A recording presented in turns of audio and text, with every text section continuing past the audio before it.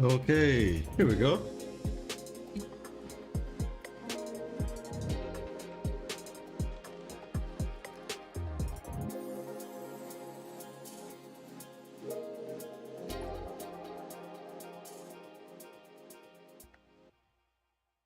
Okay, we should be good. All right, there we go. Hello. How goes it, everyone? Yeah, there we go. Hey, what's up, Mohan? So, new character came out. Oh wait, no, is it later today? I think the new character is gonna be out later today. Let me see. Fair. Oh no, she's here. She's right here. WUWA looking different today. Yeah, I know.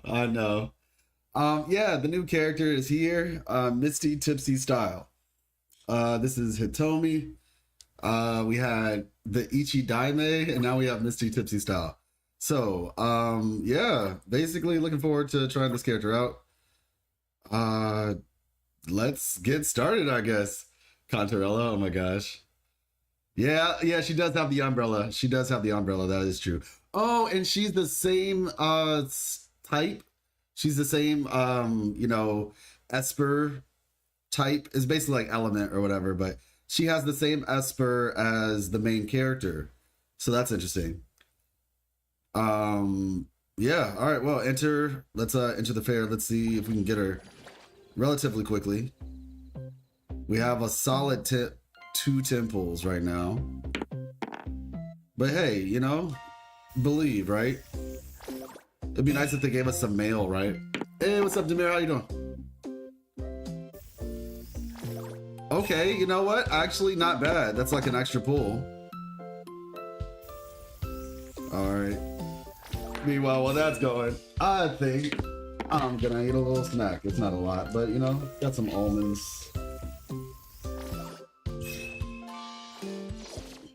Let's get our hands on. Oh, okay, we got Skia. Cool. Also, I just remembered I have some pulls in the shop too.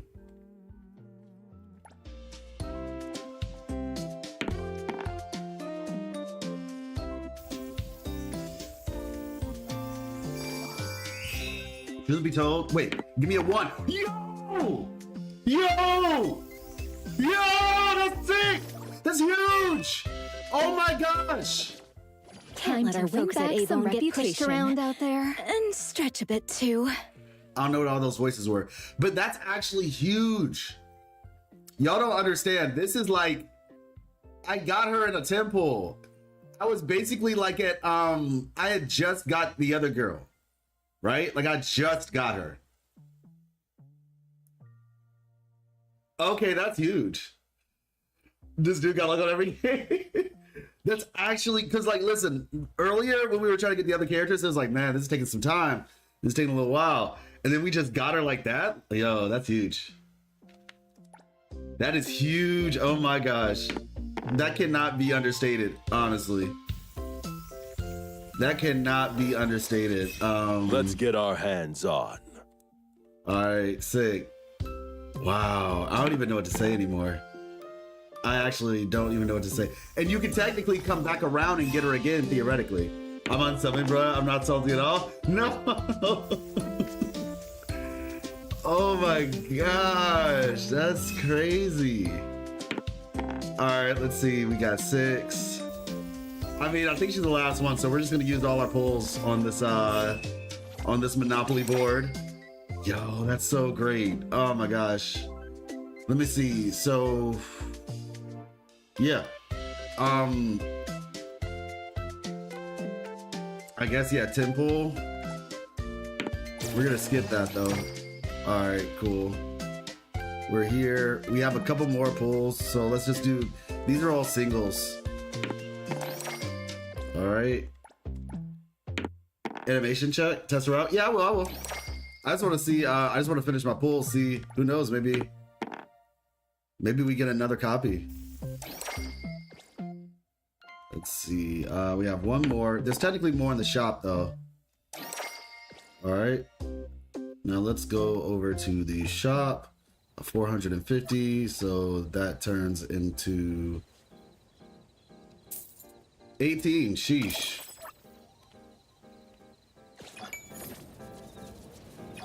There's only one banner. There are two. There's two banners. The character who I have right now, where she's like, yeah, she can walk on walls or whatever. This is the first character. We got her like 2 days ago. And then, so it's her. She's gonna be the first banner, and then she's the second banner. Let me see. Male. Nice. All right, cool. Where's 2.4 part 2? When is it coming? End of this week. I would say the end of this week, beginning of next week. So like basically no later than next Tuesday. No later than next Tuesday, but I would like to try to get it out. I mean, like obviously there's some other stuff I'm about to be putting out though. So part 2 is one of them. I have like 4 other videos that are going to be coming out at some point between then. So there's a part 2 video, but then there's 2 other videos. And then there's technically like there's 2 other videos that are going to be like kind of story lore related. And then there's another video that is more kind of like community related. And you'll see when that comes out. Phoebe Brent, you know. Is that a okay, that's got to be like a thing cuz you see when y'all put like certain commands in, I don't see it. Did it work this time, BitX? Because I mean, at this point, the chat's been reset, right? So did it work? If motion sickness was a character? Yeah, I mean, fortunately, it doesn't affect me, but yeah, I understand what you're saying. Okay, let's see. Wanna join the amazing Colucci's? Where? BitX, you missed it. What should we do I just today? got the new character in a temple.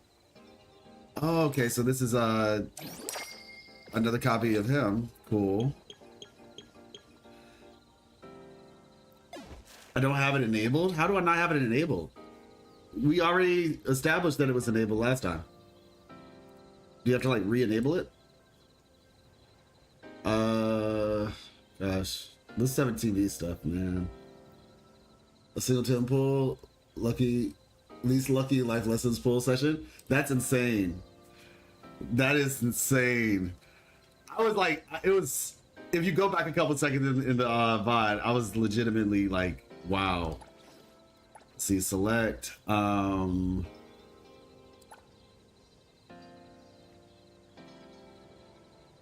I mean, I guess use, develop, mix. Oh, are they all different? Let's see. This is that emotive. It looks like they're all the same one. Develop, mix, cost. Okay, you know what? Never mind. I'm not even gonna worry about it then. Oh wait, no, she has a different one than the rest. She does have aura, whereas these are called drawn blade. Next weave triggers parry attack. The next basic attack deals additional damage. Okay, this one when the wearer uses basic attack, the wearer deals this much damage with basic attack for 10 seconds, stacking up to. Okay, well, let's develop this one then. Quick add. There we go. I have no idea what this character does at all. Yeah, we'll just do this. Enhance.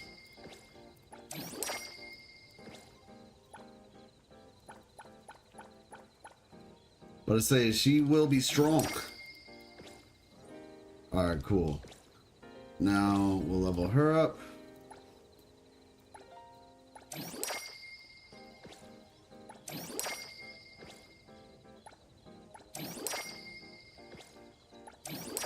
All the farming we did yesterday is paying off. We actually need to do some more farming, but you know what? We'll bring her in the session and we can try out her abilities there. Let's see, equip. I don't really have any modules like that. I mean, I have this one, but yeah, for the time being, we'll just chill. That. Abilities. Burn.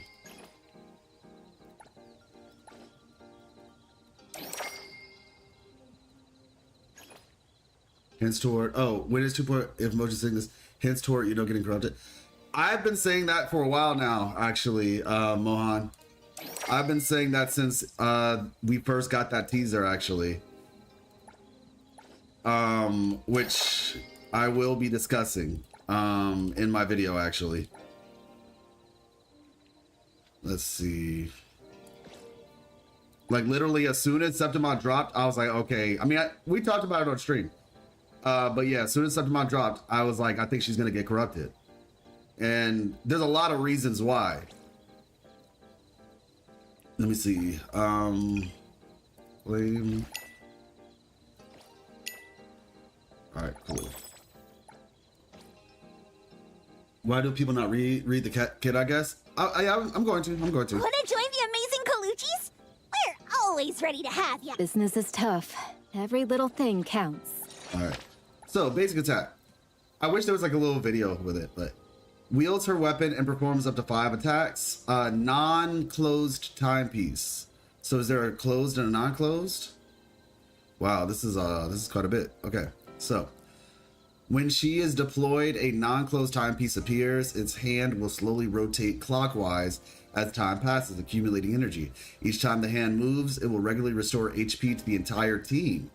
Interesting. So is she a healer? A non-closed timepiece can accumulate a maximum amount of energy. HP restoration stops when the hand stops moving or moves counterclockwise. Okay, that was simple enough. Triggered by holding Big's attack in combat, Hattori gracefully dashes forward and attacks, dealing 4 instances of cosmos damage to an area. Got it. Crescent. So, yeah. Alright, you hold it, she does a dash forward. Crescent. Wields her weapon in the air and plunges, dealing 1 instance. Okay, so that's just a plunge attack.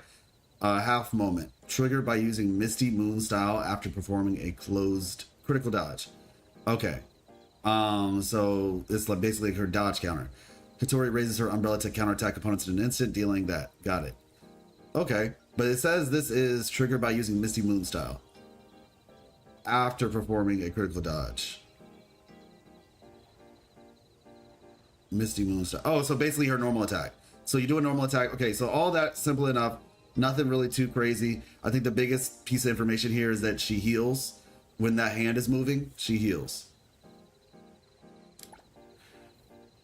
The gym is really gonna... Yeah, I think the gym is a really big... There's like 3 big factors, I would say, that are happening. And like I said, I'm gonna kind of save some of that stuff for the video. But yeah. Another healer.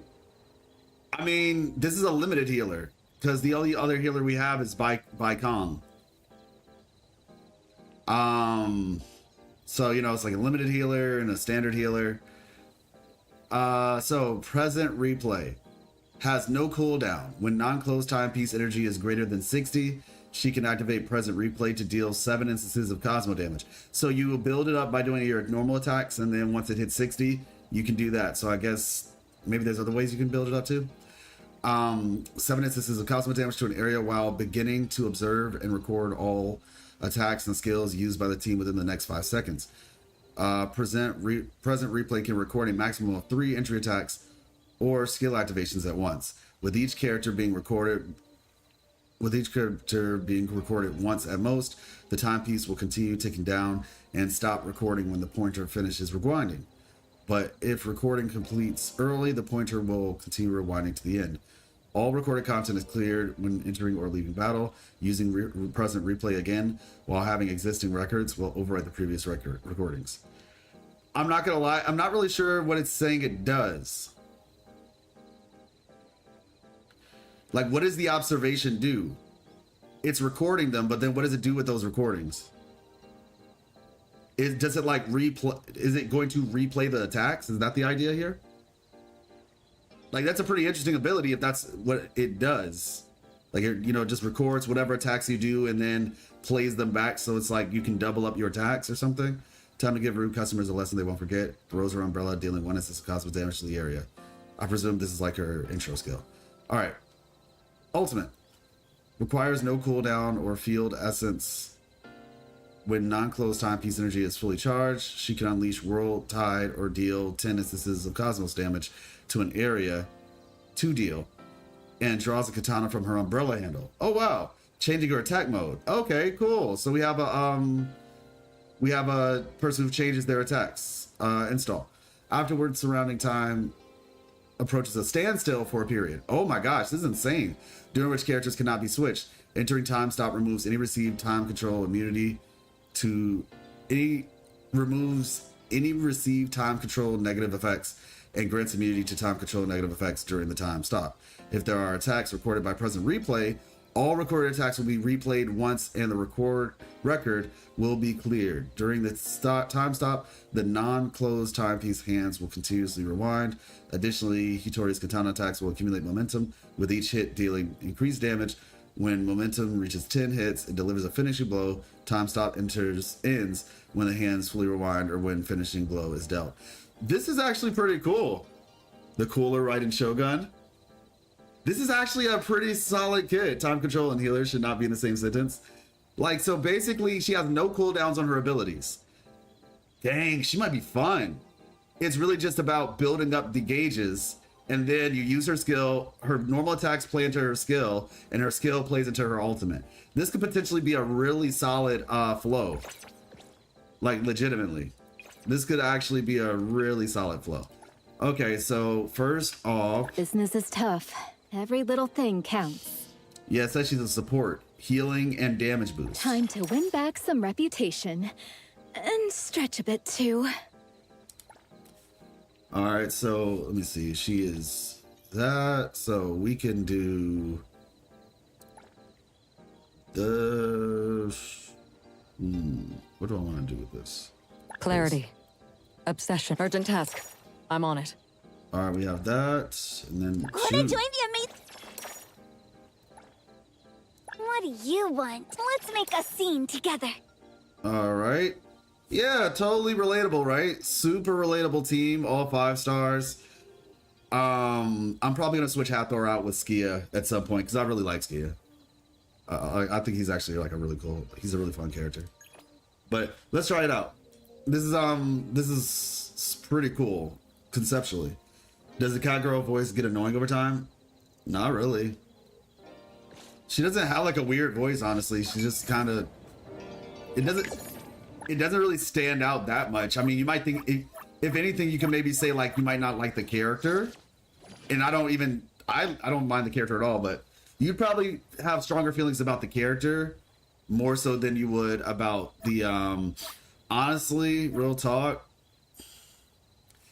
I probably should have used it on Strange Encounters just because of the fact I kind of wanted Fadia, but I already used it on this, so we're here now.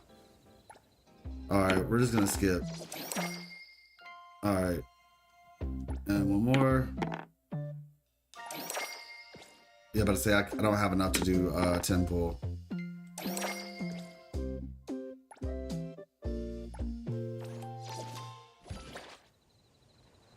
Oh, my bad. Let's see, singles. Nice. All right. Oh, we missed the option to get another copy of her potentially, but I mean technically it's still an option, but just not as likely. All right, cool. That was fun. Time to see what she's working with.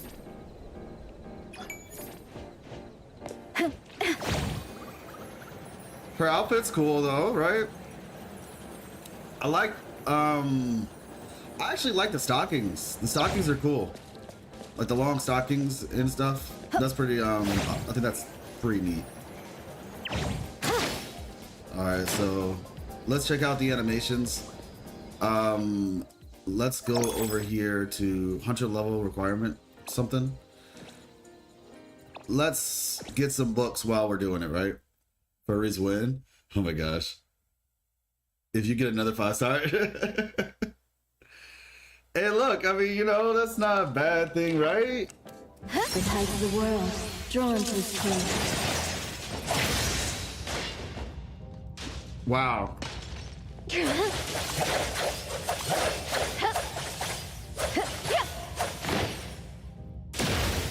This character is actually really cool.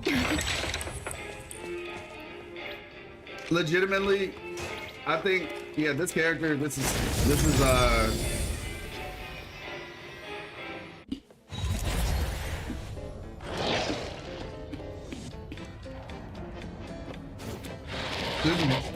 best character in the game.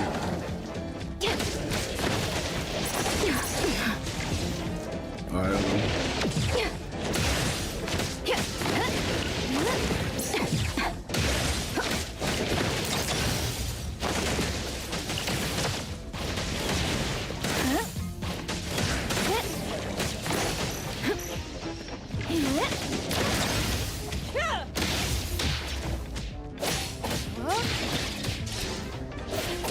Okay, so it locked her ability.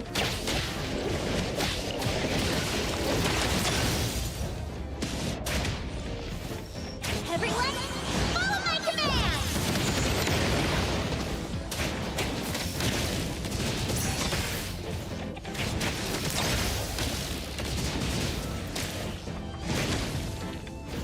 Let's see. Huh? Da-da-da-da-da-da-da.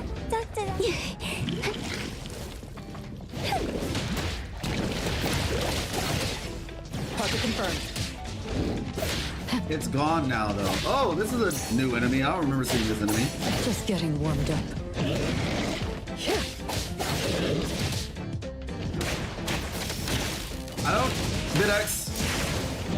I don't know how I'm feeling about the way that this this system works. Like, it feels like most people are not going to be able to hit these requirements, or like they're just not going to find it enjoyable.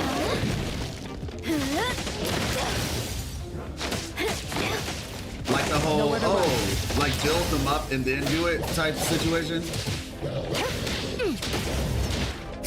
How rude!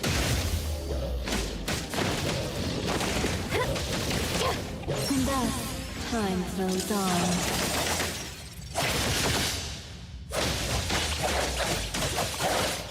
Yeah, and I just saw her do her thing, but you can have like basically all three of your characters. So this character is gonna definitely require you to set your reactions up properly, which I do think is good. I think it's good that she incentivizes that. Yeah.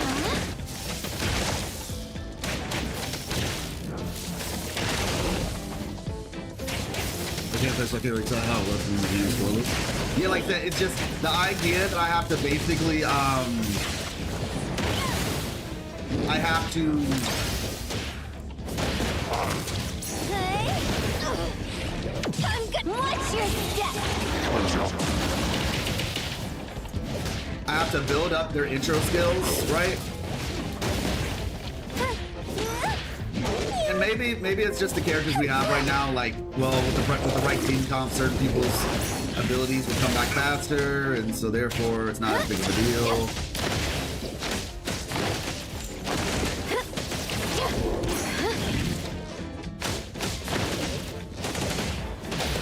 Yep. Thunderbolt, it's our turn.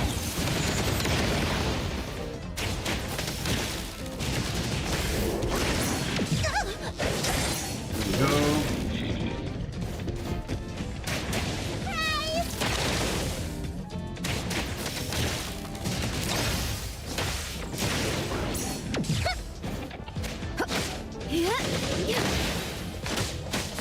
Oh wait, I think I'm supposed to build this bar up first before her skill does the thing that I was trying to get her to do. Alright. Does it have to go like to max first or something?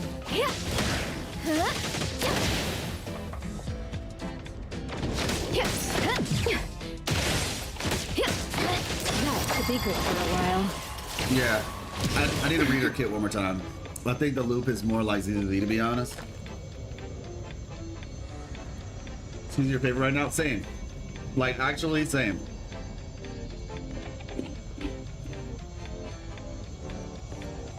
I like Lacrimosa too, though.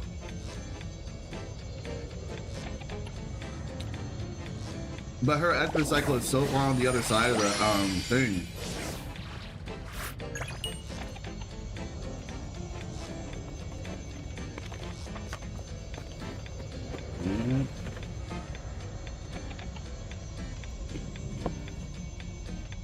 So what I was saying is that this character definitely seems like she will let me see.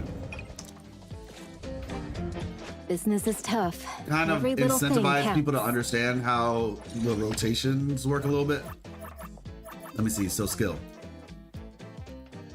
President Replay has no cooldown. When non-close timepiece energy is greater than 60, she can activate President Replay.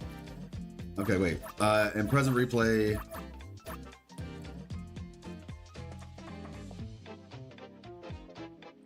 All entry attacks and skills used by the team within the next 5 seconds. Okay, so I guess 5 seconds. So you really just gotta immediately switch. But how do I know when present replay is available? Because I feel like the number 34 on the left of the screen beside her health bar right now. Right? It says when it's greater than 30.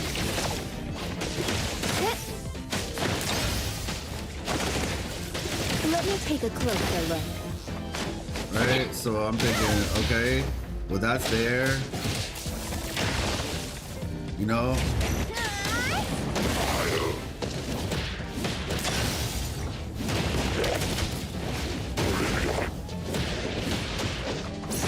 Wait and see.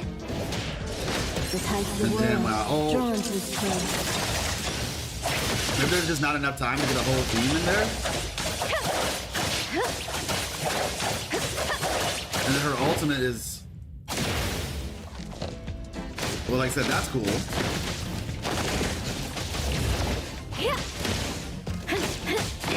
Definitely more like you blow up your thingy, then use your burst attack characters quickly, then ult with her. You have a bunch of stuff recorded. Use your burst characters quickly, then ult with her. Yeah, exactly. That's what I'm saying. You have to switch into your character really fast. And it's like you only have 5 seconds. So I'm just like, yeah, like right now, if I skilled and switch. A little show off. Nowhere to run.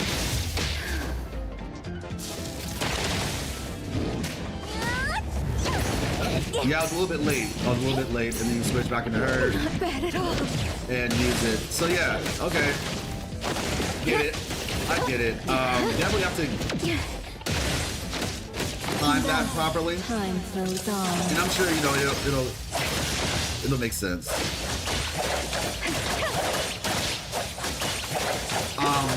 And just for clarity, this isn't actually the thing that I was saying. It's kind of like hard to. Oh, that was not intentional at all. But you know what? Cool, because practice, right? So let me get my ultimate close. Doesn't even really have to be close, but all right. So if I do, Watch me shine. okay, you know what? Screw that. She's not good for this. She's not good for this. The reason why is because her skill takes so long to activate. Like maybe if you make it the last one, it could work, but that thing takes way too long to activate.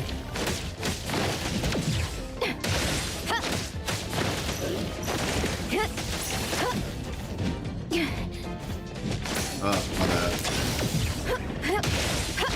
MC have a quick skill? Yeah. Hold on.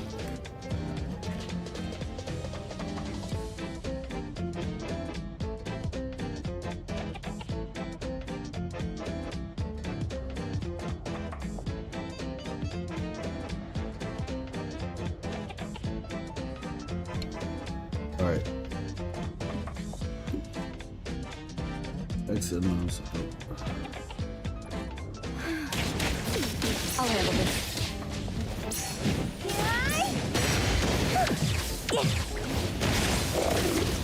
Yeah, but it's a.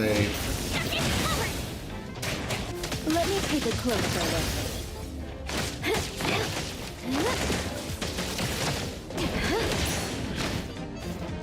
I will try this one more time.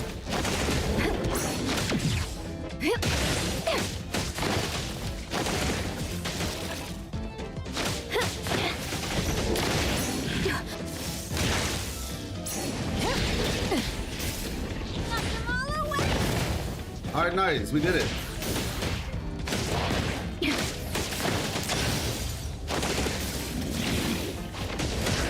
ties of the world. Okay. Drawn to this place.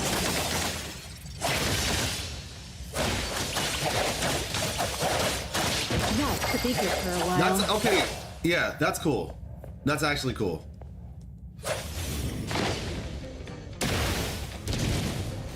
I like it. I like it a lot. And obviously there's gonna be certain characters that are easier to pull this off with. Definitely make, like, Nonali can do it, because you can just use Nonali's intro skill.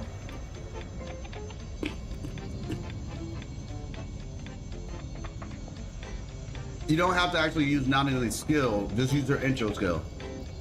So go to Nonali first, switch into whoever has the next quick skill, Hathor. I mean, obviously you won't be rocking this exact same team. This might not even be the best team for this, probably isn't. But nevertheless, it makes sense.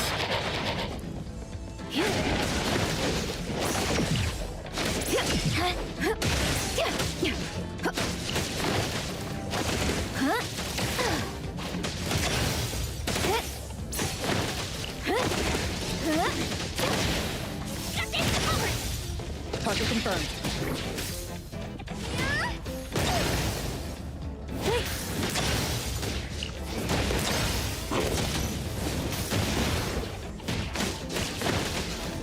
And thus, Here we go. time flows on.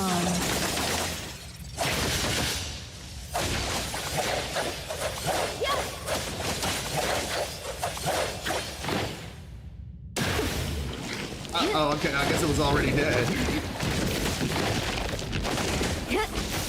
Swap cancel in this game? We haven't tested that yet. If anything, you definitely could probably swap cancel with old girl's ability. Sakiri.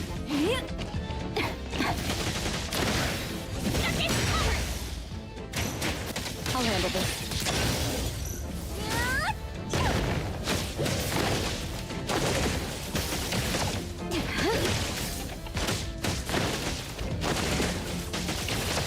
The ties of the test it world. out.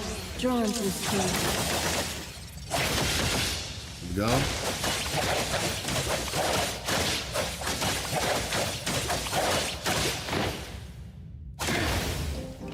Here we go.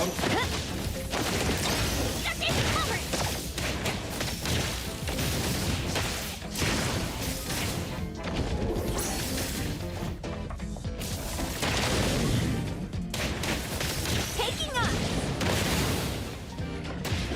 Hey.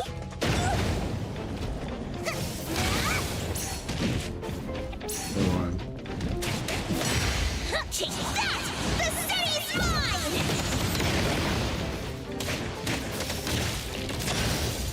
Alright, he's broken.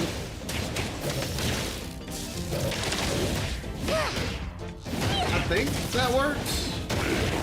Just getting warmed Yep, up. you can definitely swap cancel in this game. Route secured.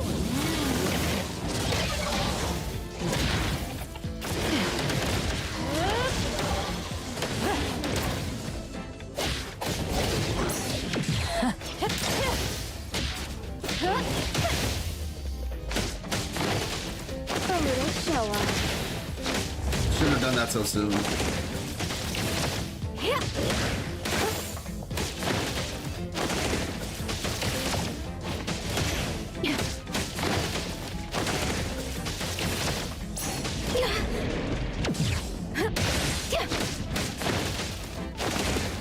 I don't want to waste my my intro thing. That could be good for a while.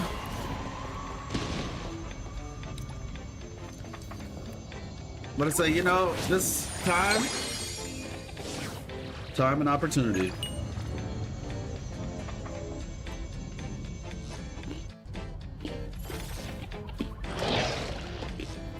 All it's gonna take is for that one person to be like, oh shoot, look at this crazy combo I just pulled off.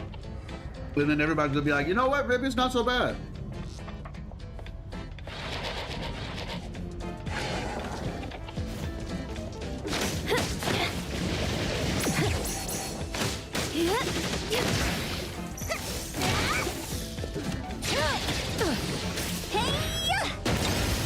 Yeah, swap canceling actually will make it a lot easier to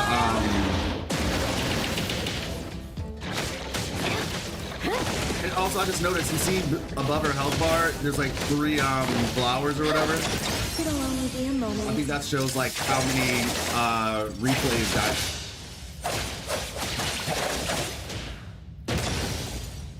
Okay, I just wanted to kind of let it play out to watch it. But yeah, I think that shows you how many replays were recorded.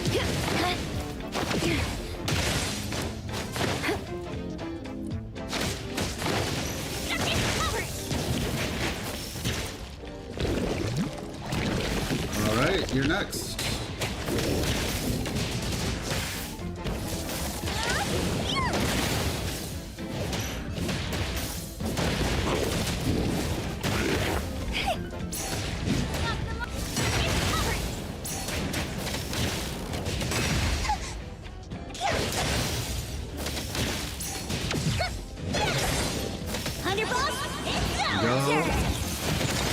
Yeah, I got her in a temple. I got her in a temple, man. I was hoping it wasn't gonna take too long, too. Honestly, I think she's gonna be a really good character to just like kind of teach people. If that makes sense.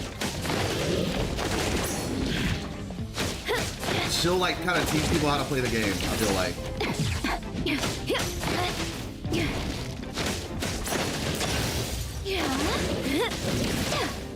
Haven't gone rusty yet. Watch me shot!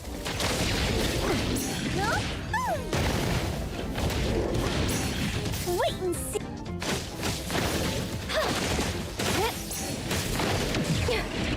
Go. And thus, time flows on.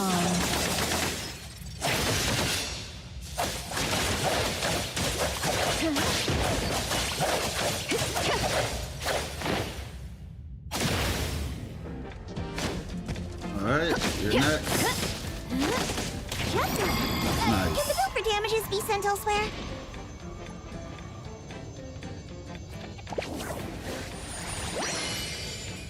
Nice. Okay, let's see. Hold up. What do you want? What? Claire. Business is tough. Every little thing counts.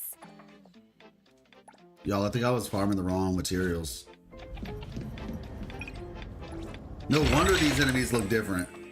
I was farming the wrong materials. Bruh. It's alright. Where's the Houdini house that I was supposed to be at? It's this one, isn't it? It's this one. Dang it. I was like, these are some different looking enemies.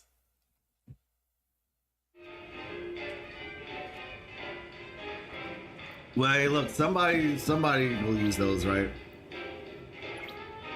I have almost all the characters, so hopefully it's not somebody I just don't have.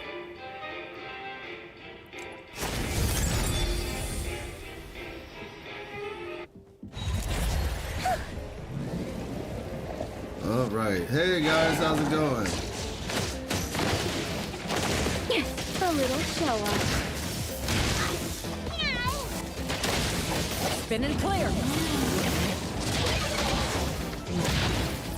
Now's the time.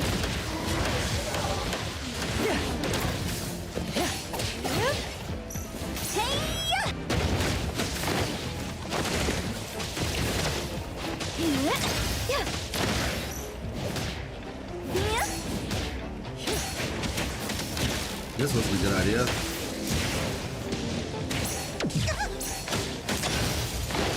Quite a bad one, actually, but it is what it is. Well, we live and we learn.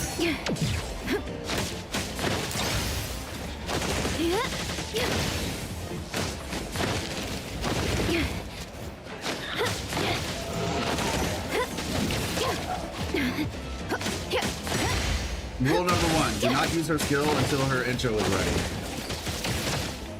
Or her outro is ready, technically, but yeah. I'll handle this. Knock them all away. Target's covered.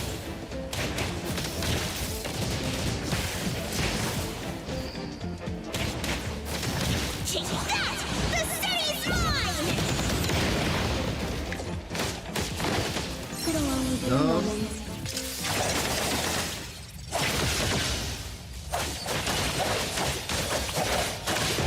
This is kind of funny because it reminds me of it's very accurate, to be honest with you, because she fights with like her company, basically like the Avon group or whatever, the Avon House.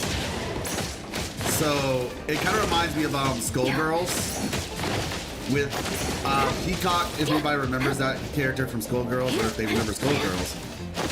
But there's a character named Peacock, and her ultimate, her level 3 ultimate, is where she basically puts you in a bag. Haven't gone rusty yet.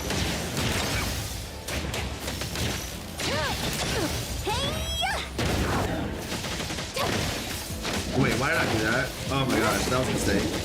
Misclick. It is what it is. But yeah, she basically puts you in a bag. And after being put in the bag, her and her friends basically jump you mafia style. You get put in the bag and then they just start like kicking the bag. It's really like old school cartoony fun. And her ultimate kind of reminds me of that because it's basically just like the whole group gangs up on everybody at one time. All right, let's see.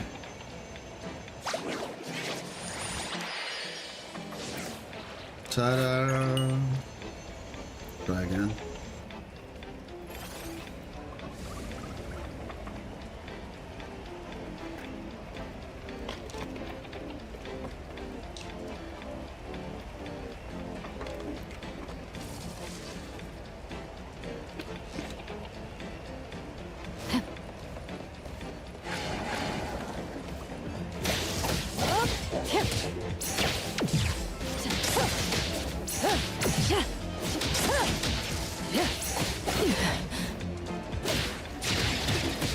Clear on time. Go.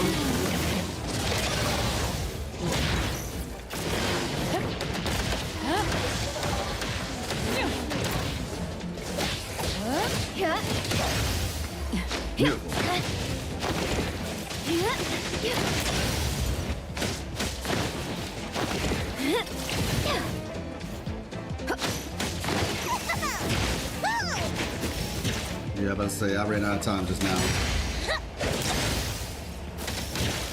I'm about to say the parry is like one of the most satisfying parts of the game.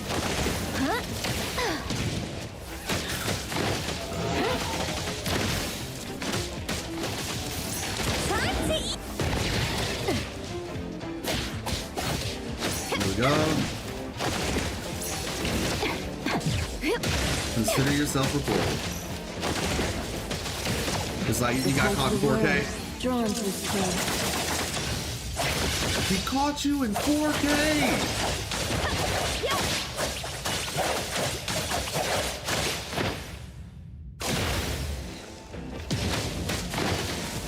Real talk, when the game comes out, ideally, like, I can run this team. At the very least, without Hathor, I can maybe switch Hathor out with the main character. I mean, it'll be great to have Hathor, but you can get, like, you can pull Superi, because you get, like, a guarantee. I don't know why I'm doing this later. You can get the guarantee, and then obviously the hope is that you can pull Nanali and her, maybe with a reroll or something.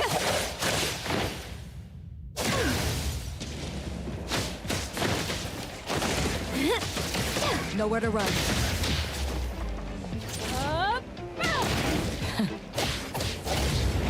I'll handle this.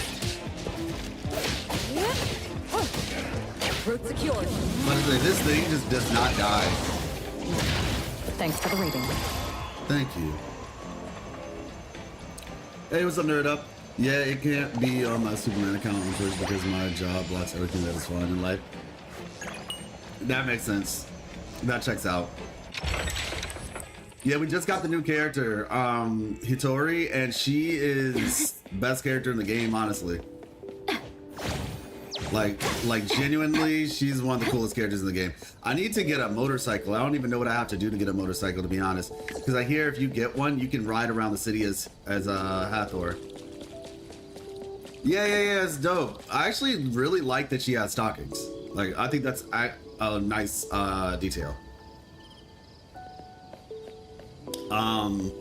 But yeah, her kit is actually really cool.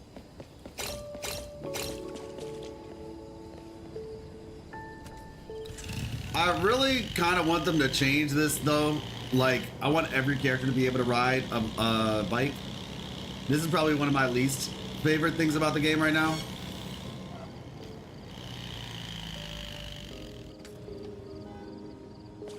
I mean, like, fortunately, yeah, you can go around the world and stuff like that, but yeah, you know.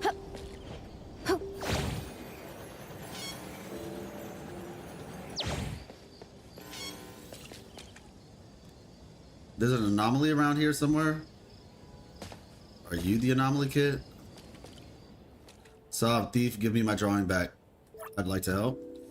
I'm an anomaly hunter from Avon Antique Shop. The thief went into my coloring book. Stop, I can't draw. I can't draw anything at all. I hate drawing.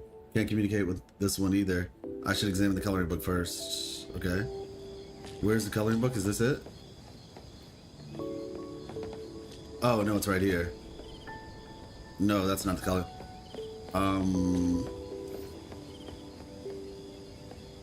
Where's the coloring book?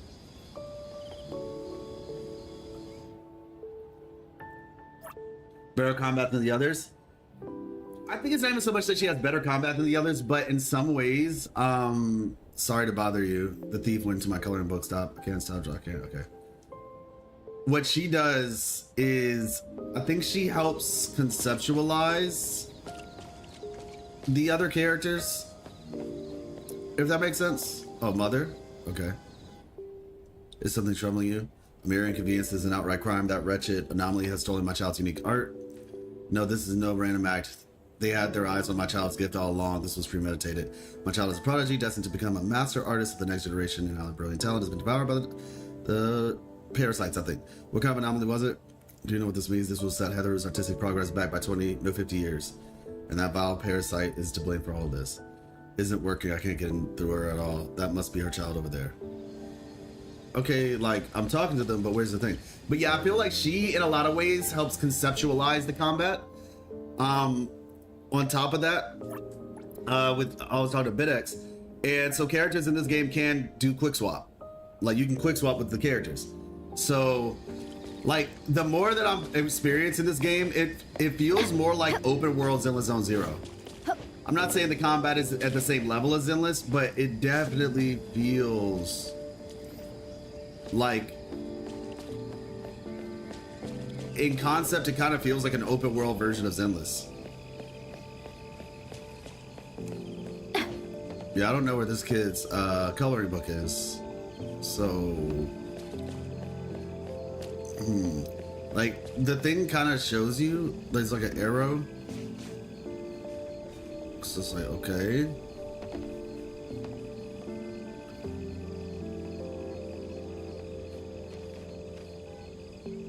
Yeah, I don't know, yo. Maybe this is this quest is bugged or something.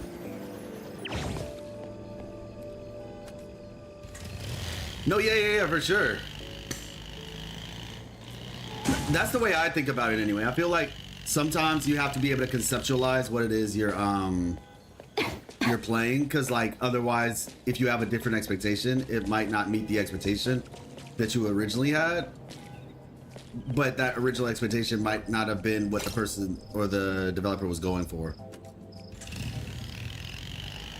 Like, everyone's saying anime GTA for this game, but this game feels less like anime GTA and more like open world Zenless, I guess. You don't like it? A lot of people said they like the main character's design, both the male and the female.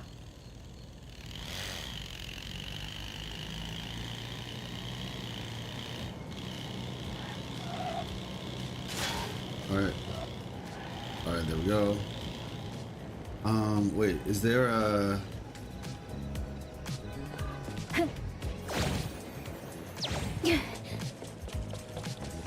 I guess, yeah, we'll just do this.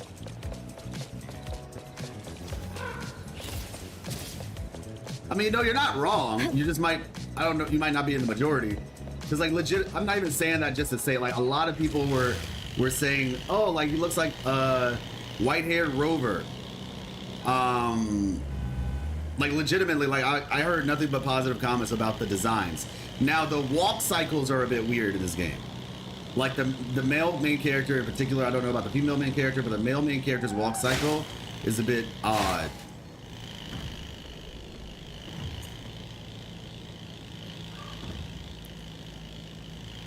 Not good, not bad, decent.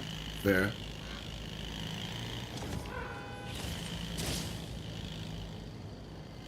He very much looks like white-haired rover. Yeah, that's what I thought too. I was like, okay, all right, I'm down. That's why I'm playing him. Like, if I don't like the male main character, I'll just play the female character. Most times, I'll use the male main character. The time where I use the female main character is either I'm just not a fan, like in Genshin.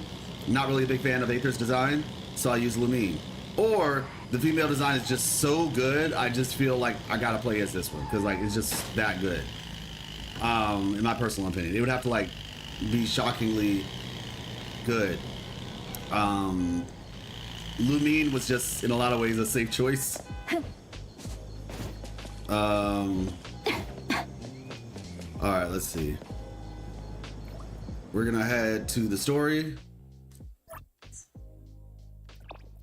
Kind of want to drive there though, to be fair. Can I take your car? This is Mint from CSU2. We need your assistance. Appreciate you, bro. Appreciate you.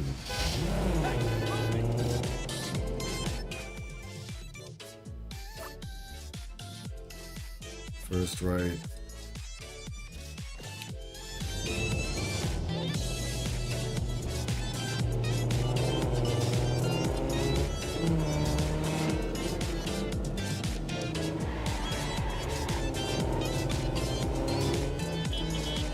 All right, here we go.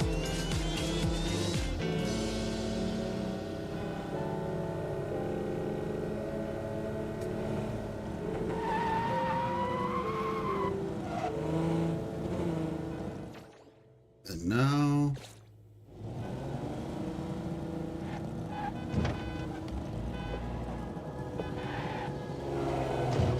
well, you know what? Why not? We're here now.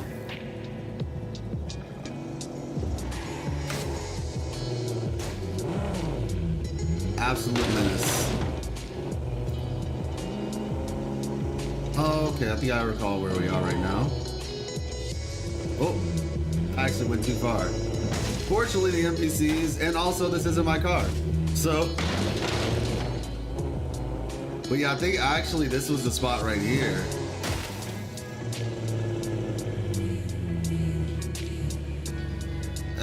You know what? It's all right. For our car owner. I mean, the government, the BAC will refund any and all damages. So it's cool, you know, it's good. What kind of flowers do you like? Hillside blooms. Oh, there's a little quest here. All right, gentle lady. I say she is chilling.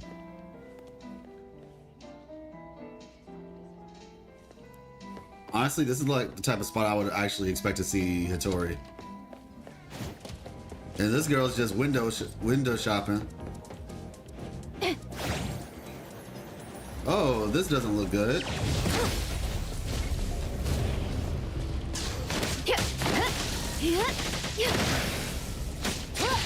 Watch me shine!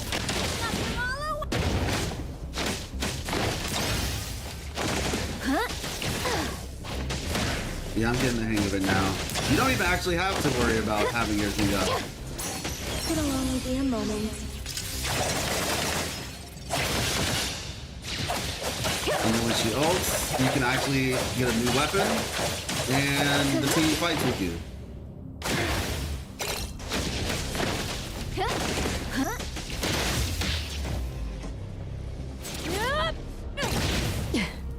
Lovely. Oh wait, you're still here?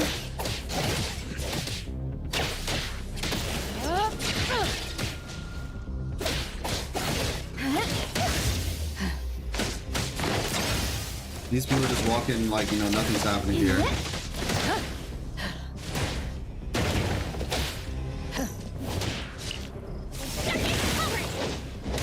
I messed that one up a little bit.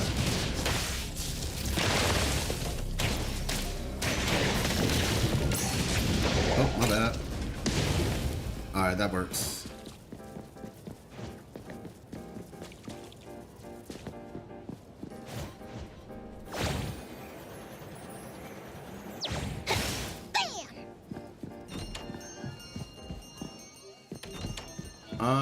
Maybe I have to track it first. Okay, let's see. Quests. Tagito in trouble? Wait.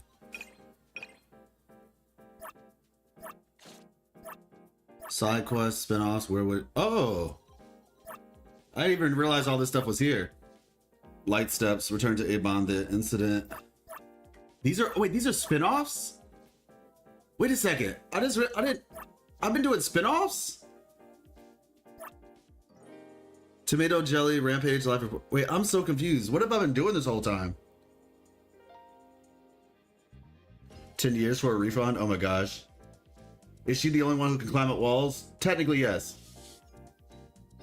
Technically, yes. Well, like other people can climb up walls, you know, but she's the only one who can,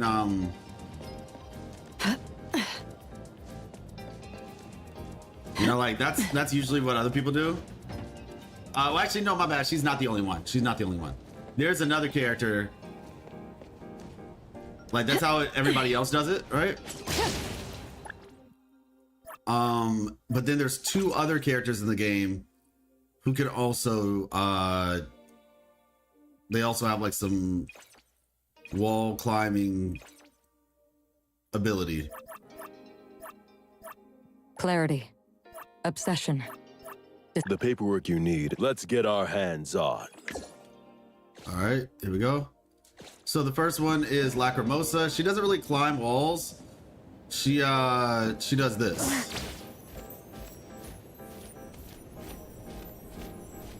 Oh, I messed up.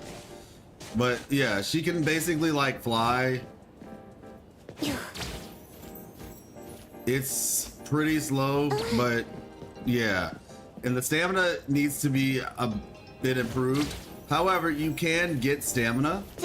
Like, you can get stamina from other places. So once, you know, once your stamina's improved. Hold on. Once your stamina has improved, you'll be in a much better place with this character. So, hey, what's up, Max? How's life? Life is good. Life is good, honestly. It's busy. It's busy, but it's good busy, you know? It's good busy. So yeah, so that's her. And then there's this guy right here, who is honestly becoming one of my favorite characters. I'm not even gonna lie with you. Like, this dude is actually pretty sick.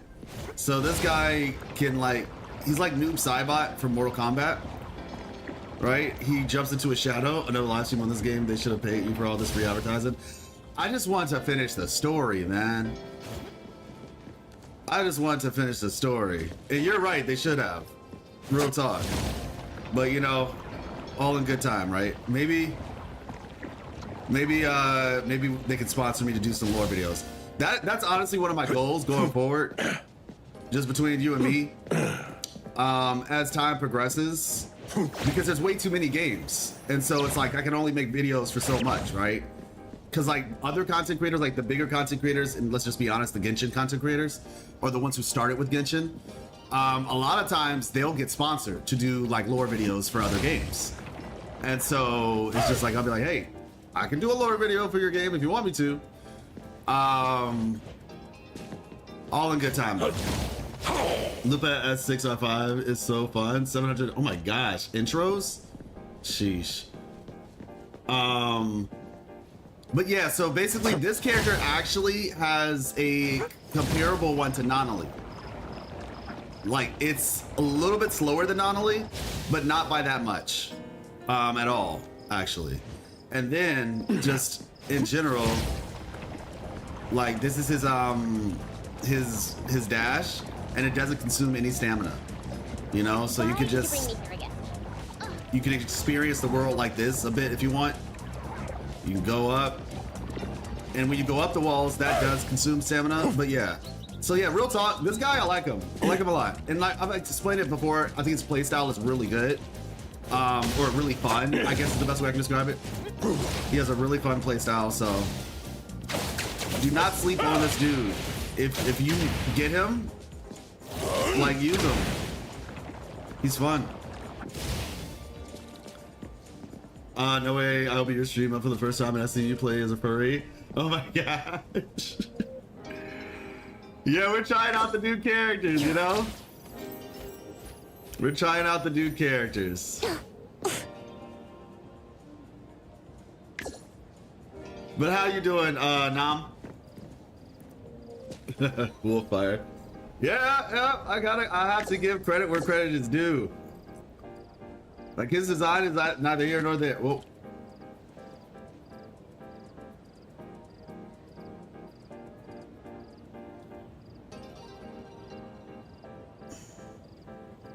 Love your WUWA lore videos. Thank you so much, Nam. Appreciate you.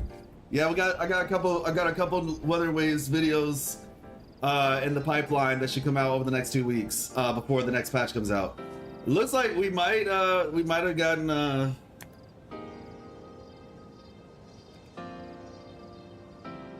yeah, it might have froze on us. All right, we'll have to reopen it. Yeah, but I have a couple videos coming out for Weather and Waves in the near future. Technically 4, which I'm excited, I'm happy about, but I'm also just like, oh my gosh, I have a lot of work to do.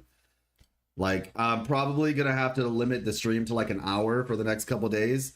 I just want to finish this one, this story, but I'm probably gonna have to limit the stream to like maybe an hour, 2 hours max, over the next couple days so I can focus on getting the videos out. Stream is lagging for me right now. BRB. Okay, got you. Crazy. You predict you before part 2. Honestly, yeah, it was crazy. I mean, I just try to do my research, you know? Like, I enjoy the game. And I really try to do my research, try to, like, approach it from a lot of different angles. I'm like, okay, what is the primary motivation right now? Like, even with what's going to happen in 2.5, I'm currently thinking, what's the primary motivation? What are some of the things that we learned in 2.2, 2.3, 2.4? Well, you know, just all of 2.x, right? Even one, I just try to think of it all at one time and use all that information to formulate things. Actually, and one of the great things is the community does help. I actually was having a conversation with a friend of mine, and he was the one who had shared with me, because I don't even look at the like the ASMR or sometimes they're ASMR, but the midnight podcast things, I don't look at those like that. Like, I've seen like 1 or 2 of them. I think I watched like Jeja's or something like that for a little bit. But he was the one who was like, hey, did you know that she talks about her parents in this? And I was like, oh shoot, that's crazy. And yeah. Hey, what's up, Art Gamer? Redeemed Rise. It was the furry propaganda. I got canceled. That's when I curtain closed EOS. My gosh. That's a good call. Let me take a stand for what I believe.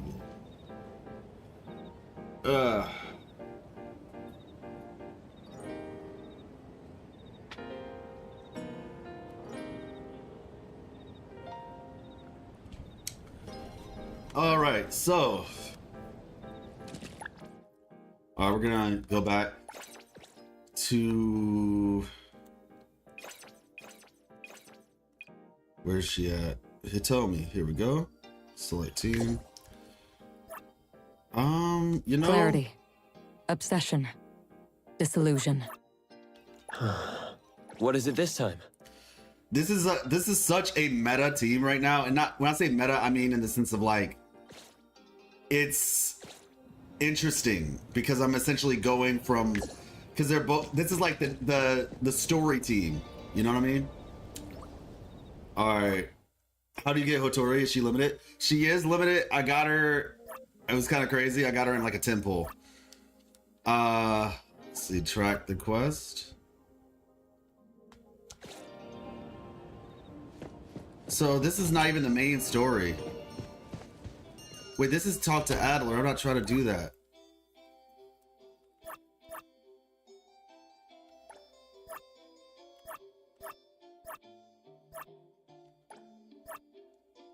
misunderstanding and oblivion. Oh wait, no, this is right. Tomato Jelly Rampage live report. These are spin-offs though. Let's go back to let's focus on the main story. Ding, you received mail from Tagudo. Looks like he needs some help. Okay. Check messages. I can't wait for Daffodil, man. Like, I want to play Daffodil. She looks really cool. I don't know which of these messages is the one I'm looking for, to be honest, but Tagudo needs help, serious help. I guess this is it. What's going on? The future of Avon, emergency, come. Okay.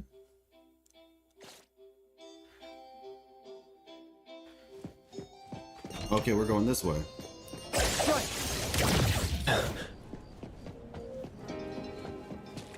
You playing on gamepad? Yes. Yep. Playing on a PS5 controller. I'm on PC, but I'm playing on a PlayStation controller. I said yesterday, DM, when you stream WUWA again. I got you, Cube. I appreciate it. I'm about to say, I will let you know. That sounds like something that I'd have to, there's just a lot happening that I have to get done. So that would have to be something maybe I could try at another time. The appraiser is here. Tagudo's good friends. The gang's all here. Is that so? Tagudo only called the three Why of don't you have a us. seat? Oh my gosh. Only called the three of us. Good. If this is about Abone's future, shouldn't we consult with the Tori and the others? I have an inkling of what this is about, but it's best if Tagudo explains it himself. All the secrecy.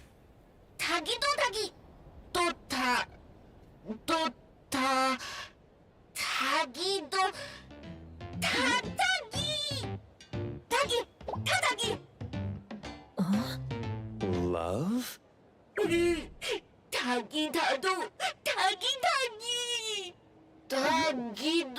chance leading a racing heart, head over heels. Huh. Well, isn't that lovely? Things not going well?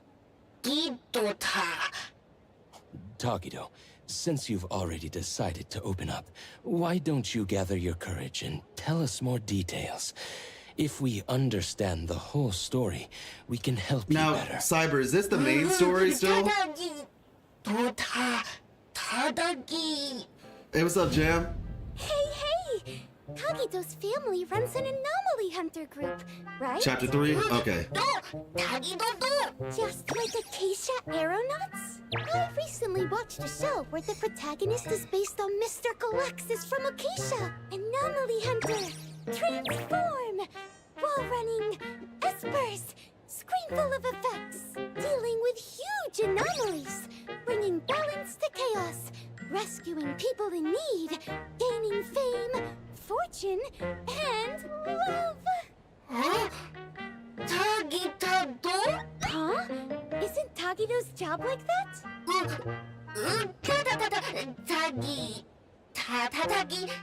Huh? Will work very complex. What's it really like? Does Tagido face danger all the time?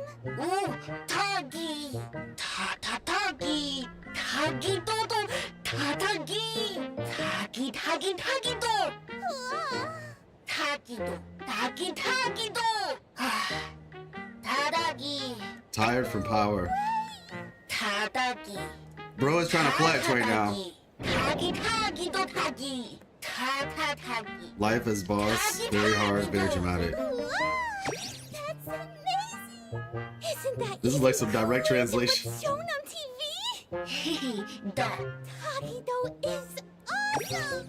Hey, what's up, Kush?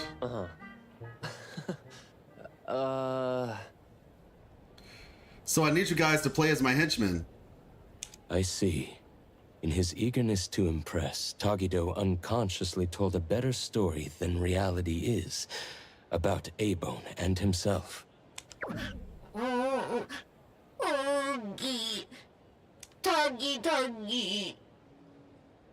Taco and her guarantor are moving away. She wants to see a real anomaly hunter. Tagido sees the chance and set up a date for tomorrow. But Tagido has no one to command. Tagido's cool guy act is about to crumble. Tagido, wouldn't it be better to come clean about everything sooner rather than later? The truth will come out eventually. Not sure what's the main story, but yeah, okay, got you.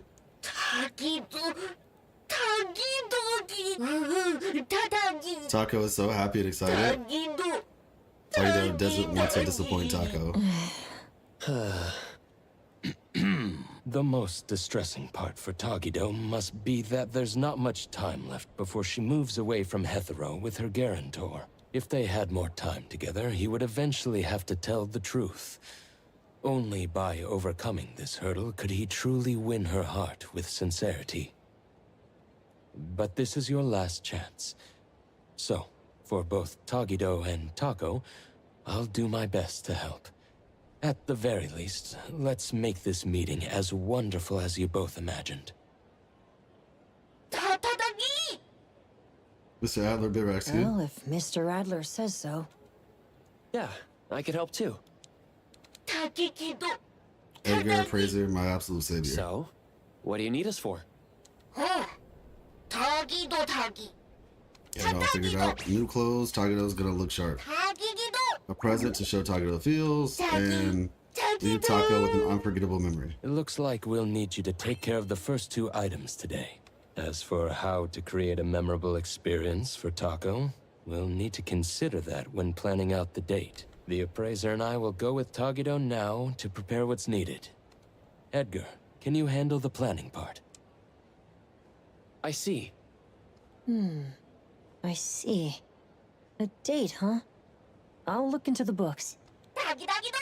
Let's go! Tagido with his loyal crew. Let's go. Alright. No slapping. Alright, go to the narrow wardrobe. Business is getting harder.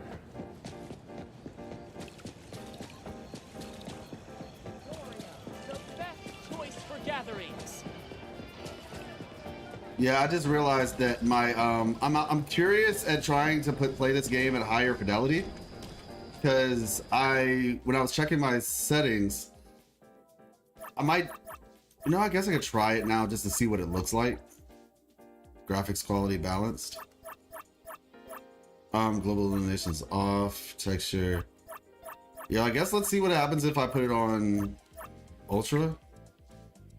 Alright, hopefully the stream doesn't get destroyed. The running looks so weird. It does. Alright. It's at ultimate.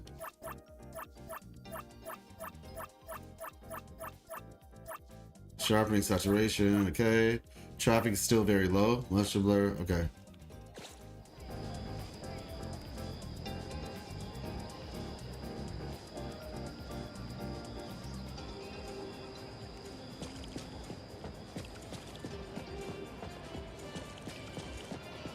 Okay. A taste of the seasons, a once-in-a-lifetime encounter. So, like, the difference isn't, like, huge, which is technically a good thing. I do see like certain details that I didn't see before. Like they are definitely there, but it doesn't feel like it's so. Original is higher than Ultra, by the way. Really, original is higher? Let me see. Oh my gosh, what the heck? All right. My game is not going to be able to move. Okay. Oh, it's not too bad. It's moving. Like I said, eventually I do want to get like a new system. Honestly, yeah, I mean, it's moving. It's definitely moving. I see the shadows. I see improvements in the shadows. Yeah, I see it. Come to Clicky. I definitely see it. I see the details more on this thing too. Honestly, shoot. Giving it some time to load in, it's not that terrible. Like I said, I'm not sure if you all can see these details, but yeah, things look a lot more crisp. for certain.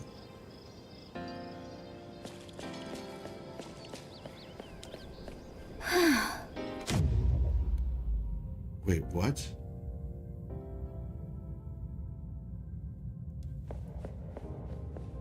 Yo, look at her steps. What is this?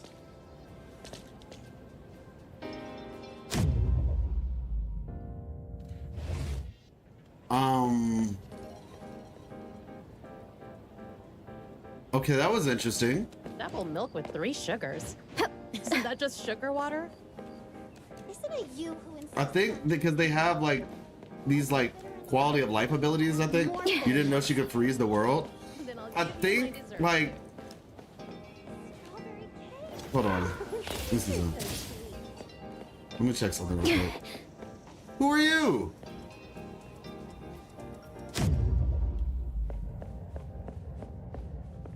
Oh wow. Yeah, everything is frozen. Except for the water, apparently. Wait, you get healed in this water? That's interesting.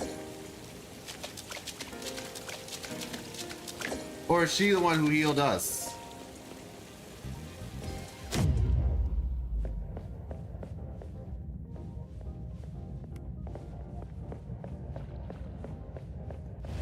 Okay. I guess, yeah, Alice and Robbie might just need to use something up if you're slowing down. Well, first of all, well, we can definitely play the game at original settings, so that's cool. It's operating well. Sells affordable she freezes rain? Oh, that's sick. The boss has gotta look stylish. Yeah, I saw that they did have like these little abilities on Torchwood Avenue. They had these abilities, right? Business is tough. Every little thing counts. Here, life skill. When she participates in auctions, gains 1 additional chance to refresh auction. Actually, no, that's not even it.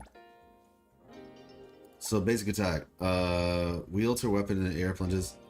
One crystal after performing pro dodge. Shoot.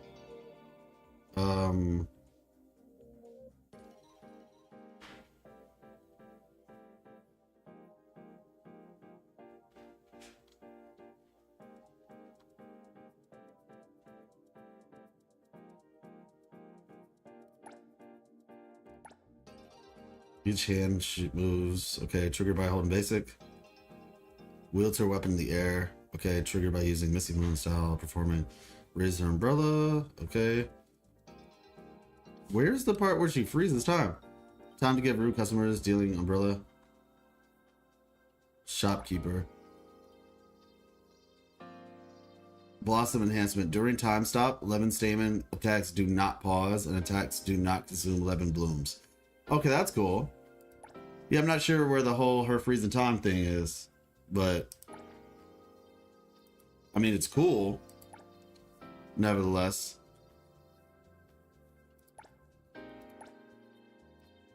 Well, wherever it is, I wonder if, you know, other people have similar type abilities.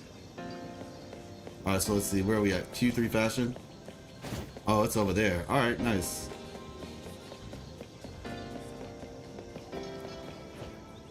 The anomaly mentioned in the commission seems to be nearby. Oh.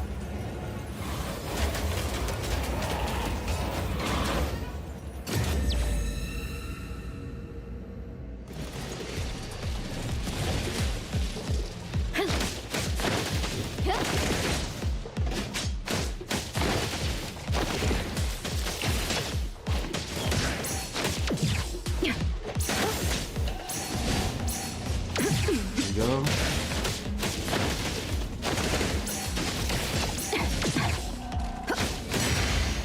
Nice.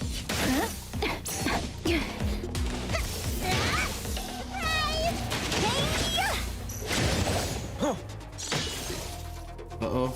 Divide. Spike 0.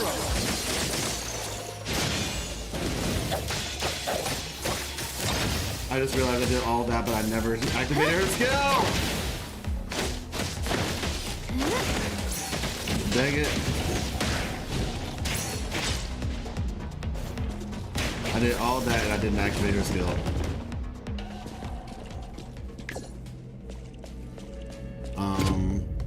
new space?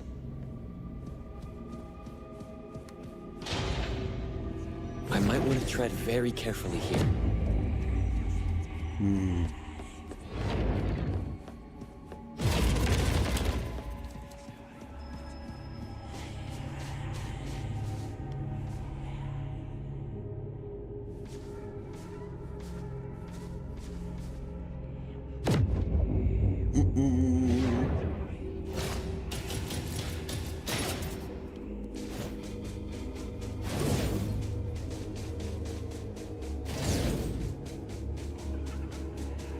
The scent of oddity.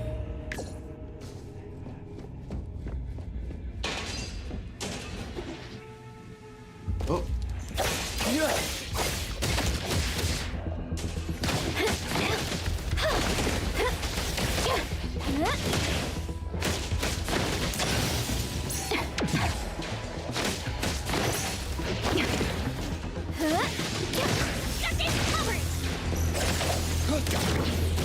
Time to eat!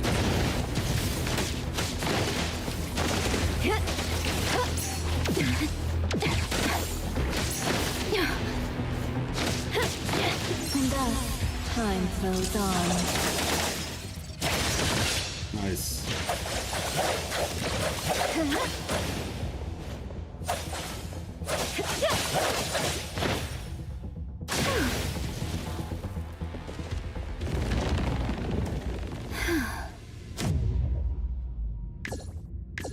Everybody seems to be healed. Okay, cool.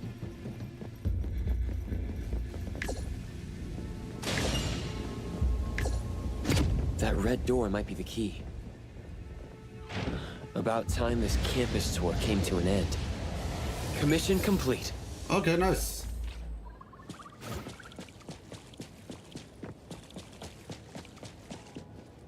Let's see. Where are we headed? Over here? Okay.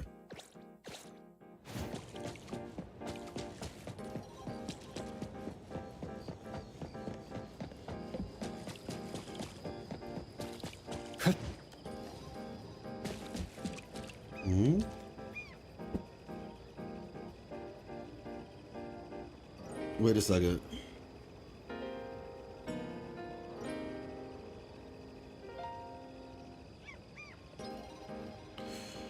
Oh, shoot.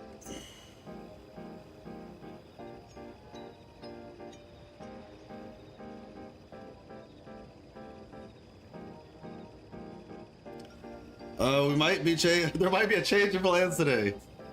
There might be a change of plans today.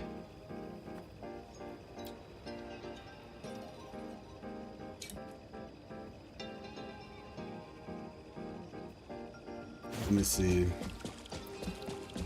Hey, Bell, back up. Thank you so much for the sub. Sorry about that momentary lapse of attention. How's it going? Thank you so much for the sub. Very grateful. My name's Life. This is Life Lessons. You probably already knew that, but yeah, thank you so much. Welcome to the Circle of Life. Glad to have you. Appreciate you. Wait, why are we on a train? Why did it lead us on a train track? That's actually kind of crazy. I was thinking it was taking us to a road, and it led us to a train track. Yeah, hello. I gotta ask. How did you find me? Was it just from NTE, or are you from Wuthering Waves? Or did you just, I don't know, somehow, some way, you were led here? Let's see, go to Q3 question. All right. Hey. Yeah, it seems as though I think we're gonna have a little bit of a switch up, everybody. In about 1 hour's time, I think I'm gonna be on a podcast. So yeah. Both, I guess somehow I landed here. And WUWA, facts. Okay, though that works too. Yeah, thank you so much. I'm very grateful. Let me see. Yeah, we're just trying out NTE right now. And like I just said, I just got a message that apparently I'm going to be on a podcast in 1 hour. So I think it works if I'm still streaming. We'll find out. Let's see.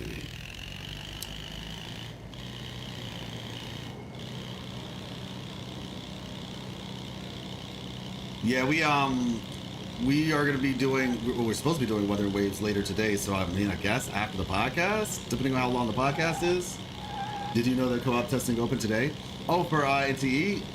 Did not know that, but that's cool because somebody told me that they wanted to do co-op. Another content creator hit me up saying, hey, we should do co-op, so let's see. All right. Q3 fashion. This is cool. This is the one.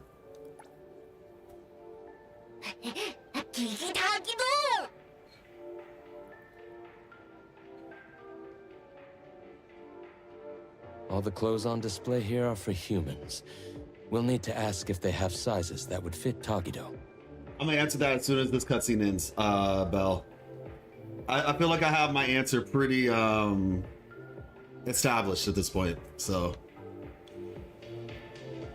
Okay, well there you go. I think this game is, I think it really depends on what you're looking for. I think that it is definitely gonna be it's gonna appeal to, oh wow, 30? Oh shoot, maybe we can get Fadia or Faladia or however her name is pronounced. So yeah, let's do that while I explain. Interfere. Wait, I'm 70 out of 20 guaranteed. Oh shoot, we're about to get a 5-star character. I don't know who it's gonna be though, but we're gonna get him. So I think that this game is, oh, 1, 2, 3, 4. Let's go! Yo, what is going on today? What is actually going on today? Is it Fladia? Let me find out. Feeling good. Let's start working. Okay, we got another Hathor. Not mad. That was kind of ridiculous. We take those. That was a 71 pity too out of 90. So I think that this game is really good at what it does, if that makes sense. Like the thing that it's trying to do, I think it's pretty good at it. I mean, it has some strong suits and then it has some what I call annoyances right now. The animation quality is really good. The storytelling presentation is also really good. And I think those are going to be the big things, right? Like, what are you expecting from it? Let me see. What is this? Okay. Like, what exactly are you expecting from this sort of, this sort of game? It's basically +5 rolls back easy. Yeah. Oh, so I did get the 5. Okay, nice. Wait, I got +5 and a character? We take those. Cyber, by the way, I think you missed it. I got Hitomi in like my first 10 pull. Like I got her like after like 3 rolls or something. After just getting Nanoli the other day. But yeah, so I think the animations are really good. The character expressions, like their facial expressions, are good, but the first part was not. It actually got better in the later parts of the story. So hopefully they can fix that up basically.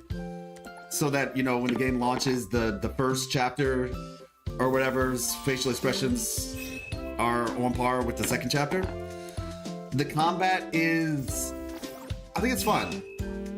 It is not Wuthering Waves combat though. Like Wuthering Waves, if you're coming to this game for the same type of combat experience or the same fidelity or quality of combat experience, you're gonna be a little bit disappointed. It's a bit more of a casual combat system. I'd say it's kind of like Genshin, but better. It's like Genshin because like they have some elements of reactions, but then they also have what's it called? Wait, oh dang, I missed it. Okay. Yeah. Let's get our hands on. They have elements of reactions. They have parries. They have counter attacks. They actually have quick swapping in this game too. They have quick swapping in the game. So that's also something. I play Genshin too. So yeah, exactly. So, and so, same here. I play Genshin as well. I don't do content on Genshin. I don't know. Maybe when Genshin 2 comes out. I'm not gonna lie, I'm tempted to do content on Not Cry because as a lore content creator myself, I know Not Cry is probably about to be insane. And so I don't know. I've been thinking about it. I've been thinking about it for some time. I'm not sure yet. If Genshin 2 comes out, maybe then. I don't know. But I've considered. Anyway, the point is, the combat is like Genshin, but better. Like with extra, like it's a mixture. It's really in between Genshin and Wuthering Waves, or maybe Genshin and ZZZ. The way that I describe this game, a lot of people are calling it anime GTA. I actually think it's closer to like an anime version of Zenless Zone Zero. But yeah, it definitely still needs to work. There's some bugs. Like I said, there's little things with that. The character expressions. I think 6 months, in my personal opinion. It might come out sooner, mind you. I could wager 4 months, because the reality is the version of the game that we're playing right now is not the current version the developers are working on, right? So there's also that aspect of things.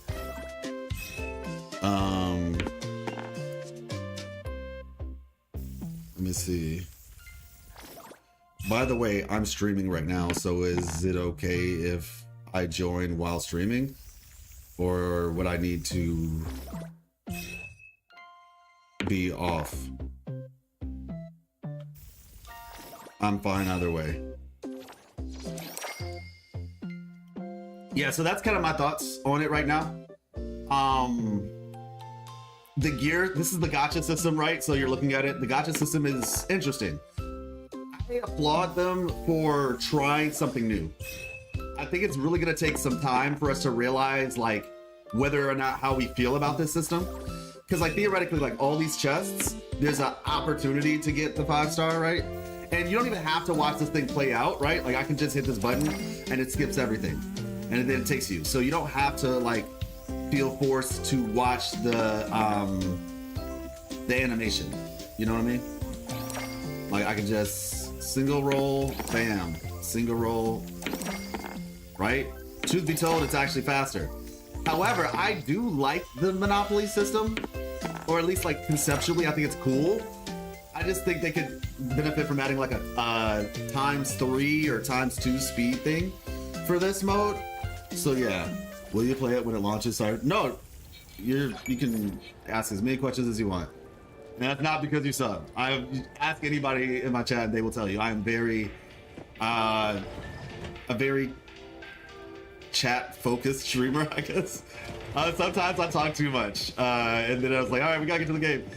But yeah, no, I'm gonna play it when it comes out. Wow. How long term I play it when it comes out is another question.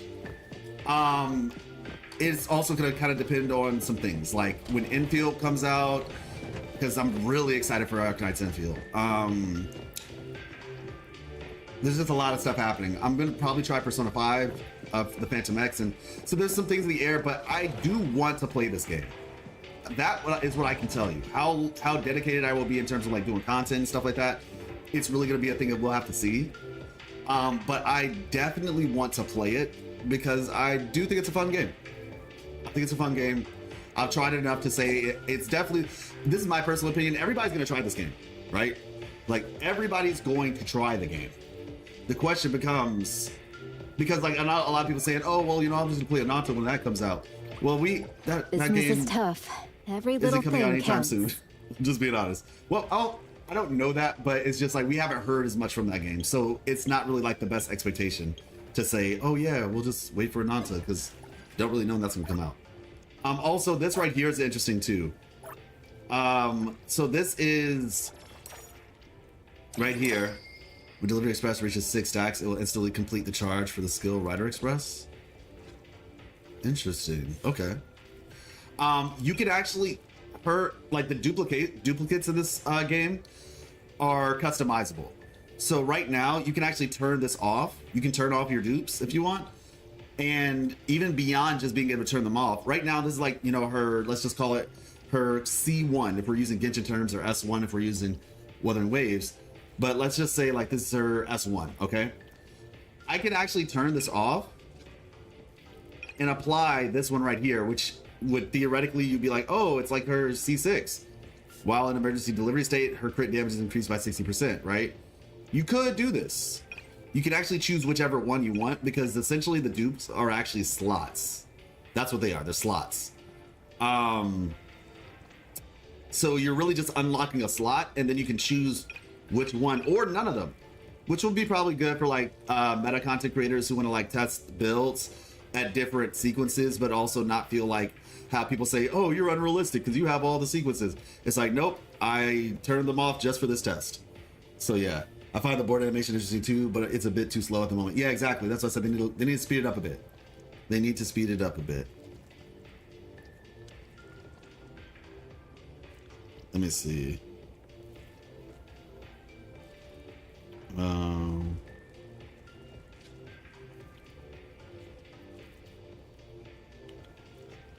Where is...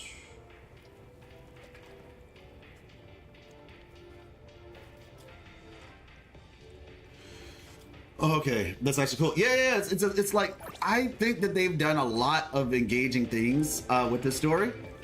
I mean, with the game.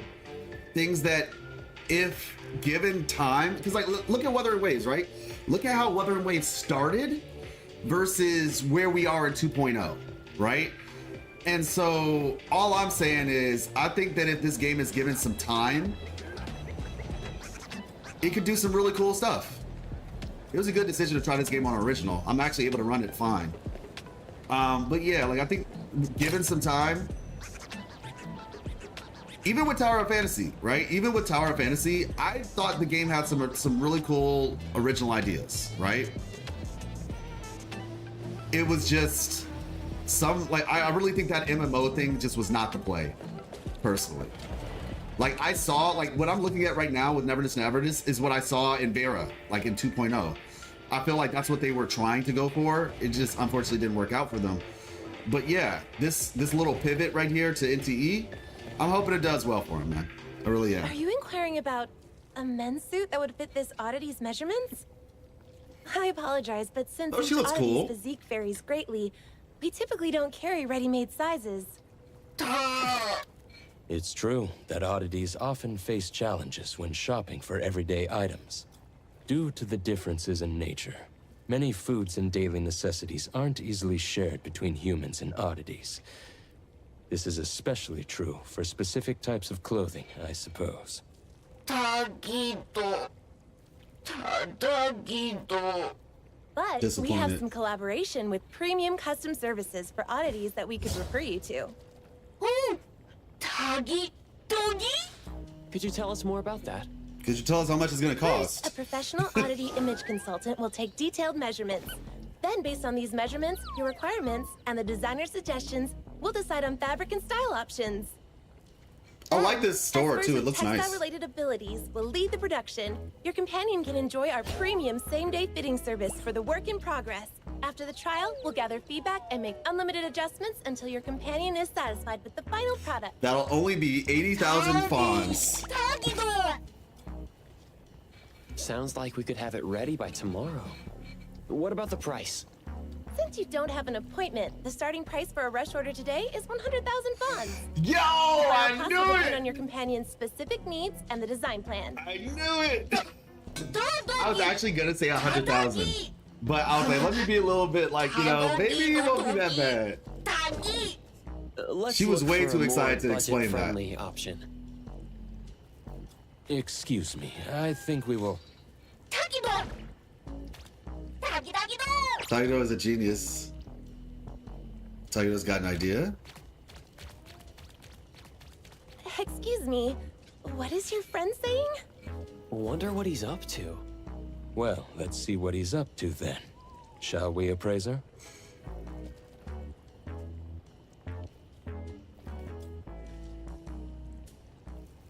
Talk to Tagido in the fitting room. Okay, cool. Right. Welcome. The fitting rooms are this way. Tagido, what are you up to?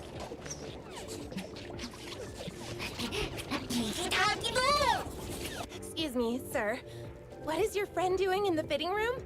Trying on clothes is fine, but if any items are damaged, you'll be responsible for the cost. Almost done. I can't shake this uneasiness. Appreciate you, Joe. Okay. Huh? Not gonna lie, he cleans up pretty well. Is this your handicraft, Tagido? Welcome to Tagido Customs. Natural born artist.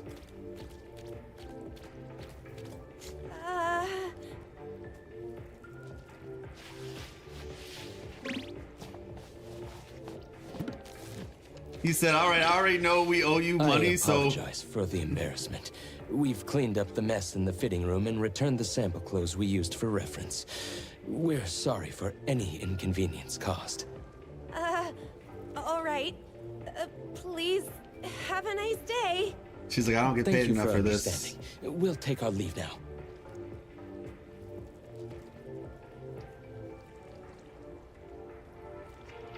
Cube, your go-to for quick fashion.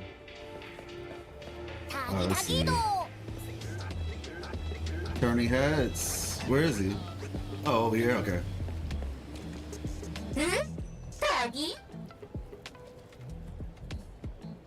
I'm not gonna lie. I kind of wish Tagido just spoke normally.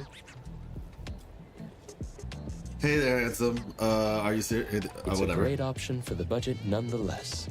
It's Tagido's first date with Taco, and it's important that Tagido himself is happy with it. Now then, we should prepare the gift for Taco tomorrow. The gifts must be okay. But like I said, one thing I will say too is they're doing a good job of like using the open world. I mean, obviously that's what you should do. Like I have so many thoughts on how this could work. My general thought, and like I said, maybe this is expecting too much. Do you have a streaming plan? So I'm in the works with creating that sort of thing. So generally speaking, what I try to do is I try to stream usually at 12. If I end up streaming, like it's like the normal stream plan is 12 to 5. Like at least 4 days, 5 days out of the week, depending. Weekends are TBA, right? But normally it's like 12 to 5, 12 p.m. EST to 5 p.m. EST. And if I end up streaming beyond 5, that usually means the following day is going to be like kind of a whatchamacallit, what is it? To be determined sort of thing. But normally the goal is like somewhere between 12 and 1 on weekdays, and then because I do Marvel Rivals content on the weekends, but things have been kind of crazy. I just moved. That's really a big reason why, because I just moved, and so there's been a lot of work with the house and everything. But when things settle down, that is the goal. I have like sometimes I'll post. I would say follow me on Twitter. That's one of the best ways to do it. If you don't have Twitter though, obviously like having the bell or Discord. Exclamation point Discord. We'll show you the Discord, and then Twitter. Well, actually, Twitter's right above my head. But yeah, exclamation point Discord. You'll get all the notifications there. We actually, yeah, like I have a pretty solid group over there. Like a lot of, it's come up. It's really great. It's come up in the past couple months with a lot more engagement over there. And so like you'll see a lot of people with like Genshin, Star Rail, some Zenless, Wuthering Waves, obviously. But yeah, and I don't only play gacha games. Later this week, we're gonna be finishing up Expedition 33 while I'm working on some Wuthering Waves videos, basically. But yeah. So, and in an ideal, if you're feeling stuck, how about we take a stroll at the other shops first? Oh, okay. In an ideal situation, I sometimes will post like this week, exact times. But yeah. All right. Got a little choppy there. We'll see if I need to turn it down later. I feel like it's probably for the... I think I'll turn it back to Ultra. just for the sake of confirm. Because it doesn't need to be at the highest anyway. Alright, there we go. Investigate. A pink piggy bank evokes thoughts of sweet and abundant love. But hollowing the piggy just to put coins in it makes the piggy underweight when no... Okay. I guess when no money's in it? Alright, let's see. It might be a good approach to first choose a nice gift box, hey, ribbon, and matching bouquet, then select the gift to go with them. How you doing, Legs? And how's Legs, peeps? Welcome. Hopefully you guys are doing well. Let me give a little shout out. We're just trying out NTE. This is chapter 3 of the story. Dang, Legs, your name is gonna be an interesting one to type in here. Let's see.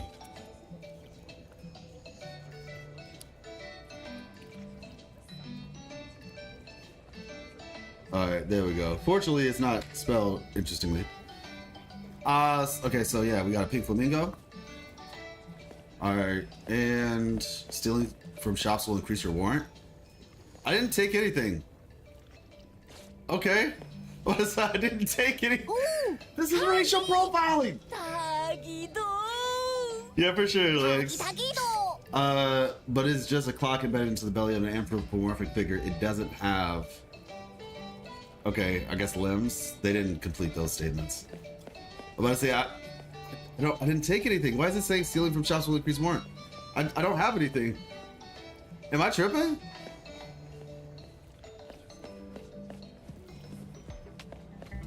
I'm about to say, okay, they're just telling me. What do you mean by that? Let's see. Hillside Bloom's staff. Okay. Buy a large bouquet of roses. I walked in without realizing. Smells so nice. It even masks the smell from work. There we go. Lillian. Welcome to Hillside Blooms. What kind of flowers would you like? Shoot. I don't know. Take your time browsing. So I just pick one, right? Okay, this is the one for the quest. Check the diamond on the table. Takeda was going all out. What the heck? Thank you for shopping with us. Very the red modest. Rose is a passionate choice of flower. May the passion be understood by the special someone.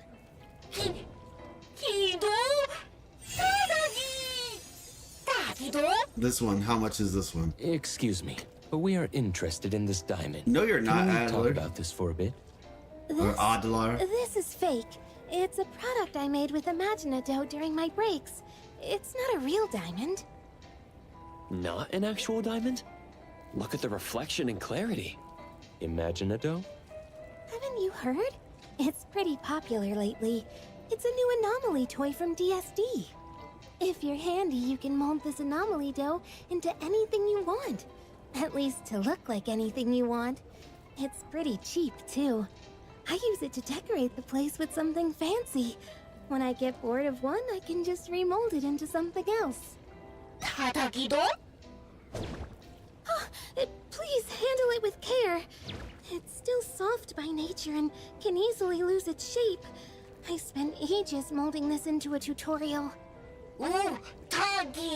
Agito gets it now. People Thank to you DSD. for taking the time to explain this to us. We really appreciate it. You're welcome.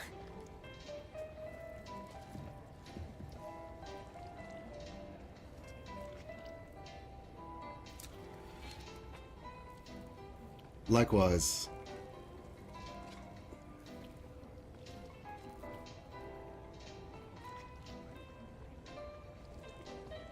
Let me see. Just yeah, so like I said, we're actually gonna be joining a podcast in 30 minutes. And the concept of the story. Hey, what's up, Andy? The concept of the story. Is that a question? What's the concept of the story? 타기도 타타기. A handicraft is indeed more sincere and meaningful than buying something off the shelf. And it's very friendly for Tagido's fat secret stash. No, yeah, I wasn't saying your name wasn't modest. I was just saying that you know how I've told you your name reminds me of like the spider, like Daddy Long Legs. So he's like little Daddy Legs is a funny concept. But yeah, if you're asking what the concept of the story is, I mean, you're basically like a anomaly hunter, right? You wake up. Well, like the story starts with like a really big anomaly happening, and there's a company called the Bureau for Anomaly Control, BAC. They're trying to control said anomaly, and then at ground zero, the main character is just there, like doing something crazy, and then you kind of confront him, and it's like he doesn't have his memories, so he doesn't even know what he was doing there or how he got there. And while they're basically like putting him on house arrest in a way. This is cool. They put him on house arrest basically. And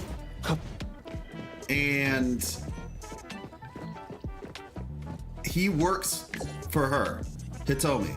Honestly, this team is perfect to explain this. So you have Nanali's there, you have Sakiri, you have Adler, I think that's how you pronounce his name. She's the boss, and then there's another character named Daffodil. I can actually, let me see. Where is it in dashboard? Friends? Bonds, maybe. Yeah, okay, so look.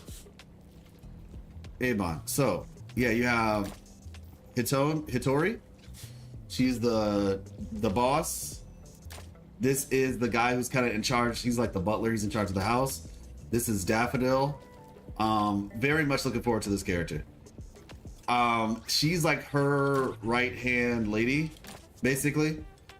You have Edgar. He needs to get some longer shorts, or at least open the legs up. You have Sakiri. Nanali. Yeah, and so like this is the squad, basically. And you are basically sent to work with them. It's like a way of them being able to keep you on surveillance while also give you a little bit of freedom instead of just keeping you locked up at the Bureau of Anomaly Control. So it's kind of like a slice of life sort of thing to start off with, but with the underlying concept of what was that giant anomaly? You're learning about the world in these first couple chapters where they like each chapter will have its own theme, but the idea, at least from what I'm gathering, is that it teaches you things about the world, things about anomalies, how they come to be, how they can become created and stuff like that. So racing, okay, challenge, okay, yeah. So yeah, the racing challenges are going to be pretty cool. I'm looking forward to that. All right, so yeah, that's what I can say right now. You're just kind of doing the job that you've been given. You don't really remember your name, or I mean, not so much. Well, I think yeah, your name is Zero, maybe because you're at ground zero, but you don't really remember a whole lot. So you're just kind of like, well, I'm not really in a position to argue, and I do understand that it was kind of suspicious that I just showed up at that spot, and maybe also you all can help me to understand who I am with your research. So in some ways, it's a win-win for both parties. So yeah, that kind of explains for the most part what's happening. And so yeah, we're just kind of welcome to DSD on a little bit of a mission right now. Toys. Do you sell Imaginado here? Oh, certainly. That's our trend-setting hit product. You've got a good eye, customer. Let me guess. Didn't you see someone else's creation with Imaginado? As you mold it, you infuse Imaginado with your understanding and imagination, and it transforms to match the appearance, color, and texture of whatever you're envisioning. Effortless recreation of your vision. How is it? Doesn't it feel like magic? So if I wanted a wooden bowl, it'd show the grain and texture of wood. And if I wanted a glass cup, it'd become transparent? 1 second.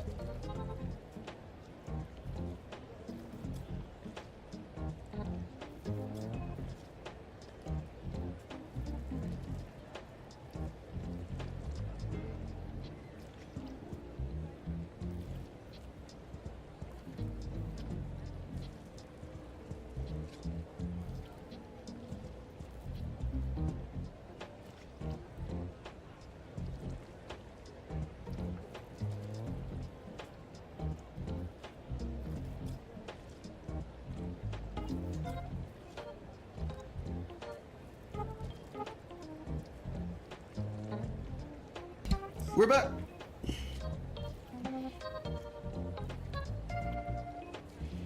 Sweet music, yeah. Exactly. But, however, keep in mind that the products of Imaginado cannot be used as actual products and tools. It still feels like dough to the touch, and if you pour hot water into the Imaginado cup, poof, it'll melt like any other dough. So, for the safety and enjoyment of our customers, we recommend using Imaginado for decorations and commemorations and putting it somewhere safe for display. That's interesting.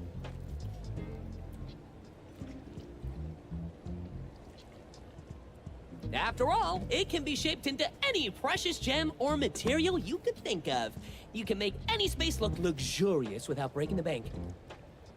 Oh, and if you're Honestly, worried kinda about wish something like shaping that it existed. yourself or don't know where to start, you can also buy molds with the set. Using molds makes the whole process much simpler. Isn't Imaginado just incredibly fun and surprisingly practical? No wonder it's our latest flagship product. Honestly, he's selling it. I'm not gonna lie, he's actually selling it. One sec.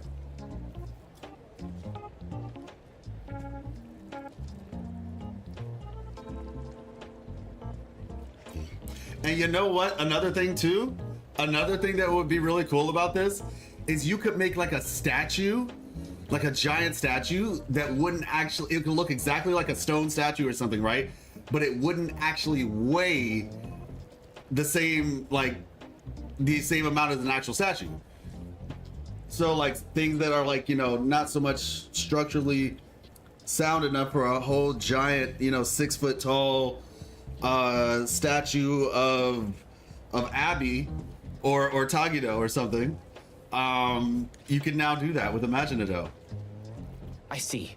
Thank you for such a detailed explanation. I need to get sponsored by Imaginado. However, no matter how user-friendly it seems as a material, it's still an anomaly, right? Are there any other precautions we should be aware of? Before its release, its stability was thoroughly tested in various everyday environments. As for risks, well, it's like regular dough. You should keep it away from children who might accidentally swallow it. If you're interested, why not try creating your own Imaginado model in our demo area? If you like what you make, you can take it home with you. For checkout, please head to the front counter.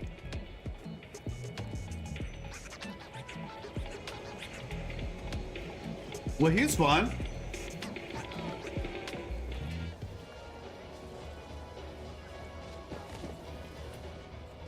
I absolutely love cats, so I wanted some cat-themed decorations. I molded the Imaginado into a cat shape.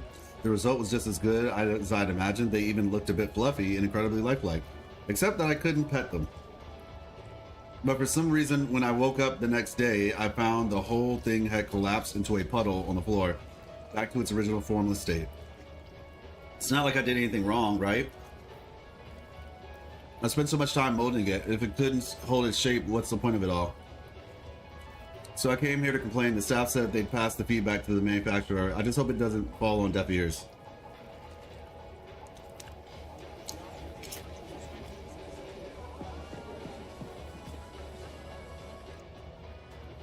Welcome to DSD, home of the latest and coolest pop toys in Heatheroo. If you need any recommendations, please let me know. Happy shopping. I heard some Ellie collab dolls are really okay. Love our creative pop toys collection. Imaginado. One more membership card faithfully records each customer's points and membership level. All right, cool. I'd like to see the VIP section. Oh, shoot. Okay, there's rewards. You can get customer rewards for buying. See, this is what I like, though. I like stuff like this. This is what they need more of, to be honest. They need to make sure that they have, like... See, this is such a new concept. You know what I'm saying? And because it's such a new concept, they really need to make sure they're putting incentives for people to engage with them. Like, if you believe in your product, then you need to make sure that you can, like, sometimes you have to, like, incentivize people to try it first. I mean, that's the whole point of, like, a free-to-play game, right? The incentive is, oh, it's a free game. That's what gets them in the door. right? But what I'm saying is they need to now, with that,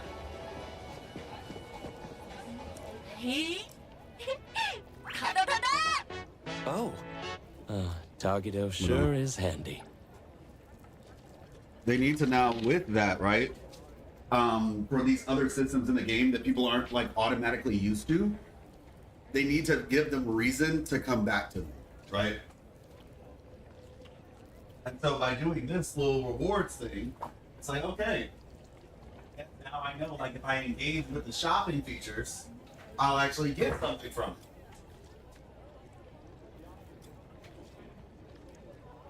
There you go. Yeah. Huh? So, yeah, I think that's good. I think this is good. This is what I was saying earlier with the whole, like, they just need to make it, they need to implement, there's two ways of doing it, right? The first way is what we just experienced, where by coming to this shop, you technically, they've already ingrained it within the story, the concept of shopping. And the same thing with like the renting apartments and stuff, that needs to be ingrained in the story so that people have like some sort of like understanding of like, okay, this is a part of the game and I know exactly what I can get if I engage with this part of the game. And like I said, the best way to do that is by implementing it in the story. It's just like regular dough. Did you use your ability to turn it into what you want? It sure is faster than doing it by hand. Come to think of it, with Tagido's ability, transforming something like graphite into actual diamonds, it doesn't seem impossible, does it? Now that you mention it, there was a time when Nanley and the others gave Tagido a ton of books on the subject to study thoroughly. After they try to make him learn money magic. A scene at the store, they give up.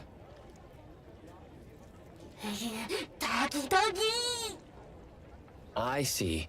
So Tagido has to make sense of it. Wouldn't a dough diamond ring be a bit, well, beneath the image Tagido is trying to project? An oddity's values might differ from those of humans. Whatever best expresses Tagido's feelings should be the right choice. Huh. You're right. Well, then the gift is settled. Let's head back to the shop.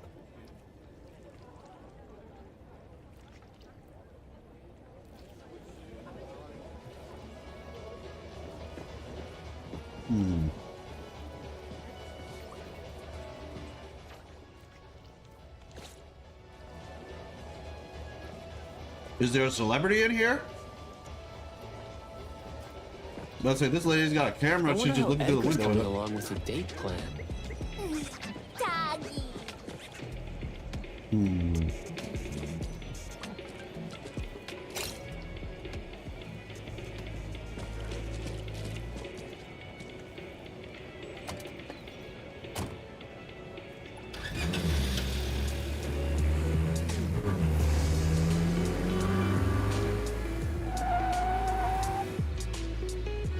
Alright, where's my song at? Here it is.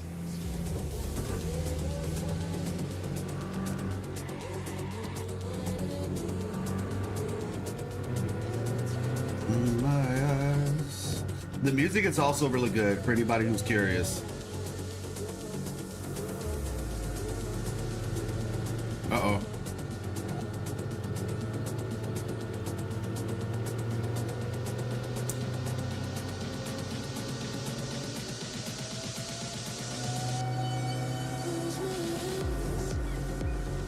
I'm about to say, why do I feel like they took me the long way around?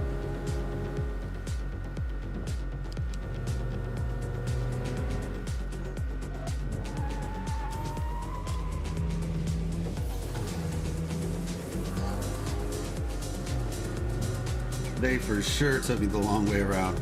I'm not mad though. All right. Oh.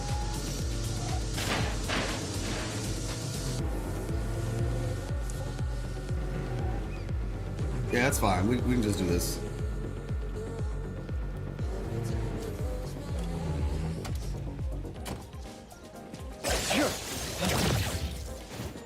Didn't even realize I was about to do that. Yo, why is there a cosplay convention happening? Are you guys a boy band? Drink, sing, dance. I thought this man just said Drake.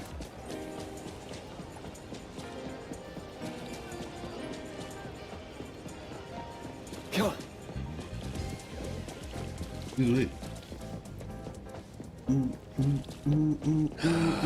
Isn't it getting harder?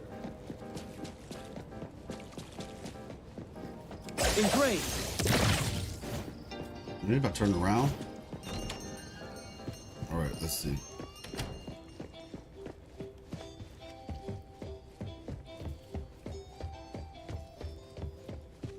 Hey, it's the squad. Hey, you're back already? That was quicker than I thought. Hey, dumb otter. Where'd you fish that getup out of? The dumpster? Don't tell me you're planning to wear that on your date. What are we doing? Isn't it obvious? When something fun's going down, you bet we're jumping in. As if little Togito could pull off some secret mission behind our backs. In Sin City Chronicles, it was said that clicks are the first step of betrayal to the whole family.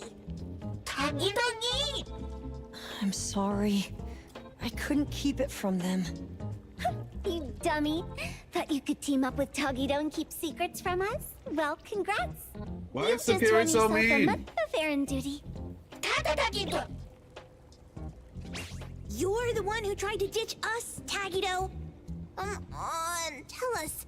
Was that cool of you?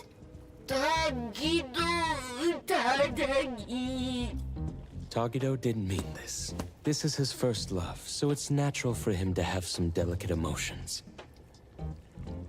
Yeah, it's not like he was trying to exclude Natalie and Sakiri. Tagito's just feeling a bit shy. Now that everyone understands what's going on and is willing to help, let's work together. We don't have much time left to prepare. About that, I've already drafted a plan for tomorrow. A stroke of genius. All thanks to yours, truly. Tagito, try not to be too blown away. Right. To create lasting memories for the other person. Considering Taco's usual preferences, the damsel in distress scenario seems like a good plan. Wow. Look at that face. Togito's totally hooked. Who knew he'd be such a sucker for these cheesy cliches? Since Tagito plans to act as the big boss, I'm definitely the one here who understands best what effect he's aiming to create. The damsel in distress scenario typically results in a quick increase in affection. The challenge lies in orchestrating a resolvable crisis at the right time in the right place.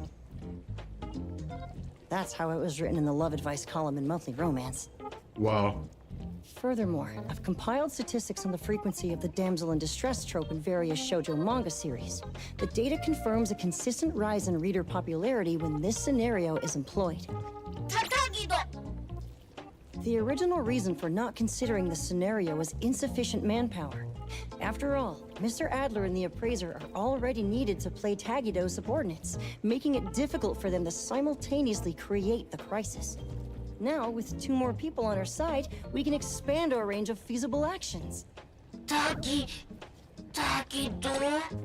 we let you run around spouting nonsense, you dumb otter, Dang. Ava's reputation will be in tatters. Don't worry, I won't help you for nothing. Let's make a deal. You're treating us to a fancy feast afterward, and no backing out. Oh, and throw in a year's supply of Gubichi chips. Well, these are their terms. It looks like tomorrow's date is going to be quite lively and exciting, isn't it? Something to look forward to. However, the plan's details still need some fine-tuning. We should double-check and discuss everything with Tagito once more. Found something welcome too. Is Tagito talking about the Imaginado? Looks like they might be at it for a while longer, huh? Tomorrow, you and I will be responsible for following Togito the whole time. As personal bodyguards to our esteemed organization leader, maintaining a sharp appearance is also part of our job description. Appraiser, why don't you turn in early and recharge your batteries? Adler's really getting into character. Right. Please remind the others to turn in early as well. See you all tomorrow.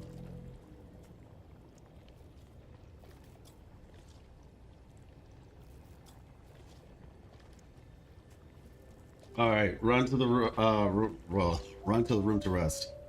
Run to the rest to room, you know? Excuse me. Oh shoot! That's actually pretty cool. Look at this. So these were the pictures we took earlier. So in the original quest, the first part of the quest, you took some pictures. And the pictures are right here.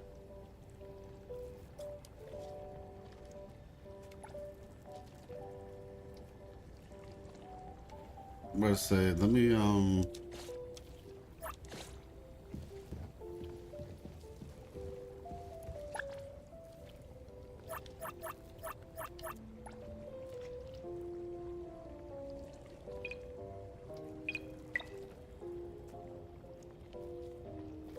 we go.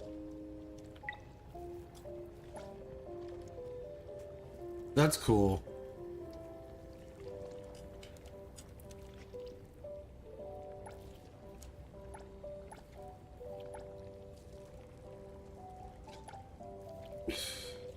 It's acting kind of weird, I think, just because of like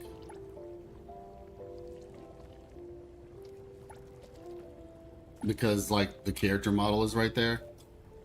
But okay, that's better.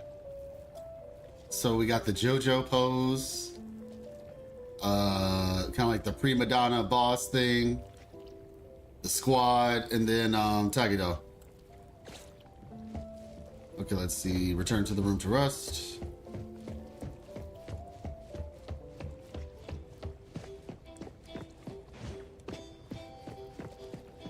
Oh, let's see. You can talk to this one too. Yep.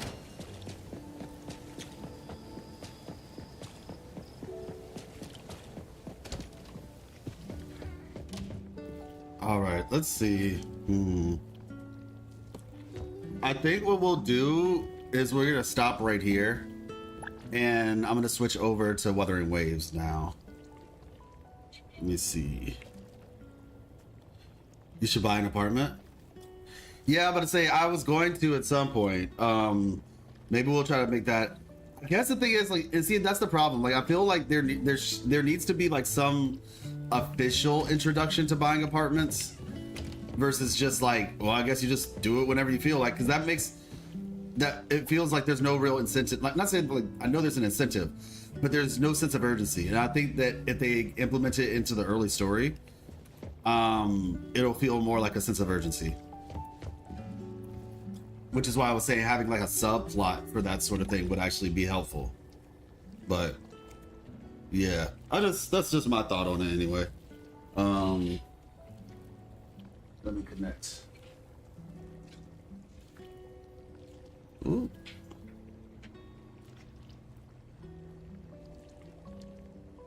There we go. And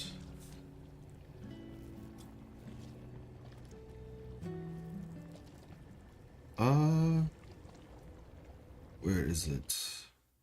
Okay. So let me 1 second.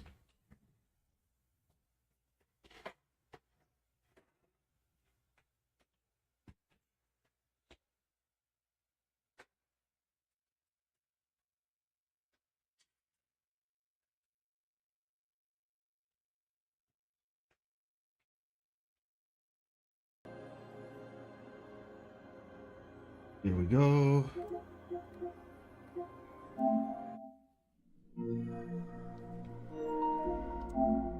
Hey, what's up, Max? We're actually about to there we go. Hop on to WUWA.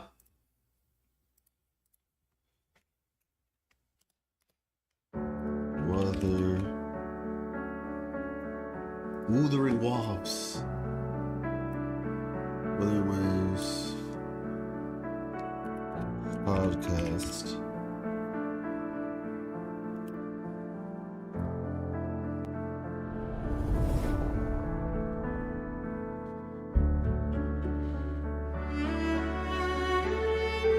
Lore.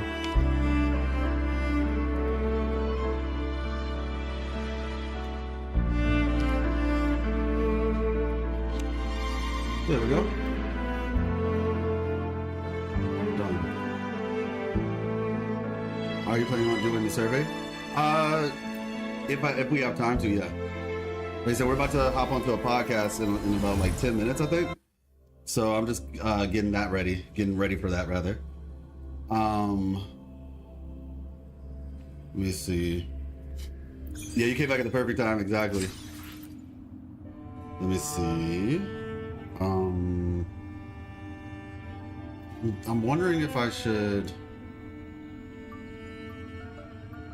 I'm trying to think about that.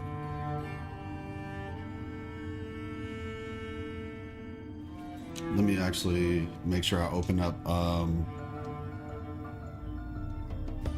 Discord. In my previous match, I slipped and left an opening. I found it funny but how my opponent failed to the notice. newest survey asks if you want old He characters to gradually appear in the lost story his and events. advantage. Isn't that obvious? Huh. You know, And here, he started Marcin, to panic until. I honestly sometimes wonder, like, it's I kind of knocked him sad down with a if you single think about it. blow. Like, if you really take the time to think about it, it's kind of sad. And what I mean by that, I say extremely to that question. Yeah, it's sad because of the fact certain things that you would just kind of expect to be the case, right? You would just expect, like, yeah, well, of course, right? Like, of course, that is what you would want. But sometimes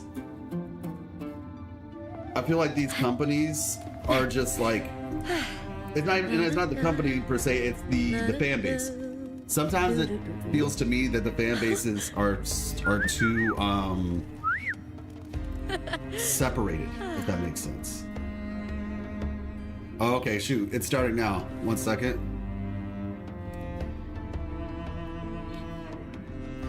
Let's see.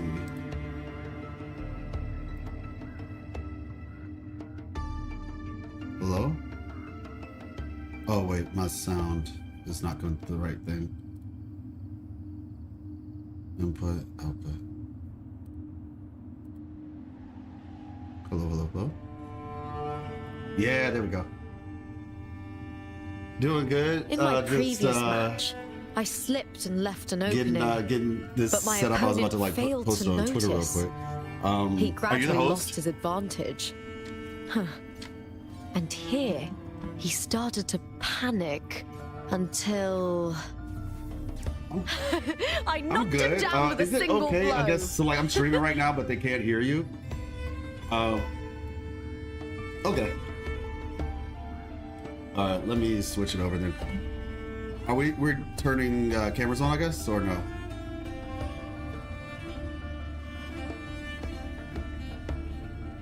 Okay.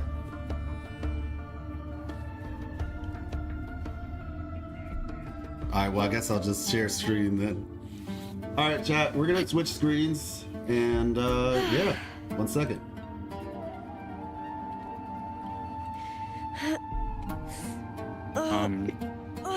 I'll start off. Oh. Goodness. Dainsleif, I love you. Real, actually. Dainsleif. Real. I will say, Dainsleif So will hot. forever. He will forever be like my top 5 gacha characters. I don't even care, bro. For me, it's I do. Shinha. For me, it's Shinha and Dea. Yo, bro, Dea. Oh my god. Dude, she I forgot about her. literally was the best part of Sumeru. I don't care. I will stand by that Alhaitham. forever. Yuck, men. Gosh. Right? I love Alhaitham. He looked like he's like a XP from Honkai 3rd. Oh wait, who is he from? But of who? Sue.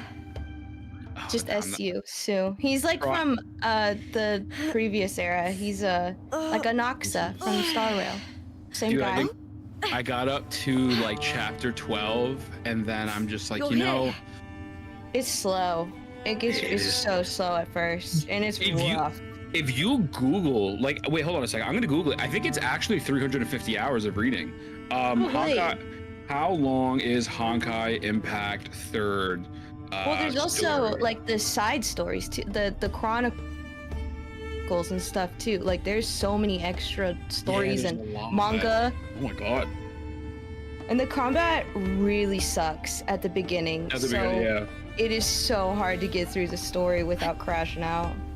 Yeah, I was like, oh. But I will say, obviously, Chapter 9, you know. Yeah, that hits. Chapter 9 or whatever. That hits. Oh. Dude, their music is still like goated. That I will say, boy. You're here. For sure. Music. Although this most recent, not to spoil anything, but what's her face? The song with Lupa. I was like, oh my god. Beautiful. Oh god, that was so absolutely beautiful. Good. That's what I'm saying. I was like, holy shit. I'm a true Korobot. I think it's like my favorite quest, but I'm not gonna spoil anything else. Let me see. Where did I put it?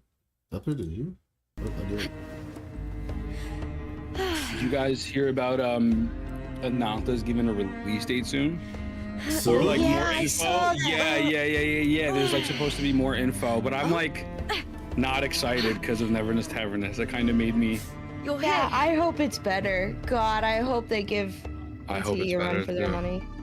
Well, I think. Because I am all about the driving, and just the driving alone made me crash out on NTE. Not even just that, like the combat, everything is just so bad. Bro, I mean, I thought the driving wasn't too bad. Like I didn't, other than the moped. Yeah, like the actual driving mechanics are fine, but like the roads, like the maps and everything, like. Oh, you're talking about Neverness? Trying to like get around the NPC cars, all the like street lights and indestructibles and stuff. Yeah, I was actually kind of surprised. Some of the street lights are like really strong. Yeah, it's so inconsistent. I was expecting to like kind of destroy them. I like NTE for its ambition. I think they have like a lot of interesting ideas, and like I mean I want the game to do well personally. Like I don't want any game to do bad, because if it does well, that's just competition. And so yeah, no, I'm the same way, because I was also super hyped for it. I felt like I was the only one that was like super hyped for it, but it has disappointed me so far. Oh, it's still beta though. Yeah. Wait, I'll be right back. Give me 1 second. Hold on. I'm sorry. 1 second. You good? You're good. Let's say, hey, what's up, Ollie? They gotta show me something. Ananta's just running off. Hey, yeah, and that's the thing too. Like Ananta, can you make the game a bit quieter, please? Absolutely. Ananta is, and thanks for letting me know that, Sky. That's better for the future. But yeah, Ananta right now, I feel like I know everybody's excited about it, like, but we really don't know anything. I know they haven't really. They've never said much. It's like we're all just like, it's the game of the year. Yet we've seen less of it than we have of We've seen less of Ananta than we have of NTE. So it's just like, yeah, it's crazy. Yeah, it's gonna be at TGS. Yeah, exactly. But yeah, like I said, I think like, so what do you think about the Monopoly thing for Ice? You like it? The gotcha. I hate it. Oh, you hate I hate it. They need to fix it. Yeah. I hate being able to see that I just missed. Yeah, exactly. I hate it. And like, and then it's also kind of confusing, like whenever you hit a gold chest and they only give you Bs. I'm like, okay. Yeah, gold chest is you might basically, as well just cover it all up. Yeah. Gold chest is basically like you have a higher percentage to get it if you hit the gold chest. Mm-hmm. But you're playing Uma Musume, aren't you? I am. Oh, we're racing. She won. See, yeah, that game. I think I want to try. Like, it's that game that I also want to try Persona. So, have you played it? I've not played Persona, but I'm addicted to this. Yeah, I was actually talking to and I don't EO. even know what I'm doing fully. It's like one of those. It surely can't be that good, right? Surely it can't be that good. Right? I was like so confused as to why everyone was obsessed with it, and then I downloaded it, and it was even before I kind of figured out what to do, and then it did like a race, and she won. Alright, I'm back. And then it shows the little concert or whatever, and it played the concert, and I had no idea that they were also idols, and I was like just completely taken with it. So I'm obsessed. What I miss? Talking about horse girls. Yeah, I love it. Interesting one time in the shop. I did not notice that, actually. I have to look into that. Dude, Uma Musume is like actually fun. It's kind of crazy. I know, I can't put it down. I did skip everything though. I just like the racing. Like I don't like. Same. Like this, I can't do the story. The story's a little weird for me. I'm not gonna lie. It's so much. Yeah, there's too much. Yeah, it's just like I just want to see them. Like I'd be running with them and like getting a little workout. So like when my horse starts going, I'm start running. But like I don't care about the story, bro. I'm good. I guess I figured the story would be decent because they have an anime.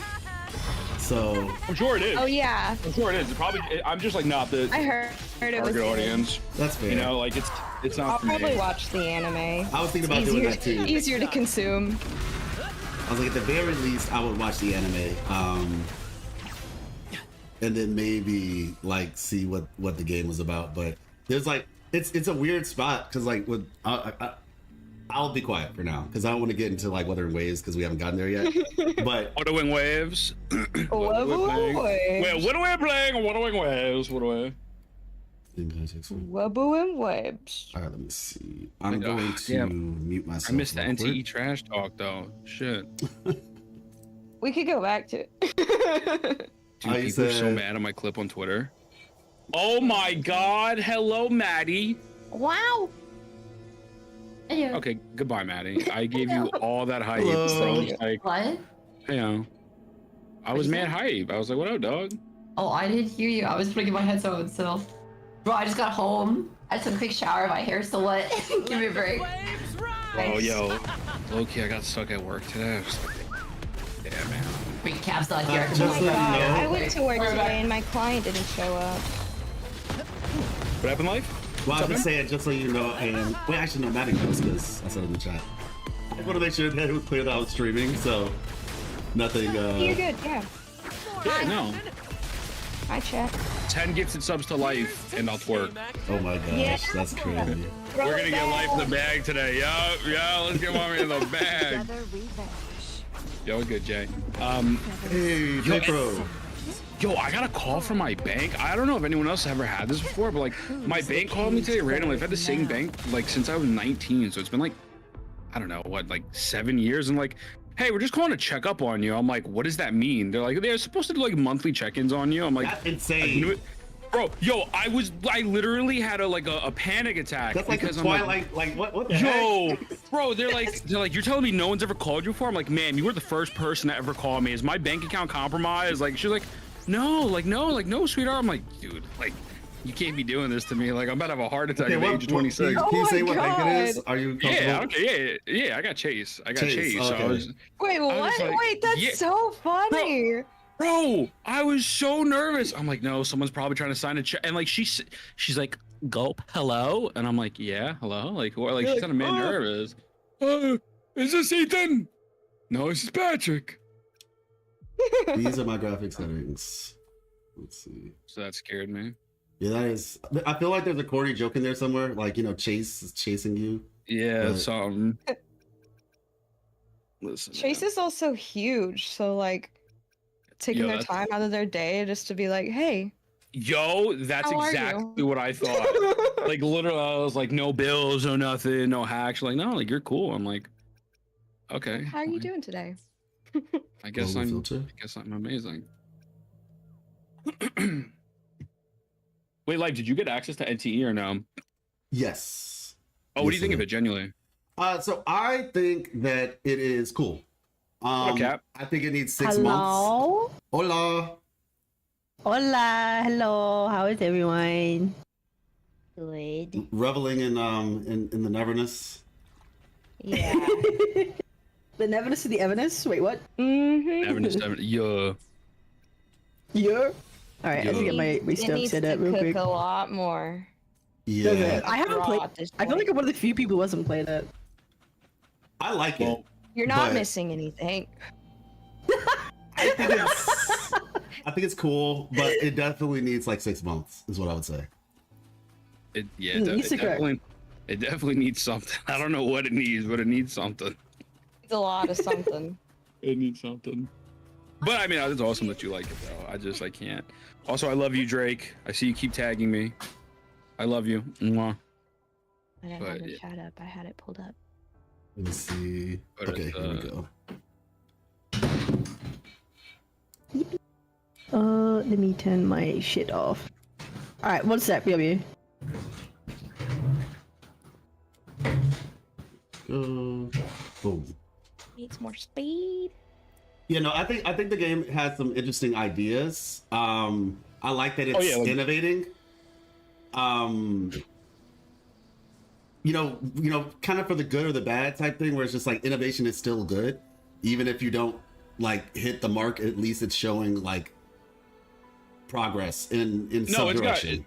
It's definitely got positive stuff. Like I think the elemental reaction system. Like I'm not even trying to be funny. I think it's a really great system that someone could take advantage of. I don't know if the devs are going to take advantage of it, but I think the way they implement it is actually really sick. Like that's something that made me love the game in the first beta, but unfortunately it just... See, I never played the first beta too, so... Yeah. Like they have a lot of good ideas. They just need to do them better. Yeah, I'm also like, they also got to like make original bosses besides like the two, like the one that I fought, like... I saw that clip. Is it only just one? Like... No, it's like three. They have a Cryo Regisvine boss. Oh wow, I didn't see that one. Oh no. They have that. They have the wolf Andreas boss. Wolf. Yeah, they have the Andreas Wolf, and then they have The whale, the stupid. the whale. They have Inferno Riders. They have Inferno Rider. They have Inferno Rider. I will say though, one of the boss mechanics is actually like really dope and like really cool. Where it's like if you touch a chain, that character that touches the chain that they spawn is just like gone for like a minute, and so it ruins like your team composition. So it's actually pretty cool. But you know, other than that, I think where the game shines the most is the yokai stuff or the anomaly stuff. Like when that comes out, that's when it feels like I'm playing Neverness to Everness. Whereas other points, it's kind of like, you know, it kind of feels like other games that I played before. But whenever they get to the anomalies, that's when it's like, oh, okay, yeah, this is the unique part of the game. Oh, I've played these games before. I will say also doing a milk run is like not my favorite thing in the world. You know, it's like There's a milk run? Yeah, you know, it's like it tries to be like GTA Light, but it's like you know, you deliver. Why don't you go deliver some bread, Hey, Ethan? what's up? It's like, Good, how you doing? and then I fuck up the bread. Fetch Like quest. Dude, I hit like a tree and then I hit someone and I damaged the bread by 40%. So the guy scammed me. He didn't even pay me. I'm like, well, that's actually a cool system. I think that's cute. But yeah, overall the game needs like. I've seen I'm like here for some. right now, I've and seen then, some clips I'll unmute of myself, and people like doing the star system. we'll They end up try and like talking steal about a this, I car or guess. something. The cops are after them. It just looks the most like least exciting thing Actually, ever. it looks like it has actually get does. started. They're also like super bugged. They'll like spawn out of nowhere, and like you could get away from them, and there won't be anything around you, and then they'll just like spawn right in front of you and get you. And I'm like, are you kidding me? This is stupid. Well, if you're Feels just like a lost fast, they won't thing. get you. Just be fast. You know what I mean? Just be faster. Like, They spawn Fast as in fuck. front of you. Skill issue, you know. Okay, spawn behind them. What the fuck? Like a modern solution for a modern do. problem. Shadow clone jutsu. Hey. Yeah, I have the no idea, Gil. drones, the I have little no cop idea. drones, I'm just which here I for think the are ride. cute, but they're so cute. annoying. Isn't that like an insta? Like you can't escape them. or Yeah, whatever? Well, I mean- it's Oh, the like, cops! I Yeah, don't you can't even know. shoot them. You can't even No. hurt. Like you just have to. Have y'all seen what happens when you get to max level stars? No. No. No, I Uh-oh. can't. Oh They no! always get me before then. No. Listen, go to like some random car and just beat it. Like just keep attacking the car. Don't get in. Get to 3 stars and watch what happens. I won't even spoil it because it's cool. It's a cool thing, but it's like, yeah, just get to 3 stars. That's all I'm gonna say. Maybe It's cool, I'll but not launch it. the game. Maybe I'll launch the game today. Also, hello, Yeah. Age. Hi, H. What's up? Sorry, Saw, dude. I had to do some business. Yeah, okay. I had to do You some had to jerk off. That's what it was. You know what's Oh yeah, Appreciate no, it. I'm not. Chad doesn't call me ultimate gooner for nothing, you know. Yo, speaking of hot men, when's that dude gonna be in Zenless Zone Zero? The big buff redhead, where he has black hair with like the chest. Oh yeah, the guy that looks like Shadow Lycan. Yes, better like you know. Apparently, leave him alone. Leave my boy. Oh yeah, I'm about to say. I know you hate him. I think they copied me with his design because I'm just a fucking unit. Oh, wait, sorry, give me one He does look second. kind Yeah. All right, awesome. When you talk about some weather wind waves, whether when the waves is even what's I thought this was the Uma Musume podcast. Oh yeah, shit. The I'm down. Oh shit! Open up my goats. TM, open up. Wait, yo, don't make me put on pants. I'll start running. Hold on. No. Sorry, my lighting is outside right now. You're good. All right, we're chilling. All right, awesome. No. Okay. Well, I think you need to just like end immediately. Oh. What do I gotta end? Damn. I don't know. I feel like I can't finish that sentence. I feel like it's all out. I feel like I'm gonna get banned. I actually just called a Thoma literally 2 seconds before we went on stream, and I told him that, and I hung up. You called a Toma for sex? Oh wow, that's I crazy. swear to God, That's bro. crazy. That's crazy. Well, no, not for that. No. But I did call him. I told him EOS in game, and then I hung up. But, That's what he deserves. He keeps begging to be on the podcast, but I'll be real, bro. Uninstalled Wuthering Waves yesterday for Uma Musume. Like I heard him do it. So fucking pays for that. Oh my god! That game's so good. Lots of people like Uma. Lots of people are into the Uma now. It's fun. I think we should probably have another Yap session at some point. We should get Red New. We should talk about fucking Uma Musume. That'd be so fun. New in there for that. Yes. Uh-huh. Yeah. Okay. We'll mark that in. We'll mark that in. All right. Hang on. Let me make sure. Am I recording this? Goofy playing it on her phone right now. Yeah, she is. No. She 100% is.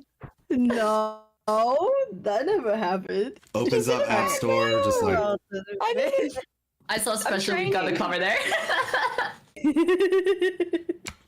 All right. Wait, give me 2 minutes. 2 minutes. Oh, okay, that's fine. Oh, we're chilling. Ethan, It's actually not. Give me an interesting fact. Can you give me an interesting fact? I know nothing about. An interesting fact. Stone I Cold know Steve nothing about. Austin main evented WrestleMania 3 times. So the first time he main evented WrestleMania was against Shawn Michaels at WrestleMania 14. The second time was against The Rock at WrestleMania 15, and then the greatest wrestling match of all time, factually, this is not an opinion, this is a legitimate statement, is WrestleMania 17 versus The Rock, number 2. And so what happened was, so like he went, let me get my Stone Cold cardboard cut out. Is Ethan Tizen out? Y'all played with the wrong motherfucker. Hold up. Saint asked if he could join. Brother, the dude left me on red for 24 hours. And now he wants to be invited? The goal! The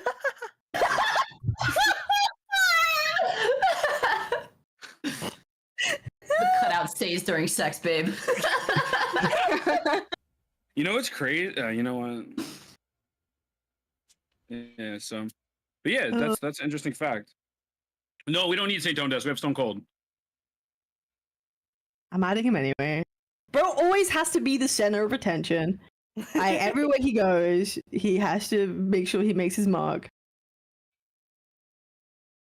Yo, Twitter, post, bitch. I didn't put the links. Hurry up.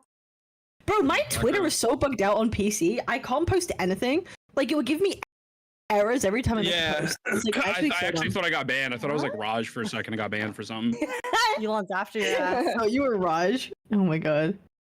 Oh, he finally shows up. So now you decide to join. Okay, hello. Hello, Saint Tass. So I was consuming my wave place. Why did you left me on red for a whole last day and then you're like, invite me? Okay, I see how it is. Did I not reply? I thought I did. No. Okay. Fake friend. Brilliant. GG. No, I have no right. I have no right to say that. I hate to move all this stuff. There we go. Chat's being funny. Unk moment, 100%. Okay. All right. We're not gonna have this too long. It's gonna kind of be short and sweet. I'm not gonna waste anybody's time, go too in depth, anything like that. Are we all Gucci? Yeah, I think we should be fun. Your background. What the fuck is that? What is that? Bro, say it looks like that random ass boss at a Zoom meeting was like, okay, guys, let's run the numbers today. He's like, what the fuck is this background, brother? Clipboard, bro. Yeah. What is that? I'm in the perfect spot right now. What the fuck is that supposed to be background of? It was the first one I could choose. It looked the coolest. It looked the the coolest. Bro is not beating the Unk allegation. You're so bad. Wait, I am so bad. Whoa! This is WUWA, the cool one. It's Papa. Dude, actually, so shit. Whoa. It's my favorite. Whoa, I joined the freaking realm. What the heck? I'm sorry. Oh, wow. I'm sorry. I thought we were mature enough. Is this going to be a distraction? I think you already have your answer. I think you already have your answer. Bro. No, we could be mature. Lock it in, boys. What do we all act like I Thoma? Let's lock it in. Age, yours looks like not bad. Oh, I thought you were gonna say At least shit.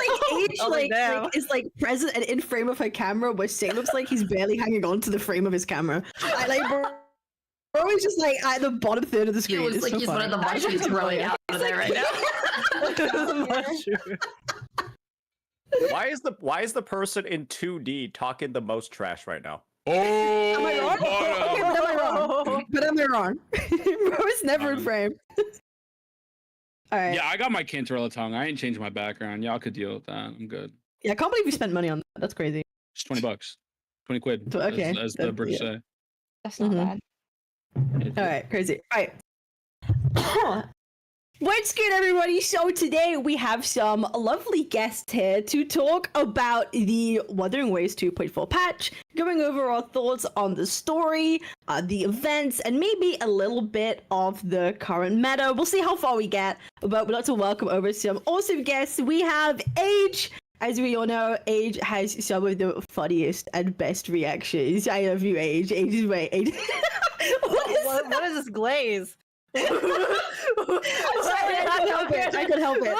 Age is my Oshi. Okay, Age is my Oshi. We have the lore master himself, Mr.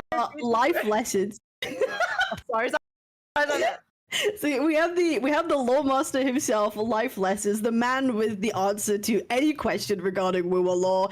I see you all the time on Twitter, like talking about, actually going in on all those people who are talking mad shit about Kuro games and WUWA lore. He is there, number one, to call everybody out on their rubbish. Okay, number one. We have Maddie Chu, the tournament extraordinaire. Hello, Maddie. Hi. I don't know why I keep ending up in those. I feel like a lost child every time. I'm just there, like, I know. You are the controller goat. I love it. We need more controller representation in tournaments. Okay, I feel seen whenever you play, so it's great. I love it.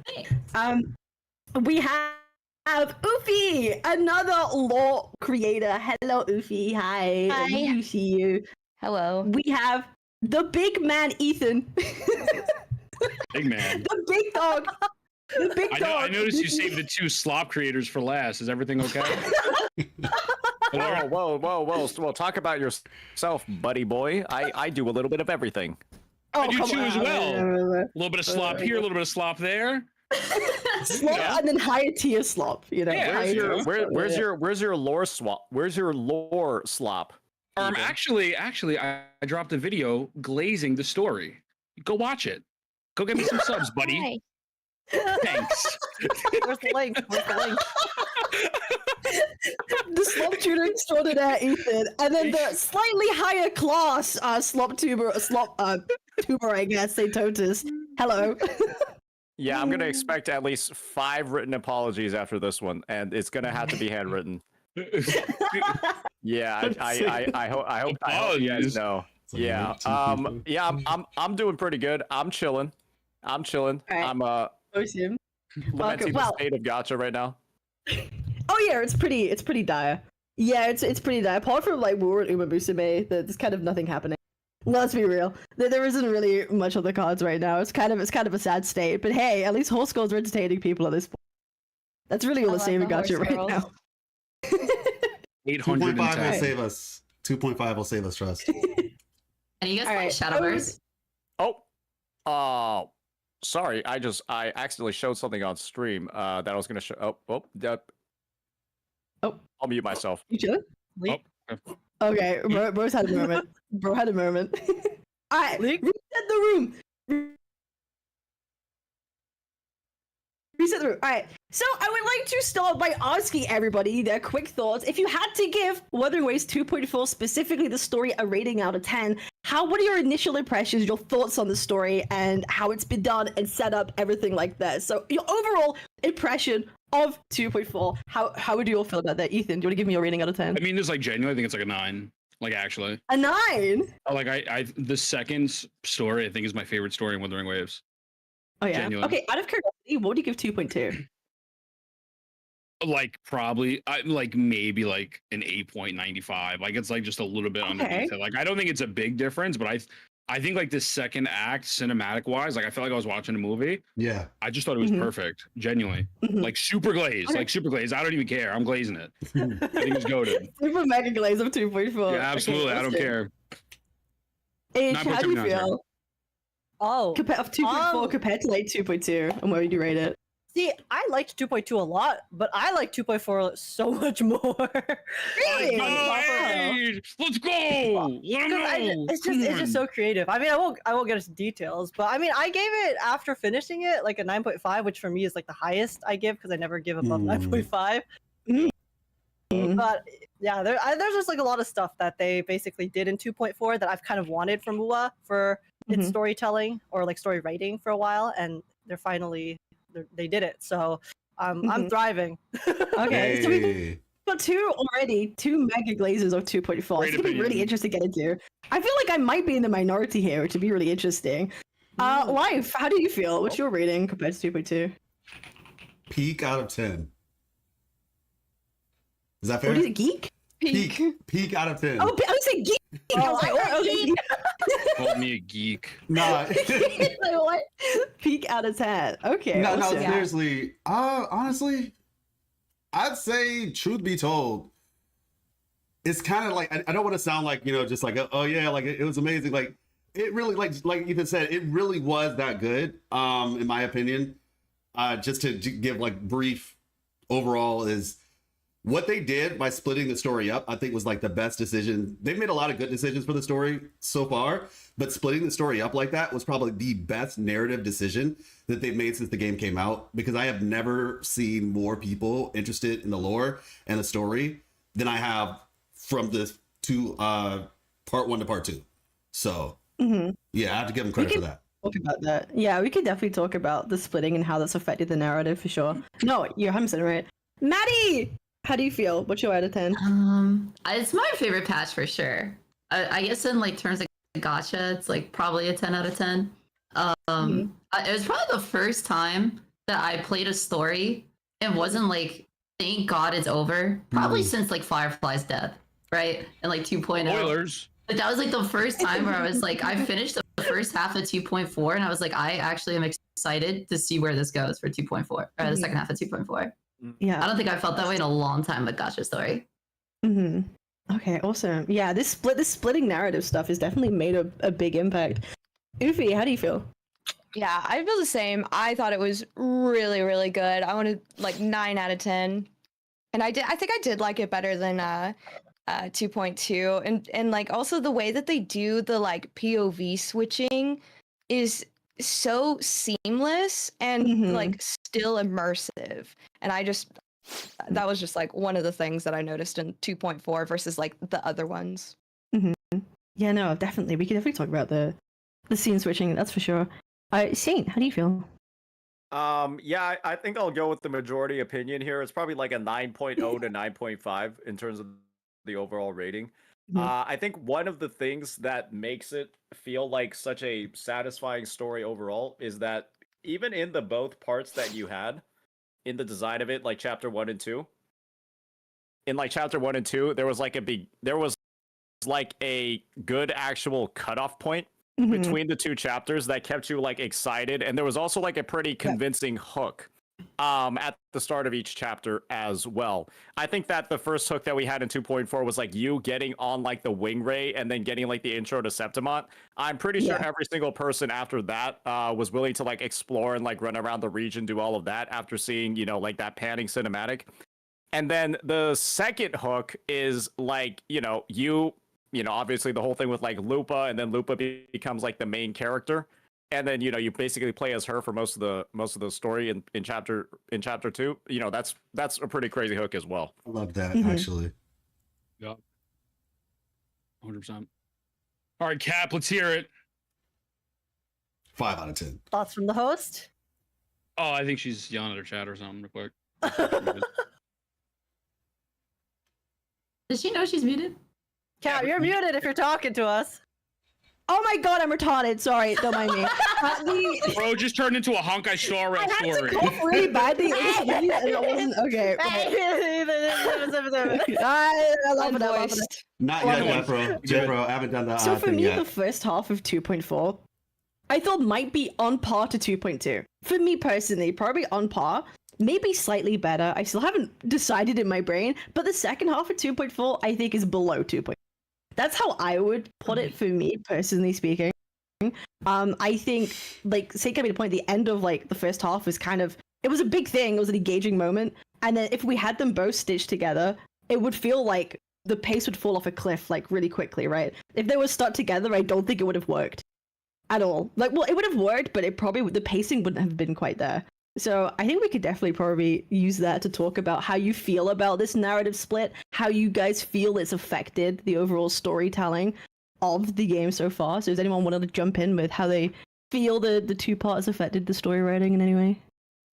I think it was a huge boost to like story writing and gacha in general. I'm really glad we're kind of like moving away from like the Hoyo model of like, here's a big chunk of story every 6 weeks. 6 hours. Like, I feel like they get away with having these like really slow starts because it's like, you know, like what was it, 3.2 was like 12 hours or something. So people are like, oh yeah, like it started off really slow, but the ending was at least good. At least now with like it split in half, like if you try and do that and the first half is just slow the entire time, people are like, what the fuck is that? Like, why was it so bad?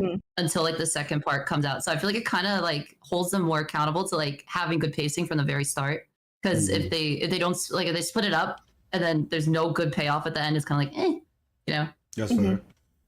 Can I interject? Yeah, they made it just like super easy to digest and like understand everything that they were trying to do instead of like throwing like a bunch of dialogue at you and just like too much information, you know. I think it was perfect. So I have I'm the lore guy, obviously, so like I have a lot of thoughts on that. I will try to condense it in 60 seconds. I think, like I said, just overall what they're doing with the story, and Maddie is the one to my right, I believe, with the white fox or cat thing. Okay, cool. I agree with you, Maddie. I thought that the decision to essentially like the half, it was good, but even more so, I think a lot of times the moving away from the Hoyo thing is a really big deal because I think a lot of people kind of just expect the story to do the same thing that Genshin does. And if we're actually being honest with ourselves, at least for me personally, I know Star Rail apparently is doing this. I haven't played Star Rail since like the beginning of 3.0. Eventually I'll get to it, but yeah. But we're essentially getting kind of like a full story throughout the whole year, it seems. We're not getting the whole 3 patches and then you don't really get anything significant until Days Live shows up like almost 7 months later. And then you start back again at the beginning of the year. We're literally, it seemed like 2.0 story. 2.1, we had the Vault Quest and the Man in the Whale. 2.2, you have, Cartethiya. 2.3, obviously, you know, is the whole anniversary thing. It is what it is. It's worst anniversary ever. It's gonna happen, yeah. But then 2.4, coming right back at it. 2.5, we have Perlova coming and likely something significant. So it seems to me, especially with, you know, Galbrena on the way, Chisa on the way, all these characters, it looks like they're just giving us a story throughout the whole year versus just packing everything in the beginning and then having it dry until the next year. And I think that that's like a really big deal, specifically in the terms of moving away from the way that Hoyoverse does it. I'm not saying that one is better or worse. I'm just saying that I personally like this one. And so yeah. Yeah, I like the way that they like tease things too, because you know, like we're really gonna start getting into like the Fraxidus stuff, the way they've been like ramping that up. Oh, it's just like I'm really so kinda excited get you to learn more excited about for that. what's coming next. That's one of the things they didn't do too well, to be honest, in the beginning. They didn't tease as much. It was like contained stories. And now that they're starting to tease, people are loving it. So I'm hyped. I think it's pretty cool that this story is like, at least for me, the favorite one, and it's literally just a setup for the next one. Like seeing Scar and Dickhead McGee Cristoforo, who's like actually, that guy is like Homelander or something. Like that dude has like mental illness, which is cool. Like, he's great. I love him. I think he's great. Yeah, I think it's pretty dope. The fact that reminds me too much of Auto Apocalypse. That's what I said! Oh my god. Wait, what? I'm just like these blonde-haired, green-eyed jabronis. I hate to admit it, but that's why they're good villains. Because I hate Otto so much, and that's why they're such good villains. But fuck, do you hate them? Exactly. Yeah. Oh, yeah, in order for when they elicit emotion from you, right? That's how you know they're well written. If someone's just boring, you don't care about them, then it's gonna make the story a lot not as. I take he did nothing wrong. Oh my word! I always end up siding with the villain, so I can't really say much. But yeah, no, he's a great villain. Justice for Mia, okay? Justice for Mia. Bro was waxing eloquent about how she died. Like, can I say what she said? Am I allowed to say that? Yeah, we can spoil. It's fine. It's been long enough. Like, he literally said she impaled herself and choked on her own blood while drowning in the water. And he's literally talking about it like it's the greatest thing ever. He's just like, I gave her a way. It's like, it's beautiful. I gave her a way better death than her actual death. Isn't it romantic? And Perlova's just like, cool story, bro. Don't care. Even Perlova's like, relax. You're kind of weird, bro. Like, I really love that. I really love too, that. but that's Perlova, she actually seemed like a coworker who was just done. She was like, I'm so sick of this guy I have to work with on a daily basis. Shut up. She always looks annoyed when she's with them. Like either Cristoforo or Scar. She's always just like, these people in this position. No, it feels like we're understanding a lot more now his power. His ability seems busted. Like whatever he's able to do. Cool. Seems insanely powerful, probably the most powerful practice member we've seen so far. And I paired with Scar and his like abilities too, just like both of them together, insane. Yeah, I actually talked about that in my most recent video. Oh yeah, nice. Yeah, just like explaining Cristoforo's ability essentially and like what it seems to be. He's kind of like Batman, where it's just like they say with Batman, the longer he has, he can basically beat anybody if he has enough time to prepare. And that's kind of Cristoforo. Like, if he has enough time to prepare, he's kind of broken. Yeah, no, I'm gonna beat his ass. The Rover's gonna swoop in and beat his ass. I actually also like the fact that they left the quote-unquote gathering wife stuff till after, so people didn't have to complain about it on Twitter. You know? Like, I really want to talk about that. Like, it's such a really good thing. Yeah, like the lack of like quote-unquote gathering wives not being the main story quest is just like, holy fuck, people could shut up now. I would actually agree with that term anyway, to be honest. Yeah, I mean, the gathering wives? Yeah, it's not gathering wives, It's not really. Anybody who's actually been in a... I mean...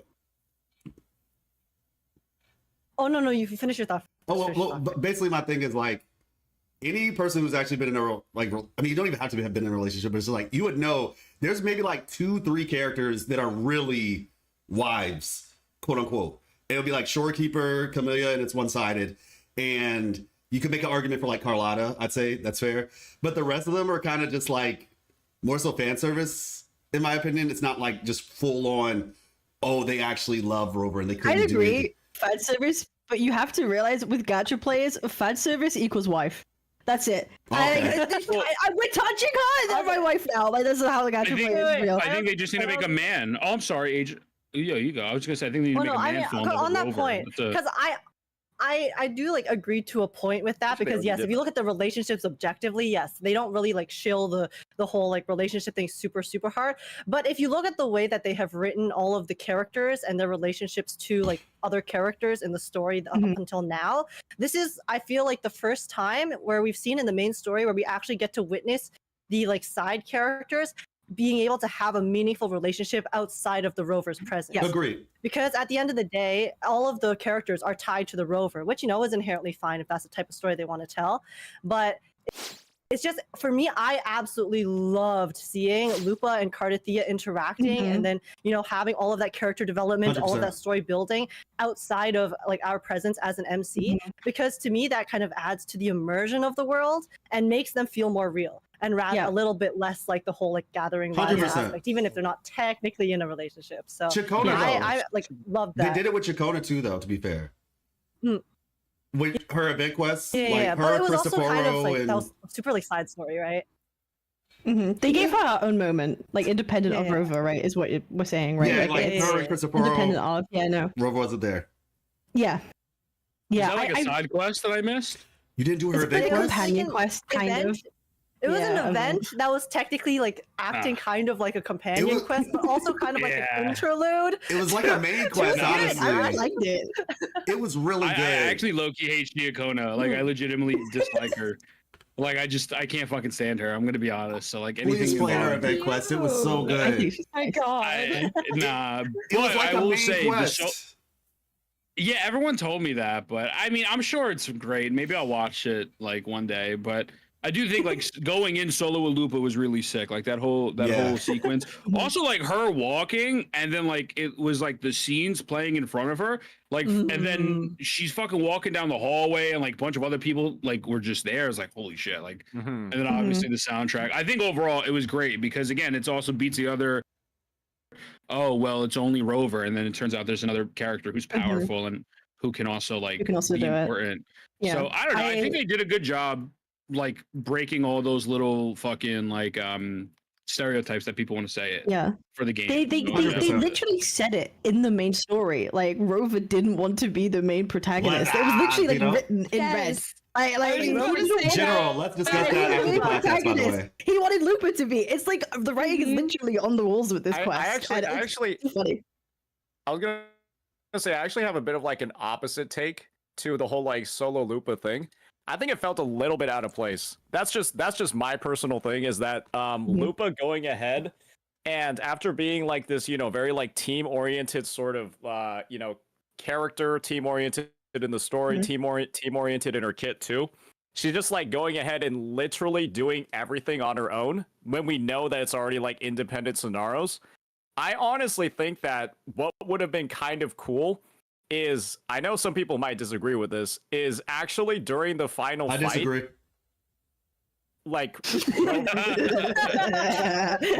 during the final fight, like scenario versions of like Rover and Cartethiya actually joining your team for it. That's what I think would have actually kind of elevated the entire scene as a whole, because we already know it's a fake world, right? We already know that Cartethiya and Rover were both in their other scenarios, and so them like kind of breaking through theirs to show up in hers, I feel like is something that functionally in like a main story quest would make more sense, because the whole stuff with Lupa felt like a companion story, not like a main story to me, at least. Because Honestly, it was so focused on only her, when in reality, Lupa has links to these other two people also trapped in the scenario, when it kind of makes sense for them to show up a little bit. I think I kind of supposed agree to be with more of a lot lone it. wolf type character too. Like she is supposed to take the place of Mia, who is also alone and is sort of going down the same route that Mia did, but instead of, you know, succumbing to the bad Leviathan thoughts that she's was having, that she came out on top instead and fought back. It kind of just makes me feel like the way that's integrated right now just makes it feel like Mia was like a bum, like a bum, straight up. Because like Lupa, the person that's not even like related to the Thenodian has like no additional powers, just a random actual gladiator from Septimont, is like better able to handle the Thenodian's like whispers and influence than like Mia. It's just straight up feels like Mia is a bum. Okay, like, I gotta stop you there. Mia didn't have Septimont. Mia. I think the difference being that Mia didn't have like what Lupa has now, as in didn't have Rover. Rover is still key. Rover is still key with her. She couldn't have done this on her own, right? And if that's the case, why didn't they show up to signify that? Right? I do agree. Why is it a one-on-one? I do agree. Like at the very end, like even like a cinematic or something could have been like good enough to make it like more of an exciting experience. Like cinema, like visually, I still get you could still have her lone wolf moment, but include everyone at the end. Because at the end of the day, you don't need to be a lone wolf, right? It's still a team. So I could see that. Kind of like give like the credit though, because like they at one point like Lupa says like she failed and would die every day on the first day until Cartethiya showed up. Yeah. So didn't they kind of address that with like they did Maya kind of being a bum is like Lupa still wouldn't have been able to do it on her own. It was because Cartethiya saved her. Like she kept failing on her own. That's correct. It felt like kind of Shonen Jump, no? Like kind of like the power of my friends made me do it. This. It is 100% was because the thing is, yeah, like she died like an untold amount of times before. Every single time, she would just die because essentially the whole purpose of the book, it was basically just like a infinite money glitch, is what I called it in my video.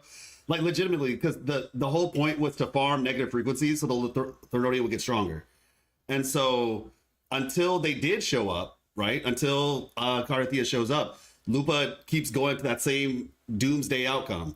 That's the first thing. But in terms of it would have been cool to have like the little everybody coming together thing. But the whole point, two things would be the first thing is that they told us Frolova was like, hey, you can take the main story role from Lupa basically, right, by killing her. And Rover, as per usual, says, no, I'm not going to sacrifice my friends. You know, I'm gonna. I'm not gonna sacrifice my friends. I'm going to, figure this out a different way. So basically, first thing is Rover intentionally said, "You be the protagonist." So justification for her going on solo. Second thing, if they did that, then the Thenodian would have actually won, because the whole point was Rover stays behind to keep Mia, the Thenodian overcome version of Mia, to keep her from actually breaking the like Rover was fighting for. Now maybe it would have been cool, say, if it flashed to Rover fighting Mia at the same time as Lupa fighting the Mia in that fiction, maybe. But Rover had to stay where they were. We're not saying like in the final cutscene, right? When Lupa's fighting the Thenodian like thing. If they did something similar. Yeah. Oh, yeah. Exactly. Since Rover had to stay behind, showing both of them fighting at the same time, maybe that would have satisfied that concept. The kind of switching they did in part 1, maybe with like Cartethiya. Yeah. Mm-hmm. I mean, there's a couple of ways you could have done it, right? It's like as you're like. But I mean, we could like theorize on it, right? I'm just merely saying that the entire ending being like very solo oriented, when you easily could have written something like as Lupa starts killing the Thenodian and it gets to half HP, then the Sonaros start like collapsing on each other and they combine. And then, eventually, right, all three of them just end up combining together as you progress through the fight. And then that's how the other teammates join. That could have been something that they wrote in as well, right? Yeah. So I think it was mainly just like in my opinion, it was a bit of like an overreaction to this whole idea that there needs to be more focus on other characters. I personally viewed it as just because Lupa's the protagonist, that doesn't necessarily mean that the other actors have no role at all in the story, right? There's still like a supporting cast that comes in, right, and helps the protagonist and stuff. And a lot of that ended up happening prior to Lupa going on the solo adventure. Yeah. And I kind of just viewed it as the perspective of, I mean, I feel like it would have been really cool if if the ending part of the fight ended up turning into like a QTE, where you press a button and then Rover like intro skills in, or like you press a button to use Lupa's liberation, then Rover intro skills in, then Cartethiya intro skills in, and then Lupa does her enhanced intro as the final one, versus what they did in the quest, where it's like straight up like Lupa just randomly activates it once you hit a certain HP threshold. That to me would have fit in a lot more. It's like them breaking through the scenario or all of them combining, and then you like build out the pack hunt in the intro that way. I think that would have been kind of sweet. But that sounds cool. And that's how you just like end the fight. So most of the fight is actually solo. Yeah. No, I feel like I can agree with that. Can I say something else? Maybe it's a bit of a hot topic. I didn't like the design of the final fight. I didn't like the boss. It's just a reskinned Aches. Yeah. And I was don't gonna know. say, I it, felt yeah, it was so it kinda was just another one with her head. Yeah, it's like what they Yeah. did with Kelpie and Memphis, right? It's like, oh, just make him aquatic. Just make him kind of aquatic and throw him in. I don't know. I kind of felt a bit like, Oh shit, you're right. I didn't even think. I was just listening to the music and fucking jamming out. Yeah, I didn't even. It's literally just blue Aches. Bro, It's straight just up. Aches You know with Blue's what? head on it. She should have been a mermaid. She should have been a mermaid. Yeah. Maybe. No, because the whole point was like Some sort of fish. the reason why she looked that way is because it was supposed to be like, you know, Leviathan and Sentinel created Yeah. the hippocampus, and so that was supposed to be Leviathan mixing with a human being, basically. And so she So like should a have whale and a person. basically like or- Lorelei or something. She should have been Mermaid. something kind of like Lorelei or with more fishy. Dang, yeah. Yeah, no, I just thought that was a bit of a. I remember seeing that and I felt, oh, I kind of expected something a bit more grand, personally. I can see But that. maybe It that's was just me. creepy, The though. music that was great. Music of the fight was great. I just didn't like boss design very much. So I feel like I kind of felt. I remember seeing it after playing it. I was like, I don't know. I felt like kind of anticlimactic a little bit. Like I didn't feel the final fight was that hype. Like the first half had a more hype fight scene for me. Like the constant switching between like Cartethiya and back to Rover, the hype that I had, being so uncertain what's happening. To me, it felt actually like a better ending to that half. But I don't know how you guys feel about that. but- Really, you didn't like the ending with Dickhead McGee and Scar? Oh no, that was. I like I thought it was that. great. I like that. That was cool. That was cool. You know, I did like that. I don't know. I kind of didn't even notice that. I was just fucking enjoying like it. the This is the ending. first He time. was just having a good time. Yeah, I was just enjoying the game. For one time in my life, I wasn't being like a fucking critic. I was like, oh, this is dope. I'm not saying you're wrong. The bro is literally a morning AX or whatever, but I don't know. I actually was fucking super invested, and I really did like the fact that it was mainly about Lupa and not Rover, because it just felt different. Yeah. Same. Yeah, I don't know. I like the I enjoyed cutscene it. personally. Like I liked, you know, like Lupa going off, like spinning her banner thing, and then when I agree 100% with you though, Cap. Like I actually, the boss design could have been a lot more grand, but in terms of just the fight and the cinematic, like I really liked how they basically gave us this. I don't know, kind of like it's not literally Naruto and Sasuke or whatever, but basically like this Lupa Mia, because essentially what we saw was Lupa versus Mia fighting, and I liked that. I liked that a lot actually. I thought that was really cool. And then I like that. giving her peace at the end. So yeah. No, because one of the things I really liked about the story, I personally don't mind if, like, you know, it was more Lupa focused. And yes, I could understand why people might feel like it's a bit more of a Lupa companion story. But to me, like, her character and her story was well written enough and also like relevant enough to the plot. Like her entire parallels with Mia and the way that they presented it throughout the entire story, they put them side by side, right? They showed side by side they're basically in the same position, but you know, Lupa has her companions, has her friends by her side to help her gain that strength to overcome the whispers from the Leviathan. So then at the end, the fact that it was a 1v1, I felt like was super impactful, right? Like I actually got a bit emotional during the scene Naruto when you Obito. saw, like, You're you know, right, Mia, J-Pro. It is like Naruto finally Obito. being at peace in that one 100%. moment when they're having the fight.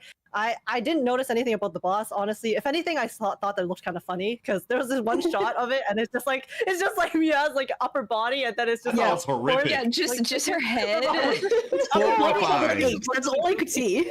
I was horrified. She's just all neck. I just thought it looked weird as fuck. I was like, get this shit It off looked my pretty screen goofy. immediately. I was so creeped out. Yeah, it was like, it was so creepy to me. But in a way, like, it's wow. good because like that's the Leviathan. The Leviathan literally just looks at humans as like trash, basically like just pieces to be used and Pawns. discarded. And by the way, Naruto and Obito. Somebody from my chat corrected me. Yeah, it was me and Lupa kind of like Naruto and Obito. Yeah. And also, sorry, one thing too about like Mia's body is that we also were shown that the Fraxtis were experimenting on Mia's body as well. Yeah. So like And the the final little boss itself gym. there, because of the fact that it looked weird, is probably due to the fact that it was like experimented on a lot by 100%. the Fraxtis. Yeah. So No, I think it's really good. This is a good segue to talking about the fact that Kura is not, I would say finally, but really delving into its dark themed territory way more now. Something that people have wanted for a while since we've come to Renacita. We've had, you know, the carnivals, the bright colors, and now we're really going into the dark, the deep. The more the Fraxis gets involved in some way, the more the Thenodian's getting involved. We're getting these really kind of like eerie themes. So do you think this is like the path we're going down right now? It's going to get even darker in 2.5? I would hope so. Absolutely. I think it will. I don't think it's. Even if it doesn't get like extremely dark, I don't think it's bad. As long as the story is told, makes sense, and is well written, I'm kind of like vibing with it. But yeah, I don't know if we're gonna get darker than Cristoforo talking about bringing back a person who fucking stabbed themselves and choked on their own blood. You know what I mean? Like I feel like and then experimenting on them like, for 20 years. I mean, if it does, dope. But if it doesn't, like, I'm also not gonna be like, oh my fucking god, what the fuck? You know, like I'm not I gonna. think it might turn people away. If they did. I mean, maybe like a couple, like 3 people. You know what I mean? Like I don't. Yeah, I don't break think it up. Yeah. Like how they had the carnival, like you said, the carnival was all like fun, and now it's really dark in this one. It has to make sense. Well, I don't mean to cut you off. Just like real quick before because I have the memory of like a bee. It's like it has to make sense, right? Like if it's always dark, it's whack. Right? Like this made sense. They built up to it really well, and it was like, oh wow, like that's fucked up. And then you see this like ugly ass villain that you fight, and then the conclusion is you put the sword in the ground. Like I don't know, I felt something. So like if they just continuously like do dark stuff randomly, like it's gonna be whack. Like so that's why I don't mind if it's not dark every 5 seconds. Like how are you gonna provide? Yeah, you know what I mean. And they also like eased into it too. Like they weren't just like. And then all of a sudden she like killed herself. Like they teased it the whole way through. Yeah, it hit me. You knew it was something was about to be really dark. There's something to say too. The way you described that, Cap, actually it's very similar to the way that I usually tell people about it, which was just that Renacita as a whole. I like to look at the narrative from like a back up perspective, basically. Just like, okay, like there's this thing of like, you know, you can't see the forest for the trees because you're so in the weeds that you don't realize what's happening. And Renacita is like a really perfect analogy in a sense for how they approach the story. It's like the whole carnival concept. It's like you wear the mask, right? And then when the mask comes off, that's when the truth gets revealed. And so the carnival, the bright colors was essentially the mask for the truth, which was, oh, people are getting sacrificed to the Thenodian. Oh, there's political, or theocratic issues with the church controlling things and people being censored and, you know, like all this crazy stuff and the dark tide and all that. But it's like, oh, wait, I heard that Renacita didn't have a Thenodian threat. So it was really good, I think, the way that they did that. But as a result, going forward, septimont, right? Like as things progress, yeah, we are going to get the darker story. Because like any typical JRPG is like that. You start in the happy town and then the Fire Nation attacks. And so we're kind of at that point. Yeah. Speaking of progression, how do we feel about in 2.5? Again, we're presented with... Do you think it's going to get boring, essentially, if it's like the Thenodian again, a form of the Thenodian again for the 3rd time in a row? Do you think people are going to start to feel like we've just had like 2 patches kind of almost in a row where we just beat this person like pretty badly, and now we're doing it again? It like, makes me think they're gonna like break it up with something else, you know? Or at least that's what I'm hoping for, at least. Because I've heard, like, I've seen either we're gonna go to like Lilyland, the other Renacita place, or New Federation, which is like a completely different region. So I'm thinking maybe they might go to a completely different region and kind of break it up, at least is what I'm hoping, and then make our way back to Lilyland. Do you think we're getting main story next patch? No. I think I'm pretty sure they got to do like some sort of story to wrap up the order. Order of the Deep stuff. Some sort of interlude. Yeah, probably gonna have something like that where like Frolova, because Frolova's like the main contact with the order. I guess Cristoforo is too. So probably just because let's be honest here, right? Cristoforo failed in Septimont. Like he was not successful because the Thrunodian is cooked. And all the effort that they put into making that weird thing is like gone because it's like dead, right?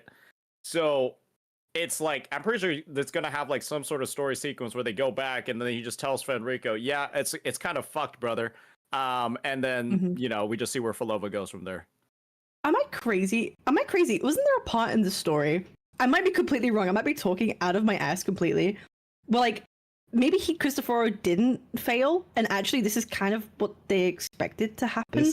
I'm pretty sure that was kind of like mentioned. No, but, like, actually, it was. There was a point where actually, well, like I feel like this is what they wanted to happen. 100%. If you actually go back to the trailer, because they posted a teaser in the live stream before we even played the story. Yep. And then also at the end of the story too, right? There's that teardrop that was from the little feathers. The gemstone. Essence. Yeah, the gemstone, and from Mia's corpse, and I think it's implied that this might be part of their plan to either like collect a bunch of these Thrunodian power gemstones for some other purpose or whatnot. But yeah, there was an implication that it may have seemed like it failed, but it was actually part of a grand. But they could still gain something from this that they needed, like in the end, to some degree. Yeah, I mean that was the whole point of Infinity Stone. the Central Hub thing. We're like at the very end, like at the very, just about the very end, when Cartethiya was like, hey, let's go back to the Central Hub because I found something related to you. And then she was like, oh yeah, it turns out. Now this, I was just like, okay, I get it. You're trying to like cliffhanger us. But I was just like, oh, the thing in the Central Hub. I was like, okay, yeah, let's go. Where we gonna get it? And then they're like, it's just a clue for something else somewhere else. And it's just like, oh, okay. Ice or cold wind or something. Yeah. So we're gonna go to somewhere else in Septimont, and basically that is the thing. Realistically speaking, this gets into like theory territory, but realistically speaking, I said this in one of my videos that I felt as though all of like this entire time, all of Rita has been a trap. Like the entire story has just been a trap laid by the Thrunodian. Like as soon as we stepped foot on the soil, this is a smart Thrunodian. It's not no disrespect to Overthrax. But this Thrunodian has been like legitimately plotting for years. It's not a stupid creature at all. And so this whole time, the Thrunodian, and this is like what I talked about in my video, is like the Thrunodian led us to the seminary, right? It wanted us to go there because the reality is the Thrunodian has the power to merge, not to split, right? The Cartethiya's whole goal was to basically self-sacrifice herself in Fleur-de-Lis, and the Thrunodian would just be stuck in a corpse inside the seminary. Our job as Rover to come save her was actually what allowed the Leviathan to be split from this situation and then, go about its way over to Septimont, basically.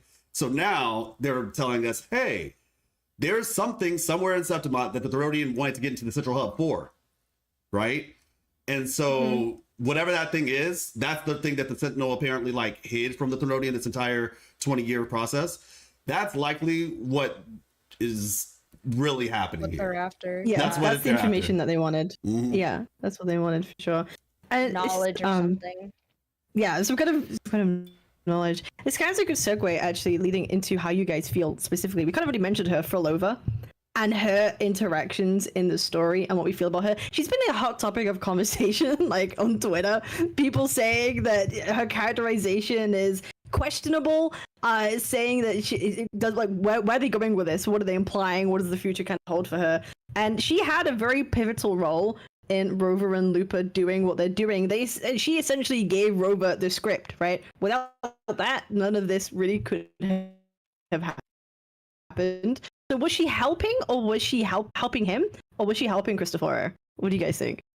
I don't think she was helping either person. I think she's using basically everyone for her own motivations, whatever they are. Like to me, all along, Frolova has kind of felt like a person who, well, obviously she's very cryptic and very mysterious, right? But then it's just like she definitely has some purpose she's working towards. I just have no clue what that is. And so like her, I think it's very obvious that like her interactions with Cristoforo in this patch are showing that, oh, like she is honestly kind of like working with him just because like she has to, or she's using him. She treated him like he was an annoying coworker, like kind of like, oh, I have to deal with this because you won't shut up. And then but I still have to put up with this because I need it for my own plan. And then I do think she has, you know, some sort of obviously relationship with Rover. I know there are theories of, oh, maybe Frolova knew Rover before the memories were lost. I don't know. That's just speculation. But I also feel like she is also using Rover. She's playing all sides, and that's how I've always kind of felt and how I've always kind of seen it. So when people were like, "Oh, Frolova's getting a redemption arc," I'm like, guys, we don't even know her motivations. How can we redeem a character who we know nothing about? You know? So yeah, that's kind of like how I have always felt about her. I agree with him. Because what does she want? I don't know. It's true. I want to know. What does she want? But in the current phase, she's with the Fractors. She's sided with the Fractors. And if, like you say, she had some sort of connection to like Rover in the past or knew some way, and is still with the Fractors, that kind of says something about Rover too. Like I don't know. Like it feels kind of like what's going on, you know? She's an undercover agent. We just don't know about her yet. Okay, it'll be fine. I think her motive is to sell a lot of money, so she's gonna be good. Okay, they just want to sell a lot of money, so she's got to be good. And at the end of the day, the plastic. We're gonna fall in love, and then we're gonna have 5 kids. 2 are gonna look like Hecate. The 2 are gonna look like me. It's gonna be great. It's gonna be amazing. I agree with Age though, absolutely. Yeah, she's definitely up to something. At least, like her and Scar. Was Scar like trying to convince Rover to come over to the Fraxidus side, even knowing that Rover has no memories and thinks that the side that they're on right now is good? That he still thinks that it's a possibility for Rover to switch over. It means like there has to be something to it that would be convincing to Rover that like whatever their plan is or whatever they're trying to do or something. And then of course, Frolova, we still don't know what she wants, but it does kind of seem like it's very ambiguous. Like it may not be like evil, but yeah. Do you think she's redeemable? And if she ends up becoming a character that turns quote unquote good, how will you feel about that? I think a good villain without being redeemable is good. I'm gonna be honest with you, bro. Like, and no disrespect, I don't like. I know, like, you know, obviously, I think Marco got attacked way too hard for that tweet, but like, I don't care if she's like fucking like if she's redeemable. Like if they do it in a good way, I'm here for it. Like I don't care. Like if it's good storytelling, I'm with it. If it's dog shit, it's trash. But I don't know. I haven't like she seems interesting to me. Like, but I'm not gonna like. And again, that's not like a shot at homie. But I do think like to me personally, like I don't give a fuck. I mean, I know he's gonna heat over it, which is crazy. But like I don't care if she is redeemable. But even if she's not redeemable, that's still like as long as they do it well. Yeah, it's like. I mean, I guess this is the thing. I don't even feel like Frolova's done anything super that crazy. To be honest. I don't think it's that crazy. Okay, she sent some TDs over to Jinzhou where they're always fighting anyway, so they're fucking used to it. Okay, more of the same stuff. Oh, she made some echoes at the Carnival go crazy, and then they only went after Rover. Oh boy, wow. Yeah, she made the Narwhal go crazy, and it only went after Rover. So it's like, it doesn't seem like she's fundamentally dealing that much damage, if I'm being honest. It's like she's just trying to get like Rover's attention the entire time. There is no war in Bossing Say. Got you. Hey, no, that's what I'm saying. It doesn't seem like she's causing unnecessary destruction. It seems like she's really just like, because believe me, she could do way worse. She could convert like a bunch of echoes to just go like snipe all the young bloods in the city and just like kill all the children if she wanted to, but she's not like doing that, right? She has the ability to be straight up the most evil character ever. Renacita is the land of echoes. She could just sneak in, like the echoes are like running security and shit. She could just sneak in, throw a bunch of flowers everywhere, and they would just kill the entire city if she wanted to. Yeah. Right? But that would I feel like any character like- could do it if they wanted to, you know? I know, but the Like, thing is, that's the argument then. Ritacita City or Raguna City is built off of coexisting with echoes, right? And so, if she has the ability to turn all of them evil or do whatever she wants, she could actually just destroy the city overnight. So I feel I actually. Oh yeah, no, you go, Life. No, you go first. I want to let you cook. Okay. Basically, like I agree. Say like yes, that is true. But and Age, how do you say your name above me? Age is that? Age is fine. Yeah, yeah. Age. Okay, thank you. I think that the real question here is, and I think Age kind of brought it up, it's really about what her motivations are. So it's just like, you know, like you could have like the most evil person in the world, and they only do one thing, you know? It's just like, she doesn't have to do all the things she could potentially do. She only has to do the one thing that she needs to do. But that doesn't necessarily like, I don't think she's pure evil, to be fair with you. I don't think she's just like rebels, like similar to like Cristoforo, but she's definitely not a good person. Like not in the slightest. She very much is an evil, like a bad person. She's a bad guy, bad villain, whatever.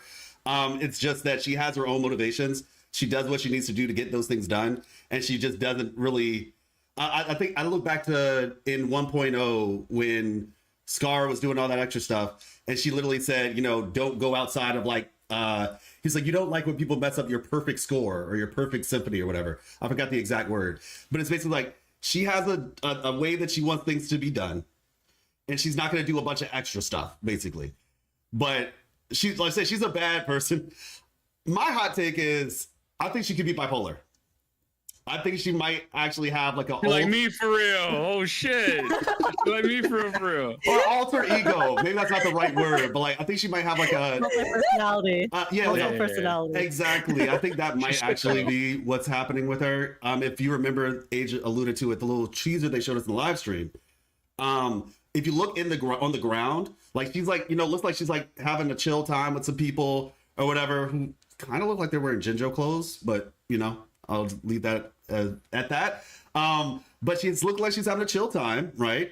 And then also, well, you know, I'm gonna save that for the video. But also after that, when she gets picked up and called to wherever she's, you know, to the Netherworld, the world beyond, if you look on the ground, there's like a reflection of her face, and she looks like crazy. She looks typical anime girl crazy.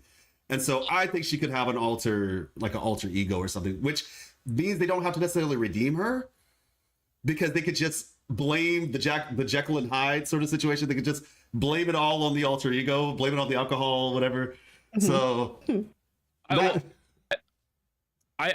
think the fact that we're having this conversation, to me, eludes the fact that there is some sort of gray area. Therefore, it's not straight up, and that it has to be at least some decent amount of writing that people don't have a solid opinion on it, right? Like if I play, and this is no shade, but I fucking play Genshin Impact, like, all right, I know who that fucking what's her face, the big hot mommy that died. She died in Inazuma. What's her name? Senora. I know that's a bad guy, right? Like I understand that's a bad guy, but this person, we don't necessarily know everything at the moment, and then we also have a straight up villain in Cristoforo. Like to me, I feel like we're getting the best of both worlds. So it's like, I feel like they're doing a good job if so many people feel she is a villain, and then you got threads saying that she's not a villain and all this other shit. Like I really don't. That's why to me, I don't think it's that deep, because it's not clear cut and dry. So like we got to let it play out. And also, it's just like, yeah, I mean, like we're getting both.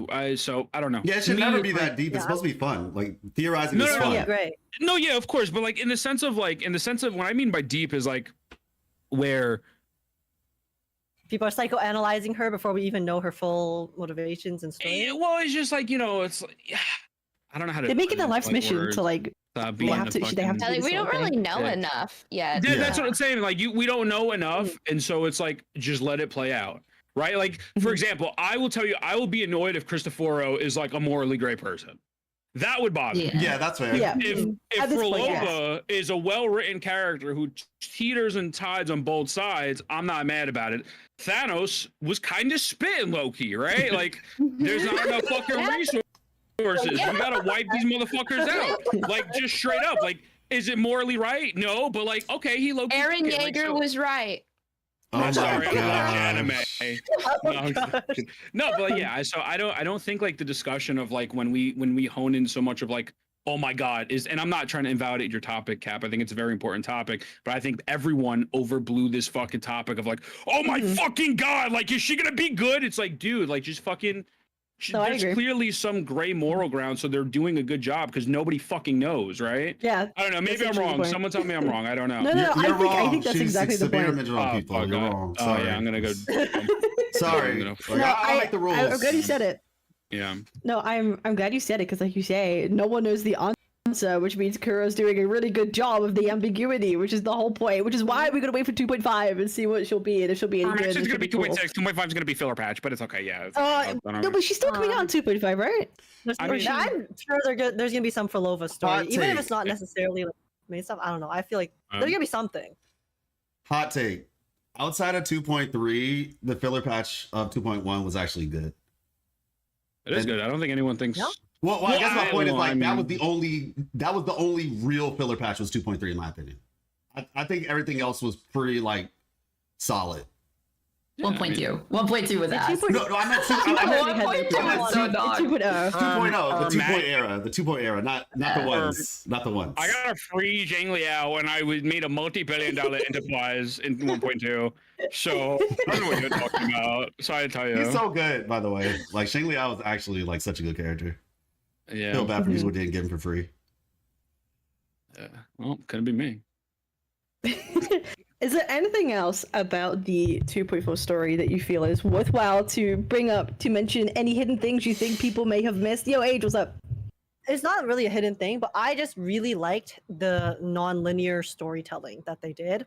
Because it was very interesting. It like to me, because I feel like most gacha stories, I am generalizing, but a lot of the time they are pretty straightforward. You know, it's just like point A to point B timeline, not too much complexity. But the way that they told the story throughout like 2.4 first half and second half combined, I really, really liked, the back and forth between the different dimensions slash sonorospheres, and then how confusing it was. Because the way that they told it is like they kind of dripped the like clues, they dripped information that, you know, at the time didn't make full sense. We had theories, we could guess, but we didn't know, and then like it all like made sense, you know, and the conclusion at the end of 2.4. So I really liked that because it felt a lot like I was in a sense reading a novel, which was I guess kind of like the point. It's like, they're telling a story in a book, and it was just interesting. It felt like playing a movie.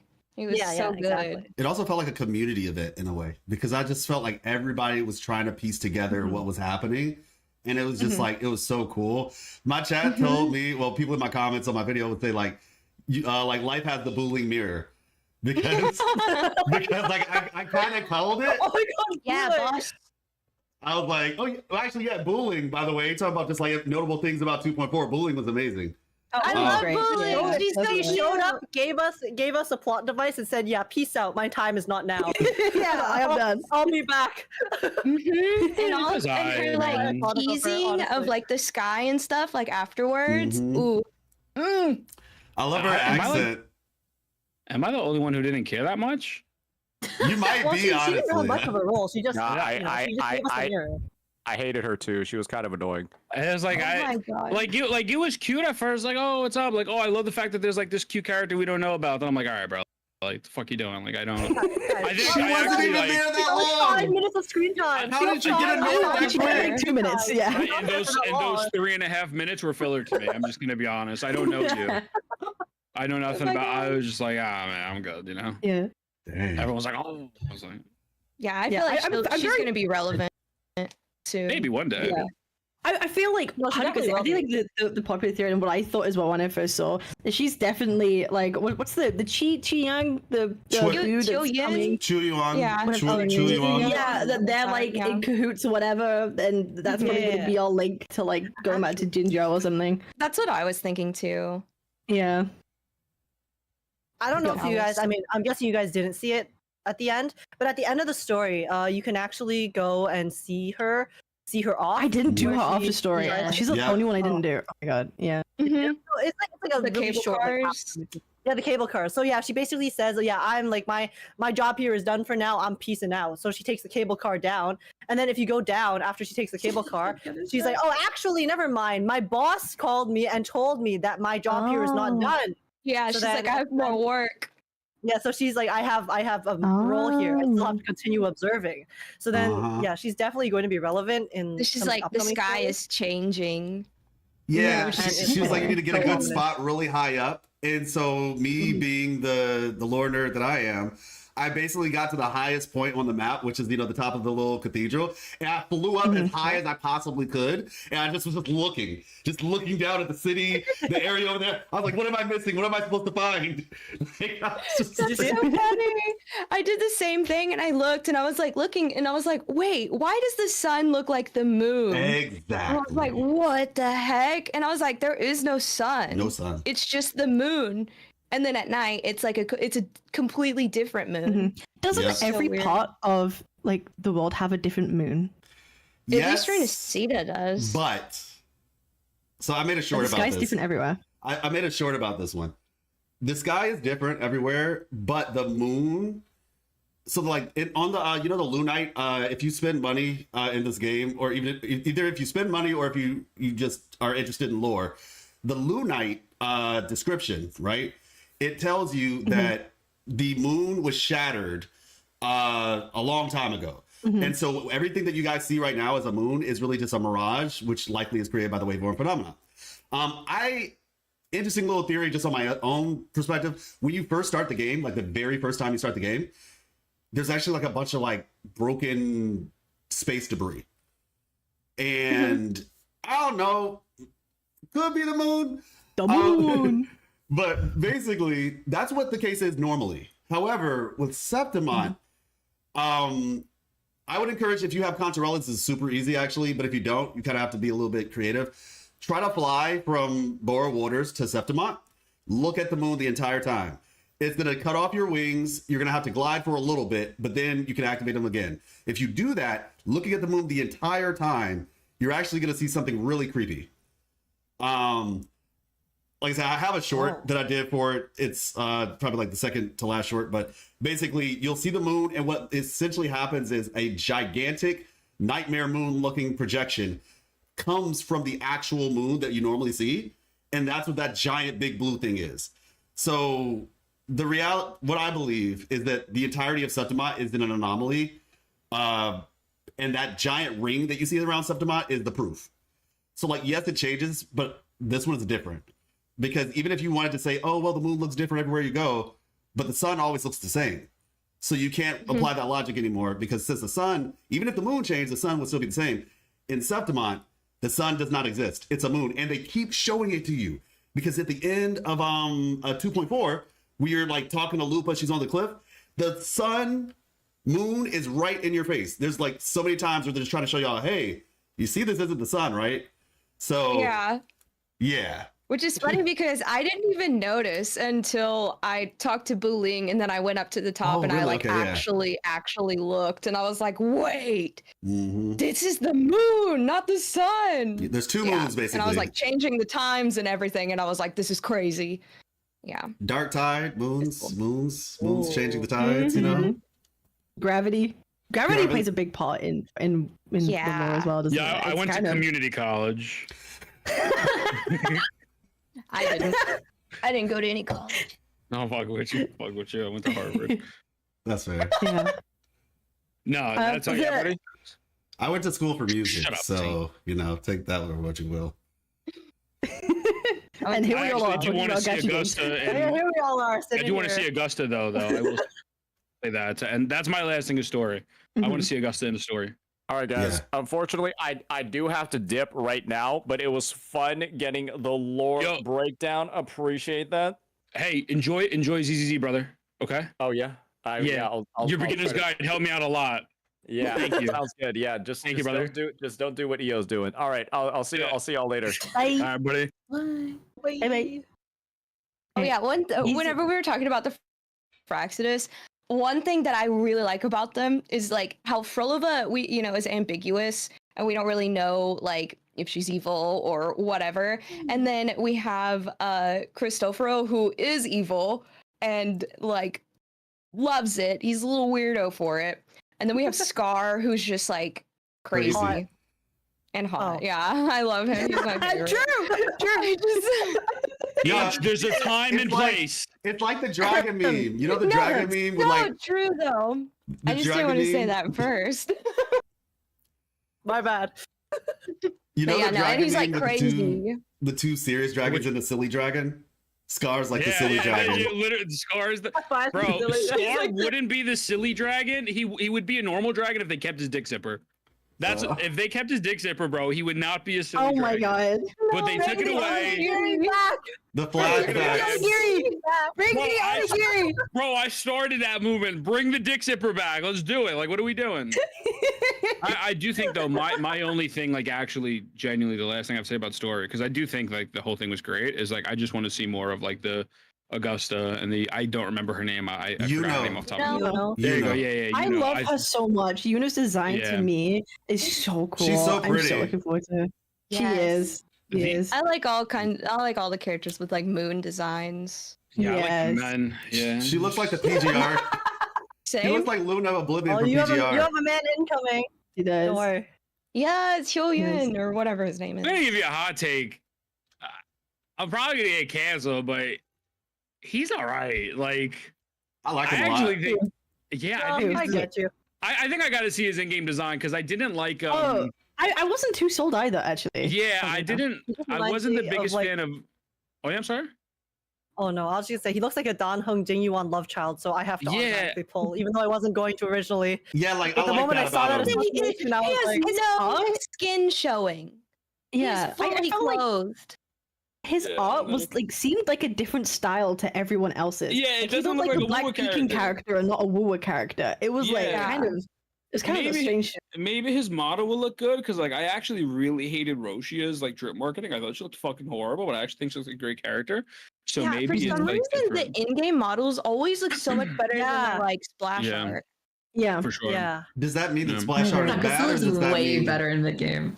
I just don't think the splash art is bad. I just think the in-game models are genuinely so just good. that much better? Yeah. I really do. Yeah, and you get to see like all the details. Like, yeah, I don't know, but Yeah, I like Choi Yuan personally. He looks like he reminds me of Kazuha a little bit, but like he's basically Jian Shin, but like a guy, in my opinion. Yeah, and I yeah. love the color scheme. So I'm excited. I like the. I mean, I guess they are like Taoists, so they are like very like they live out in the wilderness and they like Yeah. live off the land and. it's all that unfortunate kind of he's stuff. not going to sell because he's a man. But I mean, you know, it's the last one until Actually, 3 years. like, More It is what it more is. male characters that are like aesthetic. yeah, like Kalkaro and Alto. Like I like those. No. We don't need those two in particular because they fucking suck. But if you want like design-wise, yeah. Wait. Kalkara's good now. Lupa's don't know weapon makes him anything good. about the Wait. He's gonna combat come back. Bro, do you want That's Carpal not at the age of 28? Try playing Colchero. Oh my god! Like I This is was the literally. first character I tried to main, and I am not a combat person at all, and I was so confused. I Bro. was like, this game has parry and dodge. Why can't I do it? Yeah, it's 'cause it sucks, bro. But he is Kakara. cute or whatever. He is cute or whatever. We need. Oh my god. He's Not hot to, like, though. divert the conversation, we need another Electro character as soon as possible, please. I've been thinking need that an Electro character. too. Yeah, you know what? I don't want to say it, and then I predict it, and then someone's like, leaks. Yeah, I was gonna say But- something too, but yeah. Yeah. Say nothing. All I'll say is that 3, 2, 1. whoever you think is Electro is not Electro. That's all I'll say. Like, and whoever you least expects Electro is probably Electro. No, But no, that's- Brain gonna be fusion. We're gonna get 3 fusion characters this 2.0. That's what's gonna happen. We're gonna get 3. Yeah, I don't know. I do like the fact that they changed the colors of like Shorekeeper is not Glacio, she's Spectra. Like I think that's dope. Like they don't limit themselves to like design wise. The color of the special effects equals Mhm. what Their you are, design, right? yeah. Yeah. I think that's actually really awesome because it makes it more unpredictable, you know? Yeah, I mean, yeah, Chu Yuan could be Havoc. Yeah, Yeah, who knows? Yeah. You know. Have I don't know. Crazies. Sorry. No, the Havoc characters. It's the crazies. All of Yeah. the mentally unstable characters. Havoc. Yeah. And then Roshia. Yeah, but Roshia. And then there's Roshia. She talks to her imaginary friend like we just placate her, but like we don't see Pero at all. We're just like, yeah, sure, totally. Well, we're all talking to imaginary friends. None of us are real right now. You know? Do you guys associate the residents' attributes to influencing their personality at all? Like, do you notice anything like that, or do you not think it matters? There's no correlation at all. As in, like, you know, like if someone, like if someone's electro, they kind of have like a vibe about them that is kind of consistent for the characters, or if they're fusion, or do you not think anything like that is related? I don't think it's related. I really thought about it. I really thought about it that hard. I think it could be not so much a personality thing. If it was a thing, it definitely doesn't seem like personality. Because like Ling Yang and Sanhua don't seem like at all. It could potentially have something more to do with like, because somebody asked me recently where they were like, and I don't even have a full answer for it, but they were like, oh, what causes somebody to awaken? Right? Like what is it based on, like the particular trauma that happened or something like that? And so it could be that attributes are based on like something not so much personality based, but maybe like a struggle that they overcame, and maybe they have a similar struggle, like a scenario that happened. Yeah, because I feel like a specific trauma are like really passionate about like one specific thing. Like Yeah. Encore is really passionate about, you know, helping people be able to have their encore, and then, you know, Brand is very passionate about helping others be able to be free, and then Lupa, you know, is Lupa. we all know how she's like. And then who else is Fusion? Sorry, that's my main team. So it's Scar Fusion. Scar's Fusion, right? Harley's just hot as fuck, and she's like also. We don't know so. Scar. We don't. What if he's Fusion? No, because he attacks you with a color. A color hits you. So But color doesn't always mean. Does color mean? Sure. Yeah, I'm pretty sure. Scar Color... is fusion resistant as a person, and then Havoc and Spectra when he's like big guy. Oh yeah. Yeah. Okay. Yeah. He's just unknown. No, but color does. He's a mess. I'm pretty sure color does actually. Yeah. Color always means the thing. Okay. But yeah. So I don't know. It could be. Could have something to do with like what they've gone through or something. Wait till he's not playable. I feel like we need more characters. We just need more characters to be able to maybe create a solid theory. Do you? Because also a lot of the earlier characters. Yeah, that's okay.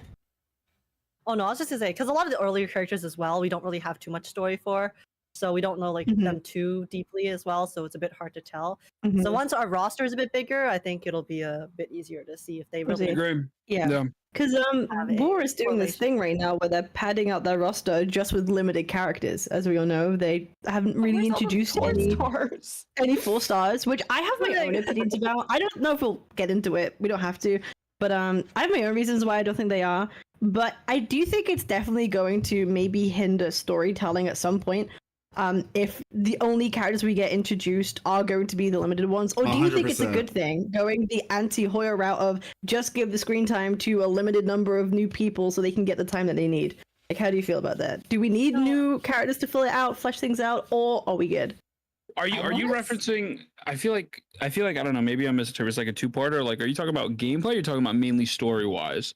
It could be story. It could be for story. Gameplay and story, I think, are 2 different things for like 4 stars, right? In terms of story, having 4-star characters be part of the story in some way to kind of, you know, you could do more things with more characters, right? Yeah. To a certain extent. I don't think it's going to affect it though.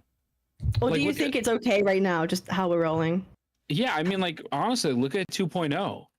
Right, like we had Act 1, like Roshia, Brant, you know, Carlotta, and then we had Cantarella, Zani. Like the cast feels pretty diverse, and they all felt very important. I think it's more of the fact that they're doing the thing where they introduce you to a character multiple patches in advance, so that way you can grow with them, and then the banner comes around.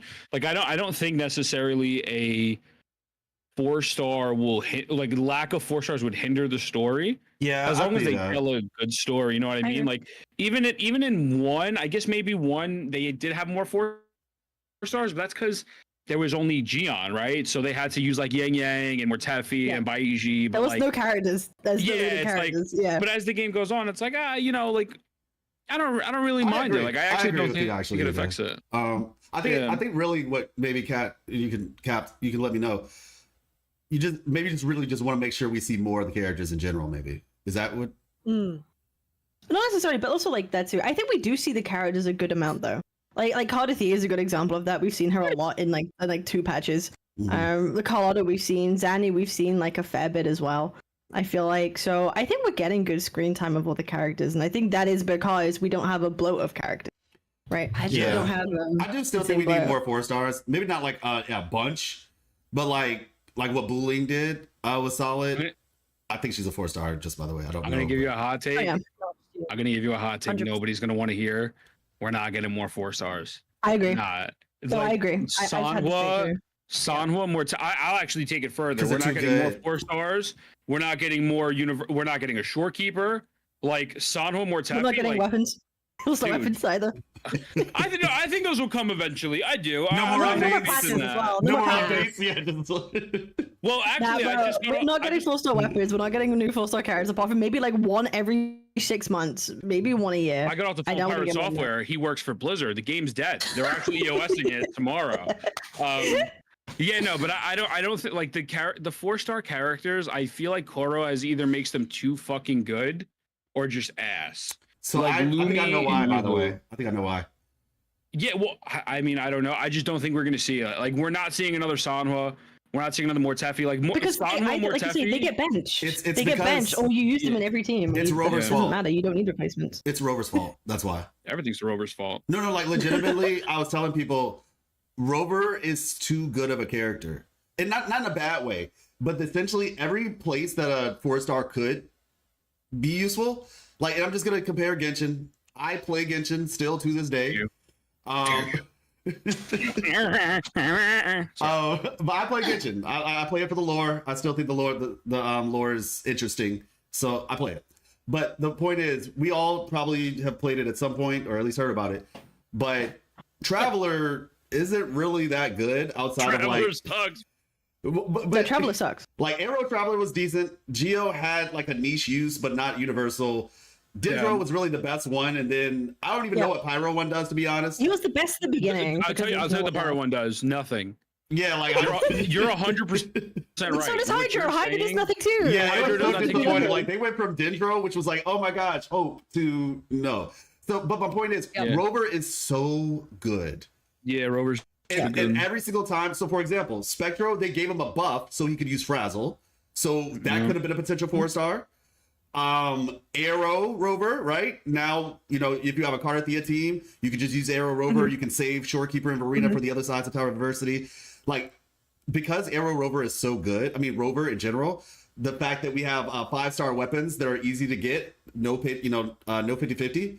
So there's your 4-star weapons. So basically, like, the 5-star Standard Banner and Rover existing make it to where the 4-stars don't really have as much reason to exist outside of just like potential, you know, like I said, 1 or 2 here and there that might be useful. Because people always say like, oh, why do we have like a 4-star like version of Peep? It's like, well, that's Rover. That's what it's kind of supposed to be. But the problem being that like the main problem people have is you can't have multiple versions of Rover at the same time. You can't use Rover in 2 different Rovers in 2 different teams, and that's where a lot of people's problems is. Like, 100%. Okay, well, we can't use Arrow Rover at one point and then Spectro at another. Like it doesn't work, right? So I think that's what people want, and people, you know, wondering why doesn't Arrow Rover have error erosion when that really doesn't make. He doesn't need to have it either. Like he doesn't. You think if they allow that? He doesn't need to have. Like they let you use multiple rovers at once, like the one fight in Cartethiya. Honestly, yeah, that would be the solution. I feel like is let you be able to switch depending on your different team. Yeah, that would actually be eventually. They did that with Nerf Rover, though. I don't think so. Maybe I'm. Wait, what were you saying, Age? I'm sorry, I didn't mean to cut you off. Oh, I'll say maybe that's just the pessimist in me, though. What'd you say? Because if Rover be happy and used everywhere, then it's like, what's the point of swiping for other characters? But I guess I don't even like swipe for meta anyway, so I don't even know why I'm in this conversation. Kuro's characters, like I would tell people, they're like, oh, isn't that hard game, Wuthering Waves? I'm like, the hardest part of Wuthering Waves is not the combat. The hardest part is choosing which characters not to get. Because it's like every character you want to get because they make them so well. Like that's actually the hard part of the game. It's just like, who do I have to skip? I think, WUWA's kind of done that to themselves, where like the game, I kind of said this, it was a bit of a hot take, but WUWA isn't a hard gacha. Compared to the others, it was kind of advertised as being the more hardcore gacha, but it turns out it's actually kind of the easiest. As long as you invest in characters, it's not actually particularly like difficult. So I don't know. I think team building is going to be definitely interesting. I think it varies. I'm about to say hologram 6 is maybe like hologram 6 is a little bad. Okay. Yeah, I think it varies. Shorekeeper is too broken. Shorekeeper is like the one must-have unit. I don't. I feel like Lupa's like their answer to that. Verena is too broken, actually. Wait, who? Verena. S2 Verena is broken. Like the fact that Verena with I think Shorekeeper's weapon, but even if you don't, variation is insane. Verena, even when Shorekeeper came out, was only like 10% worse than her. And in some teams, she's even better because you don't have to worry about like the long, like teams that have longer rotations. I prefer her with Camellia. Yeah, exactly. Verena with Camellia. So it's just like Verena's kind of, she's an insane character. She's just insane. But yeah. The only useful standard character. to be honest. Yeah, the rest of them are fucking. Hey, leave Encore alone. Encore's good. With Yinlin's weapon, Encore is actually insane. She's basically Gian tier. He carried me through like the I first said half of the game. With Yinlin's weapon, Encore has similar numbers to Gian. That's Gian's like yeah, but you gotta play like someone fact check that? Is that true? No, it is true. It is true, but you have to play like a professional, bro. Like, I'm not gonna lie to you, Encore's buns, man. Sucks. I'm so sorry. I have a vendetta against this man. Gian, apart from WUWA, he sucks. He's only sucked less now that they fixed the way holograms work. That's it. That's the only reason why he's now less ass. But I've gone from like loving him to hating him. I'm sorry.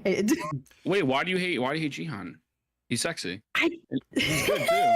How dare you, I've been spoiled by Cartethiya. I've been spoiled by Cartethiya and how she plays. She plays so much better. She's just so much more stronger, and I'm just like, damn, like compared to, I don't know, bro. You turned into a Toy Story meme. I don't want to play with you anymore. You just dropped Gian after you. That's fucked up. I would have some loyalty. If I turn between my S0 Cartethiya and my S6 Gian, I'm picking my S0 Cartethiya. That's how much I just don't really care right now. I just don't. I mean, Cartethiya is busted. To be fair, I get it. She's an insane character. Great. Like, she is great. I'd say she's the Miyabi of WUWA. Yeah, kind of. In terms of strength, I can see it like a slight comparison, but not in terms of like how the game plays. Wait, Carlotta's closer because she just like stuns them. Like Carlotta's so safe and free, and she does so much damage. She's busted. I actually tell people to get her. Like, if somebody were saying, "Oh, what's a beginner character?" I always just say get Carlotta because she's like the amount of strength she has for how easy she is to use is like it's insane. I like turning my brain off. Carlotta's busted. She's the most free to play unit, I think. Yeah. Speaking of how people feel about units, who's actually pulled for Lupa? I did. I got S3. S2 R1. Yeah, S3. Yeah. S3? I'm trying to get S3 actually. I'm trying to get S3. How do you guys feel about her playstyle? I don't want to talk about meta too much, but like, how do you guys feel about the way she plays? Are you happy? I Are you love how her kit feels, but I hate that she's not a main DPS. Like everything about her feels main DPS when you play as her, and then you see her numbers, and you're just like, Maddie, anyone can be main DPS if you try hard enough. Yeah, you know, low key, that's so really you really can though. Like, can I tell you what my stats are? Okay. I have 78 over 280. That's like my stats. Okay. And it's S2R1. She obliterates. Like not like it's not like obviously she's not main DPS, but like she really, you don't notice it. I've seen people who have Havoc Rover with like 300 crit damage, and they're hitting for 300,000 on his ultimate. Like if you invest into the character enough, I've seen DPS Verena. It's kind of crazy. So I don't know. Did someone post a clip of DPS Verena on Twitter and it went viral? a while back, like 2 weeks ago or something. Yeah. Oh my god, DJ Cam, he did. He posted a arena on like a level 90, like a hologram, whatever. Dude, how does someone have the time to play as a DPS arena? I don't even know, but dedication. I think man. it was fun. I feel like It's she's the Winter Soldier. I made a thing. I said she's basically the Winter Soldier of Wuthering Waves, because some of y'all might not know it, but if you get a kill with her skill, when they like her skill puts a mark on them, and then the second part, if you kill them, it resets your skill. So like Katarina. So like Katarina from League. Yeah, I think people were saying that. Yeah. And so basically it was just like I was like skill again. Skill again. In the open world, yeah, it's fun as fuck. It is. Yeah, she's really fun for the open world. She's fun to use. I don't fun. care if it takes longer to clear. If she's just more, like, to be honest, like I don't particularly mind. I think my biggest issue with her is the other fusion characters. I really don't like how Chang Li and Brant play. So I'm really hoping for like more fun. You better watch out because fire characters. Yeah, the Brant and Chang Li main subreddit are very mean, and so if they get this clip, they're gonna. I've been on the receiving end of both, and so is Sane. I'm just saying. Because like Chang Li just feels so clunky, and then I don't like the characters that spend so much time in the air. I feel like you just get domed like mid hologram fight constantly as like Brant or Chang Li. I like it. Brant dodges like half the hologram attacks. Yeah, I like his dodge counter is like longer than everyone else's. So then you do like you dodge and then you do the dodge counter, and then you're just sitting there like an idiot. Maddie, do you do quick swap? Just curious. No, I definitely got hit during it. Do you play quick swap at all, Maddie?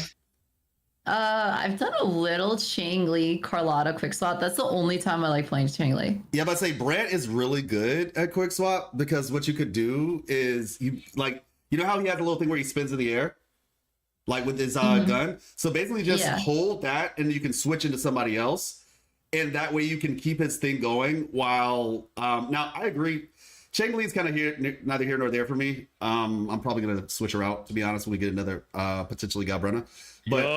But for Brant, at the very least, when he spins, switch out of there and he won't get hurt. And then also when his anchor's coming down, hit the anchor, switch out of him. Like you do that, you won't feel it. I know that's like, kind of meta-y or whatever.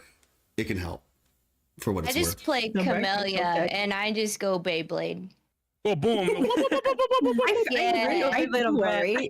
I do worry with the introduction of like new characters, how people are gonna feel about older like 1.0 characters. That's definitely like gonna be. People tell me they don't like Camellia anymore. I don't play her. A lot of people. I don't. I honestly never really liked how Camellia. A lot of people never really liked her, but I personally love her. But I understand why people don't like her because she gets knocked out of her spin like. She gets knocked out of her So spin, often. her ephemeral, but also you have to do like you get to up there. It's like okay. Yeah, you got to get to the 9, swap off. I think she's great. She's still amazing. I like her too, but I was just surprised. Like people saying, "No, I actually dislike this character." I was like, "Oh shoot, I never expected." I mean, that. I get it though. Like you go from playing Camilla, who's like, from a casual perspective, like the second hardest character to play, to then there's like Carlotta. It's like, why would I play Camilla? I can just fucking hit E twice and freeze them. Yeah, win. Like, so I get it, but there's no.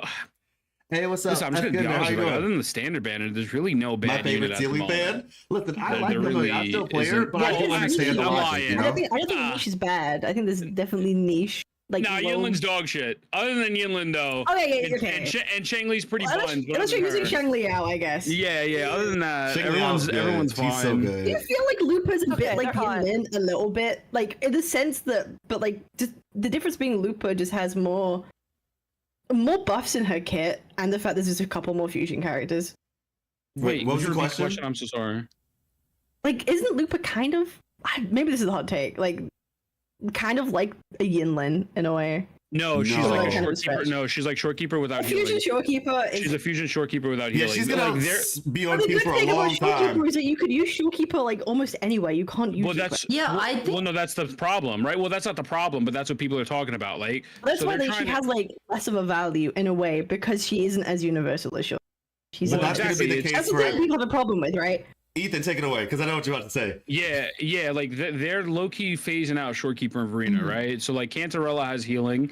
You're not gonna really use Cantarella unless whatever Havoc character comes next. I mean, we already know who it is. They officially announced it's for Lova, right? Yeah. Or like let's say, for example, Lupa, right? Lupa is going to amplify, and then Brand's going to shield and heal. So then after that, like they're creating Arrow Rover for Cardi and Shiakona. Could you use Shorekeeper? Absolutely, right? But realistically, the best thing is like kind of to go with that element. So in a way, they're phasing out Shorekeeper. No, I was gonna say the same thing. Like Shorekeeper being phased in favor of mono teams. It feels like and the thing right, is, mono attribute teams. Even with Shorekeeper, one of her issues. I'm sorry, I think it's so funny. Upi is just over there playing Uma Musume. Okay, sorry. But even with Shorekeeper, like I like Shorekeeper a lot. I do. But if you don't have like S2 where like her spiel gets wider and the timer is longer, there's so many times where you're doing your rotations, and if you don't do it perfectly, like you just run out of the buff basically. And which is why, like I said, Verena is helpful in that regard. And then like I said, with the fusion team, you don't even need her anymore because Brent will heal. And so she's still good. Do not get me wrong. But I can definitely see a reality. Like it's kind of like Bennett from Genshin, right? Where it's like Bennett is insane, but you still have to play Circle Impact. But as soon as they introduce somebody who can give you similar buffs, who does not restrict you to the circle that the holograms can run out of, and they'll just be like, the circle will be right here, and the Century Construct will be like right here, and I'll just be like, oh my gosh, because now I have to go over to you and so you don't have to worry about that if you have Brant in Lupa, or if you have Arrow Rover and Chacona. You notice actually Chacona and Contarella, both of their fields are like football field stadium big. So is Chacona's field that big? Yeah, is it really? Huge. Is it? I actually hate playing her. I fucking despise that character. Like just straight up. So I can't stand that character. No, like legitimately. I never use her, to be honest. I won't That's play quite party funny. with her. Like, or if I do, I'll mute the game. I just can't do it. Now that I understand that. I think they should give people an option to turn the song off if they want to hear it. Yeah. I also just don't like the way she plays. Okay. Like fair. I understand like a lot of people like her. I don't fucking like her. It kind of feels like I kind of get it though. It kind of feels like we need a character to apply error erosion. Let's just make her stand there, sing, and it just like triggers every couple seconds. Like it's kind of how it feels. Like, basically. But yeah, it's a really big field. Like it's like, have you tried Contarella? Like when she goes into water mode, have you like looked at how wide that water field is? Oh yeah. I don't have it.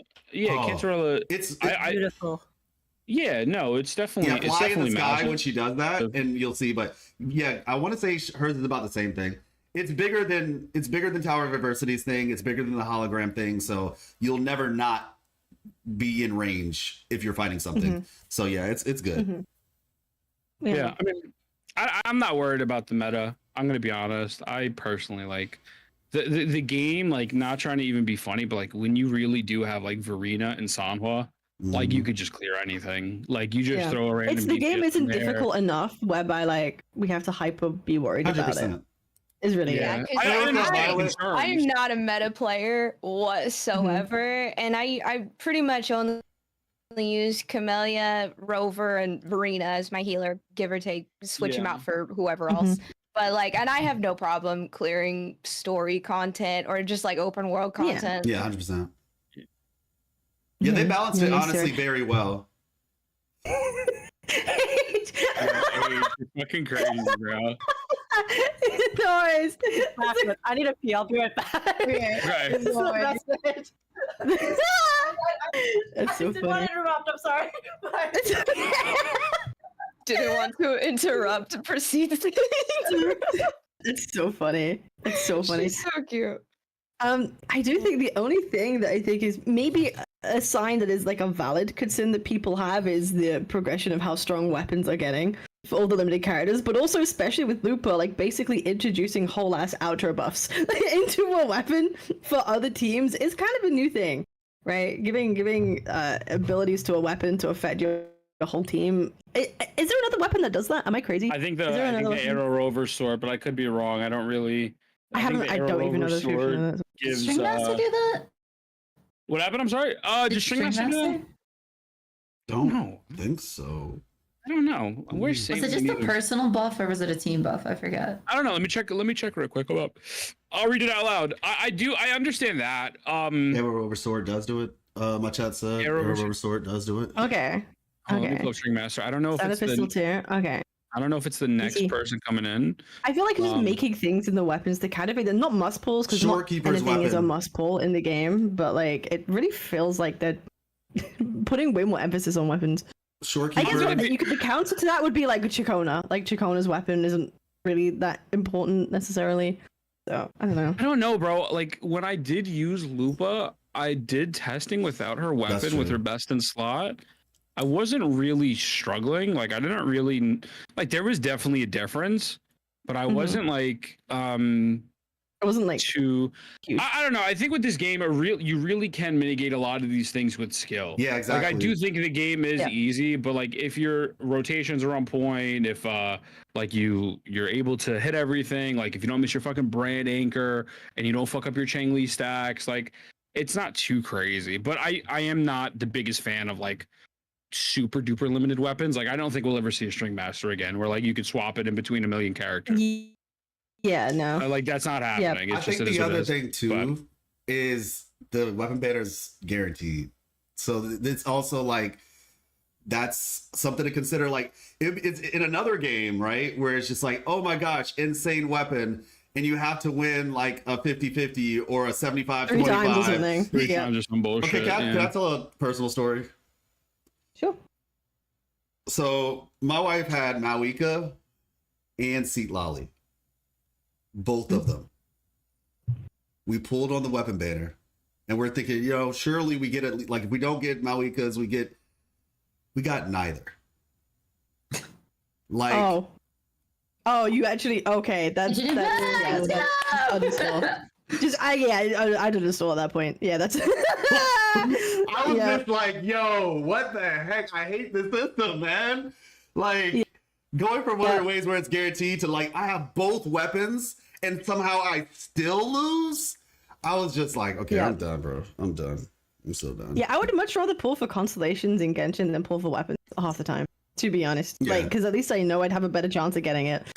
Like, straight up. You know I what think pisses me off in Genshin? Is it ruins the aesthetic if you don't get their weapon. But in WUWA, like most of the time, it doesn't matter because they use That's their so own weapon true. anyways. Hey, whoa. That's so true. You know what my biggest fucking problem with Lupa is? She has the best looking weapon of all time. She just uses her fucking lance the whole time. I think only one of her aerial attacks. In the air is the only place. You see it in the air. Bro, like for 2 seconds, like the rest of it, like I want it. Dude, her rotation's like 3 fucking seconds, so you never see her. For the 3 seconds, I want to see her use that big ass Buster sword. I understand bro. what you're saying, That though. shit looks fire. I think she has the coolest weapon. Elden Ring. It is. It's the sickest weapon in the game. Wait, you feel like way less like pressure to pull the weapon then, because now you're just getting it because like you really want it to like buff your character up. You're not there like, well, I want my character to look cool too. Yeah, no. So you spend $300 so your character can have a little drip. What happened to them giving like weapon, not like skins, but like being able to like turn them into different things? I feel they kind of forgot about that. Yeah, it's elusive realm, and Well, I'm wondering when we'll ever be able to get, because like you could turn it invisible, like which is great for Gauntlet characters, because like or actually Rectifier and Gauntlet, because like with Zheja, you basically look like you're just literally painting with nothing with you, and then with Jian Shin, she looks like she's just doing the little thing, no gauntlet, just it's sick. I wanted that back too. Yeah, I don't know why they didn't do more of those projections. Yeah. That's what it. I don't know why. I think we need more weapons and more. I know we just got 2 Gunnar skins, but like I need more League of Legends type skins. Like skins that like change effects and stuff. Like it's so sick. Like I'm not even trying to like shill. Like me and Kat played Girls Frontline 2 the other day, and like Girls Frontline 2 has a fuck ton of skins. Like so many. The game's only been out for 6 months.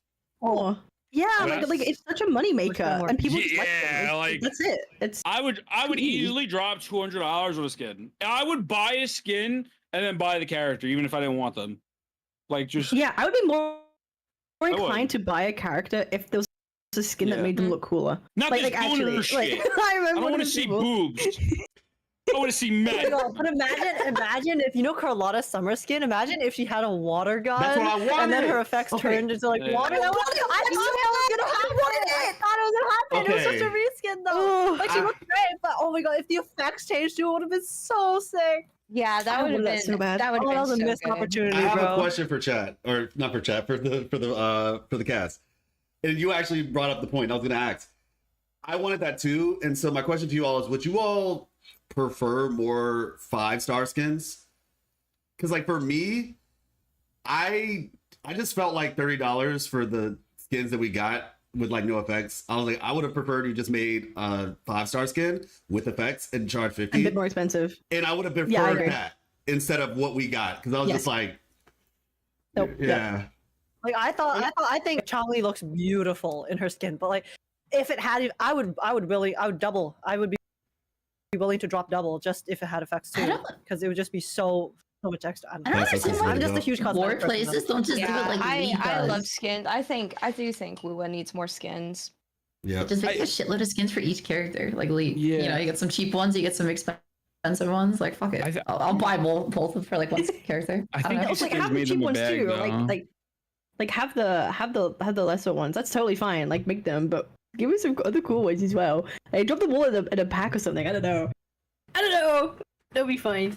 Spam in the feedback for more skins. I'm gonna spam them to bring back Elusive Realm. That's what I need. Yeah, legit. Oh my god, don't get me started. Don't get me started. All right. Is there anything else anyone wants to bring up to round off, or are we all happy? Actually, no, I don't have anything. I don't think. Okay, Genshin Impact awesome. is Wow. better. Yeah, And Genshin Impact. Go play that. if you don't instead. keep this in the video, you're a What robot. It is what it is. Yep. So, up to you, chair.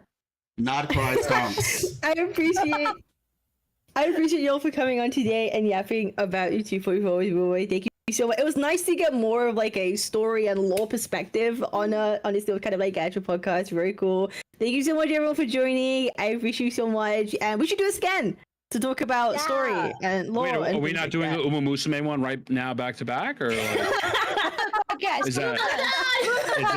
Did I get bamboozled? That's the after party. That's the after Did party. I just sit through waves for nothing? Podcast after dark. Podcast after dark. Wait, this whole time. Cap, thank you for having all of us to the goat. Everyone else, you have a great night. Good night, Stinkies. Thank you everyone. Good night everyone. Also, Chad, Bye. everyone say Betomo, Thank you for having me.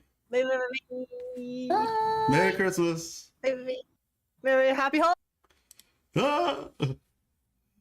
Wow. That was a fun time, right? That was a fun time. Bloop. Oh, wait. There we go. I actually have to turn the game on now. Let me see.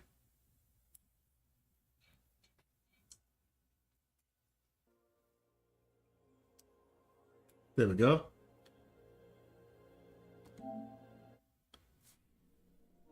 And let's bring this up some. And then let me switch over. Oh. Well, that was fun. Beautiful background. Thank you. All right, let me bring my camera back. Oh.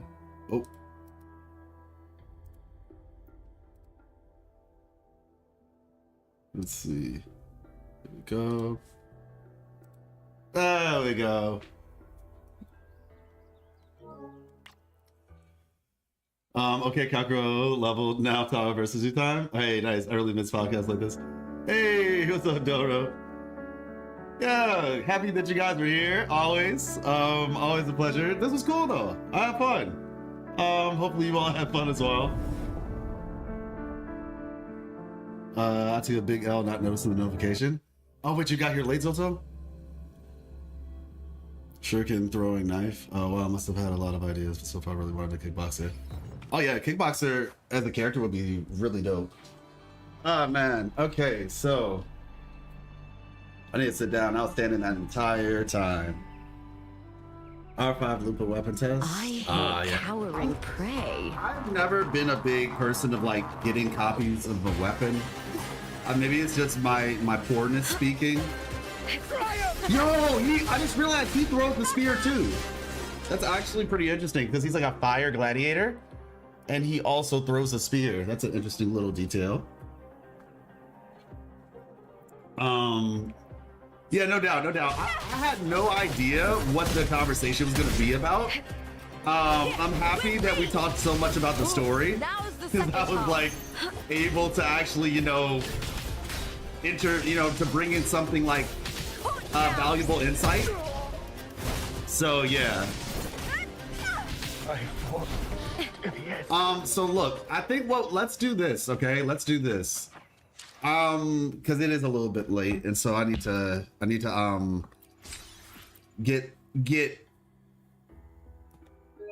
some things done on my end. I got a lot of videos to work on and stuff.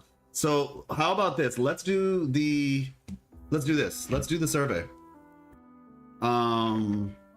This is gonna suck. I just realized this is going to suck so bad.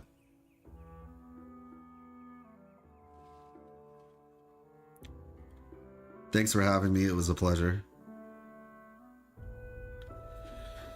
This is gonna suck because I'm doing it on PlayStation, so I'd be like, my time to shine. I'm telling you. All right, start. Next page. This is gonna be rough. Hopefully, it's not too bad. Yeah, I felt like you cleared up a lot of things people might not have known about the story. Yeah, the Mia disrespect was crazy. I'm like, yo, new content 2.4 main quest. Very satisfied.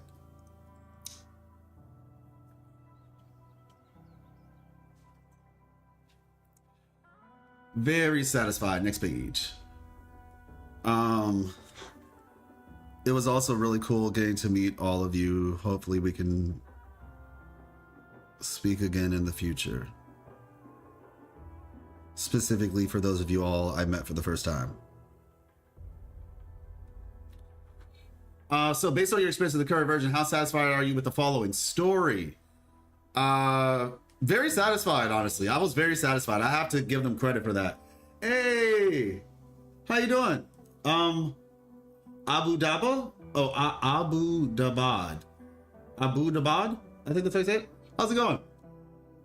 Hey, Taby. Hopefully I'm saying that right. You can correct me if I'm saying it wrong, by the way. Don't worry, this whole chat disagreed with him. But yeah, I was like, the Mia disrespect. I was like, yo, and you know what's crazy? Because I just tweeted. I literally just tweeted about, I was like, I miss her. I literally just made that tweet like earlier today. And a bunch of people were like, same. I'm like, do you all realize how much happened? Hey, what's up, D? I was like she deserves a statue. Like Mia straight up deserves a statue in Renacida. She single-handedly stopped the Dark Tide from taking over. Like, yes, everybody fought, right? But if Hercules gets a statue, Mia needs a statue too. Because if she did not sacrifice herself like that, the Leviathan would have been able to get into the core 20 years ago, and Septimont, not even Septimont, all of Renacida would not be the same. Because that means that the Thernodian will be even more powerful. Real talk, if he got, listen. If he got what he wanted, like if the Thernodian actually got what he wanted, or she wanted, I don't know, I think it's a she, sounds like a she. If the Thernodian actually got what she wanted, Mia would have went into the central hub. She would have gotten the information that she was looking for to find whatever that thing is somewhere else in Septimont. And then the Dark Tide would have actually come to fruition in Septimont, and then it would have hit the rest of Renacida, and then it would have went over to Jinzhou, because that's the whole purpose of the Dark Tide. The whole purpose is that it creates essentially an evangelical force, right? An evangelical force to spread the gospel of the Dark Tide. And that's the goal. It's to take over that one area and then go and take over the next. And the Leviathan would have, she possibly saved, like the amount of people she saved is insane. And nobody knows who she is. They refer to Thernodians as it. I mean, yeah, I don't really make a big deal about it. If the voice actor is a woman, you can call it whatever you want. World exploration, very satisfied. Environmental visuals, very satisfied. Music and sound effects, very satisfied. Yeah, we're chilling this one, y'all. The thing is, like, sometimes you have to be like, yeah, you guys, they did a good job. Let's see. Makes me wonder if Cartethiya knew about Mia's existence since she said many have fallen before her. I don't think she knew. No, I doubt it. I don't think so. Because she didn't even know who she was. You see what I'm saying? Like, she didn't even know who she was until what happened. You get where I'm coming from? Because she just thought she was a normal girl. And then when the dark tide happens in Raguna, that's when she figures out, oh yeah, you don't even, like, the Threnodian basically said, you're my resonator, right? And that's then she, you know, she kind of was like conflicted, like, oh shoot, am I like, you know what I'm saying? So, because it seems like the Threnodian wanted her to, it seems like the Threnodian wanted Cartethiya to live a normal life, so that to make it convincing, basically.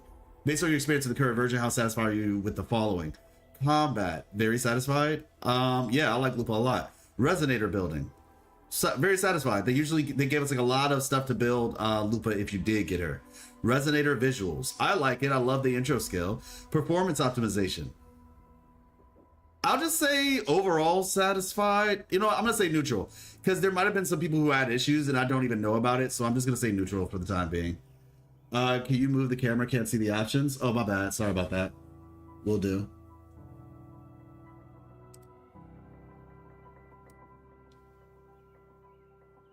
There we go. Sorry about that. I wonder if there's a third Threnodian daughter. Yeah, I mean, that was something interesting too, because I was like, truth be told, there could be like an untold number of Threnodian daughters out there, right? Like failed experiments. The thing is, there's probably, because Mia didn't know either, there's probably failed experiments out there that have no idea that they're failed experiments. They're just living their lives normally. When it didn't work out, they just were sent into society, and they probably were given like a false history for their own mind, and then just went into society. So yeah, it very much is possible. Something that was interesting that they brought up on the podcast. Yeah, you were saying that earlier. Yeah. One of the things that's interesting about that too, somebody brought up on the podcast, was just that let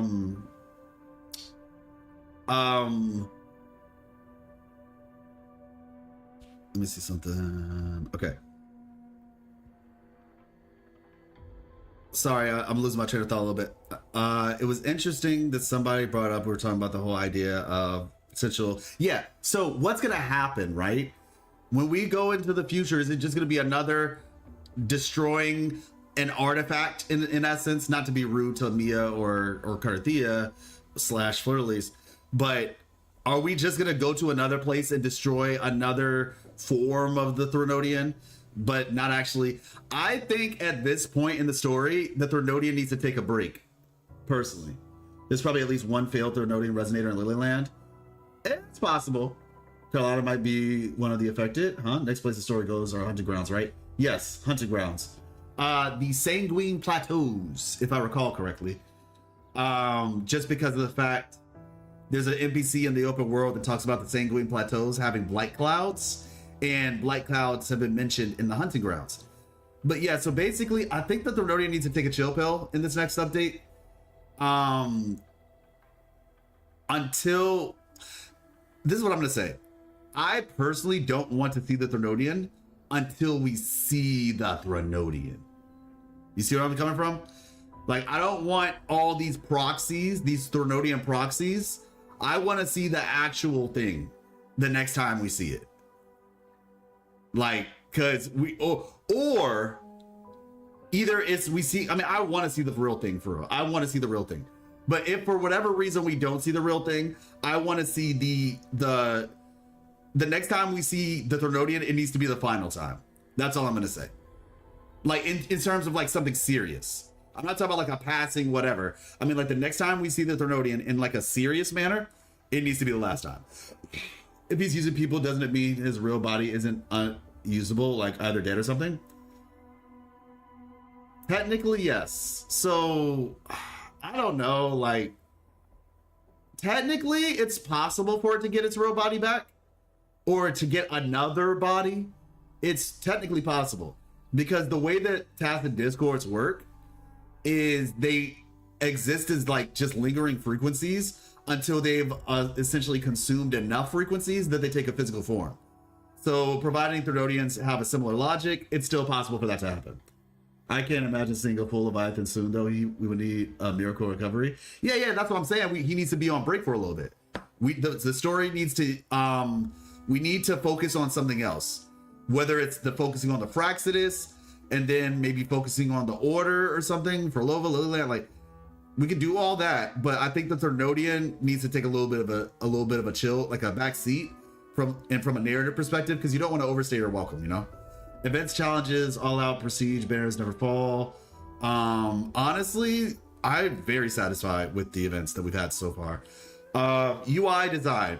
Actually, the UI design was good for the events. I know we talk about the actual game's UI design needing some help, but the events UI design was fun. Co-op experience neutral, because I haven't really done co-op. Hey Jello, consider we're going to find out Imperador's secret soon. The next major Leviathan encounter might be the climax for Rita Cita arc. Agreed. Test. Yes, you are here, Zolto. A huge enough catastrophe could give him enough power to return, probably. Yeah. I mean, gosh, it sucks to say this, but it might be Cartethiya. And General Bullseye, I think you were referencing that too. She did. Oh, see, General Bullseye literally right as soon as I said it. Because the next big thing could be what Cartethiya mentioned about feeling not so good and not having the best hold over herself. That's kind of a scary thought to think about, because you saw what the Therodian did to Mia's body. So like if Cartethiya ended up falling prey to the Therodian, like, I don't know. Mind Reader General Bullseye. I know we were on the same frequency. What do you think about the amount of people? She's in Black Shores? I mean, yeah, but not forever. I'm telling you, connection theory. Did mention she's feeling different. Rover sent her to the Black Shores to run tests. The Therodian can put Cartethiya in the same fate like Mia. She was driven mad. Yeah, exactly. True. She said to the Therodian, yep, it's influencing her again. The balance is off. I originally thought she was good. I didn't know that she was still having to keep a balance, but I guess technically it makes sense. As long as the Therodian exists, Cartethiya will forever have to worry about that balance. So the question is, like, what are we going to do with the Therodian and Septimont? It's kind of like one of those, like, 50-50 situations. And you know what? Now that I think about it, oh my gosh. This is why I like talking to y'all about this stuff. You know how the Fenrico, as Fenrico got older, the older he got, the more he fell prey to the whispers of the Therodian. Not Fenrico, I'm sorry. What was it? Pope? Not Pope. Y'all know who I'm talking about. What was his name? The Primus, the Leo the Second. What was the Primus? The old Primus's name? Yeah, they need to do something about him ASAP. Napoli, thank you, Napoli the Second. Yeah, because, and so theoretically that means that Cartethiya could fall under the same problem. Like, it's long from now, but it still just means, like, if something ever happens to her, she becomes more susceptible. And that's a risk you might not want to take. What do you think about the amount of playable content? Sufficient, the actual playtime is appropriate. Yes. What platform do you usually play on? Mainly console, mainly PC. Mainly console, actually. I play on PC, but I need to upgrade my PC. So I'm playing on console right now. I can play it on PC, but it just makes things easier. Visual fidelity. Okay, how satisfied are you with the following for version 2.4's console performance? Honestly, 2.4 was really good. Very satisfied. Actually, I remember in the beginning of 2.4, PC performance was a bit rough, but PlayStation was good. Second half, Quest, along with the associated locations, was released. How do you like this feature where a main quest is released in the second half of the game's current version? Yes, please, everybody say I like it very much. I like it very much. I hope y'all said that, because this, as I said in the podcast, was the single, like, it was legitimately one of the best decisions they could have made. Like, I am so serious. This is one of the best decisions they could have made to split the story up. That is one thing I like about Leviathan. They are more cunning and thinking, which makes us for a scary villain. Absolutely. Doesn't PS5 performance cap at 3 FPS? Will you use the highest settings? No. I don't believe so. I usually have it at 60 FPS. You can't really adjust the settings like that on PS5 anyway. Well, I mean, like, you can, but like, hold on, let me show you. I'll show you. Are you looking forward to future storylines that feature events that feature resonators you met before? For example, Calcro appears extremely. Appears in the event all out towards the... Oh, I didn't even know that. I have to finish it. Which of the following resonators are you looking forward to? Can I say all of the above? I'm looking forward to everybody. If you all didn't... Oh, they confirmed that bullying is a resonator. Or they confirmed bullying will be playable at the very least. Yo, Scar is not on here. But if he was here or Christopher was here, it would definitely have to be a secret. I'm coping, I know. Yeah, PlayStation only changes quality. Let me check. Yeah, but I'd say 60 FPS, it usually stays there. What type of gameplay features are you looking forward to in the future versions? Strategy sounds fun. Co-op sounds fun. Parkour minigames sounds fun. Roguelike sounds fun. Co-op content that emphasizes cooperation. Interesting. Overworld exploration. Combat. I really am not the biggest person for management simulators. That's just not my thing. Ask for more story screen time for older resonators. Oh yeah, I did. Oh, just like in general, like as a type. Yeah. Which of the following series have you watched? Tom and Jerry? Is Tom and Jerry like popular in China or something? That's a crazy. Okay, Digimon. I mean, I've watched Tom and Jerry. I've watched Full Metal Alchemist. Sword Art Online. That's crazy. Tom and Jerry is. You picked Tom and Jerry? Gurren Lagann. King Ganashara. Have I watched that? What's King Ganashara? Is there a more English name for that? Pokemon, Yu-Gi-Oh, One Punch Man, SpongeBob. I watched Blood Blockade Battlefront, but I kind of got bored. Hunter x Hunter. There's some stick drift. That's why my thing is doing this. Dragon Ball, JoJo, Mob Psycho, Inuyasha, Solo Leveling, Naruto, Demon Slayer. Yep. Tom and Jerry collab incoming. I know. Do you do video reactions with like fans or just answer questions? Video reactions. Okay. So, Bullseye, I'm trying to understand the question. Do you do video reactions with like fans or just answer questions? So are you saying like if there was like a video where like I would, like people ask questions and I would just like answer them basically? Like a Q&A video, is that what you mean? Because I've done like videos, so I have a second channel. I have two channels. The one that you're on, and well, technically I have three, but for Wuthering Wave purposes, because the other one's for Marvel Rivals. For Wuthering Waves purposes, I have this channel, and then I have my More Life Lessons channel. This channel is dedicated to like the high quality edited stuff and like interviews. Whereas the other channel is dedicated to things like,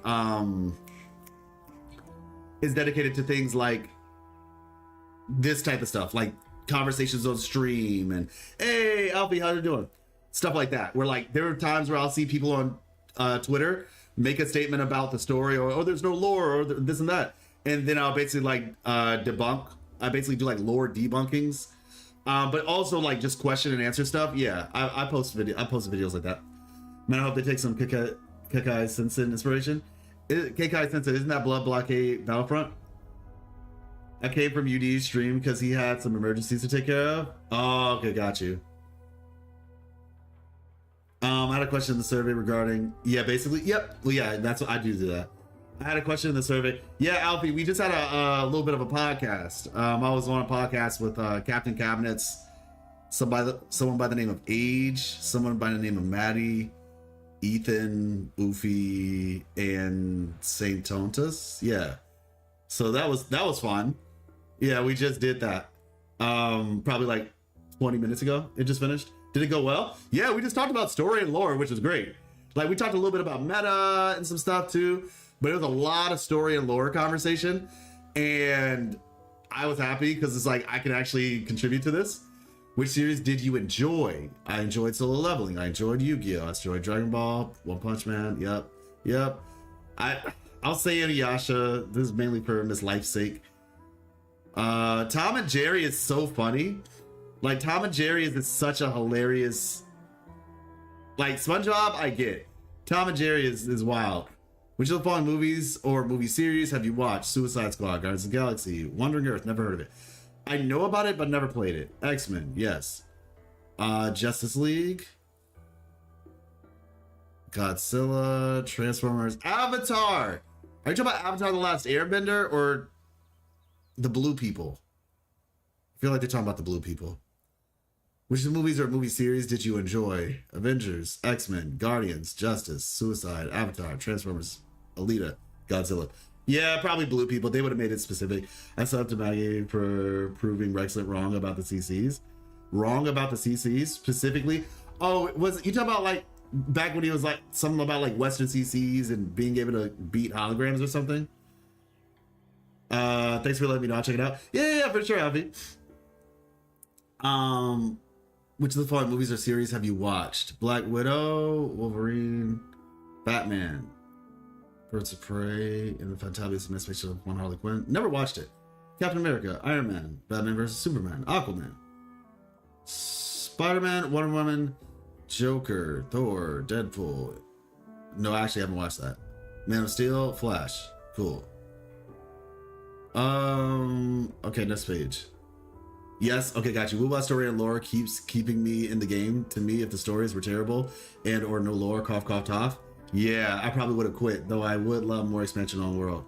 No, yeah, for sure. I played Tower of Fantasy up until, like, gosh, man, like, I put the survey way back that it might be nice to split the story across the patches.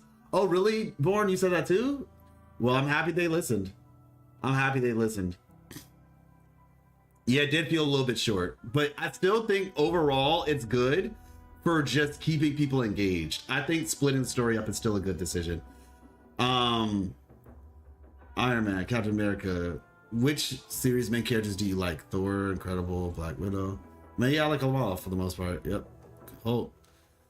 Stick drift is so rough. It's so rough.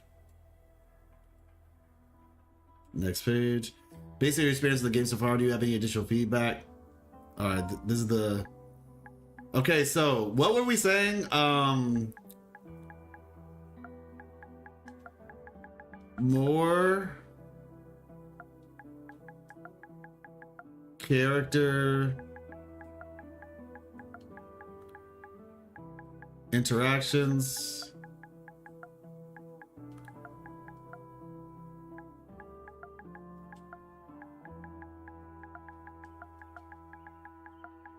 Interactions. Great job as of recent.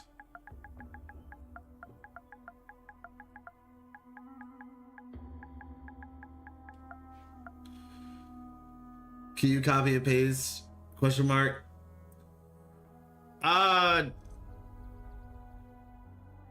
From what? Copy and paste what exactly? More male characters, more 4-star resonators with negative status. Since 2 more 4-star weapons make the QTE impactful, they need to matter. Let us fail if we don't click it in time. Oh yeah. I'd say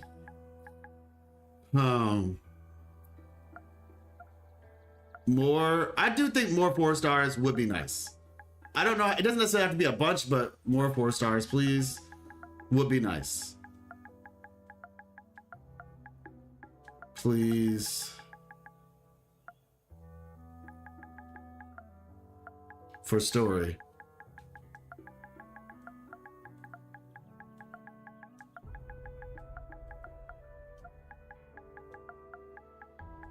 More male characters.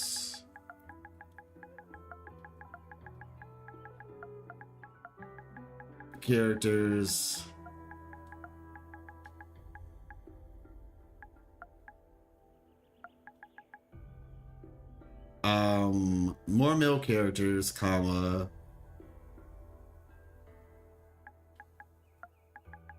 with 4-star emphasis.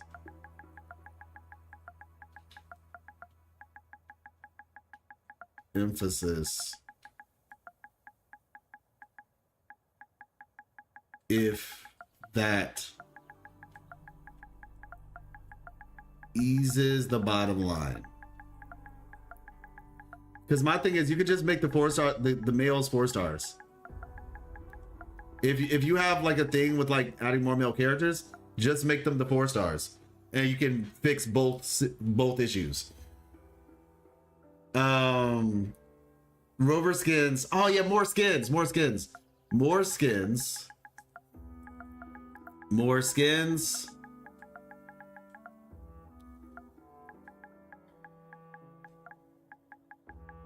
And for those skins, I want them to be premium.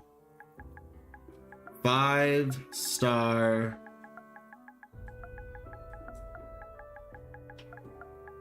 Preferably. How much can I write? Preferably.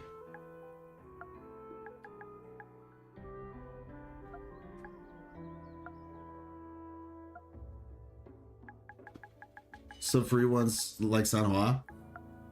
Yeah, I'm sure they'll do free ones. I guess I'll say more 5-star over 4-star. Preferably. Rover skin. Would a way to organize quest items be good feedback?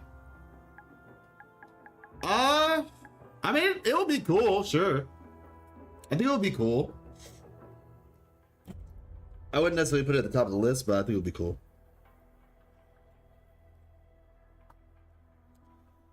Yeah, Rover skins. You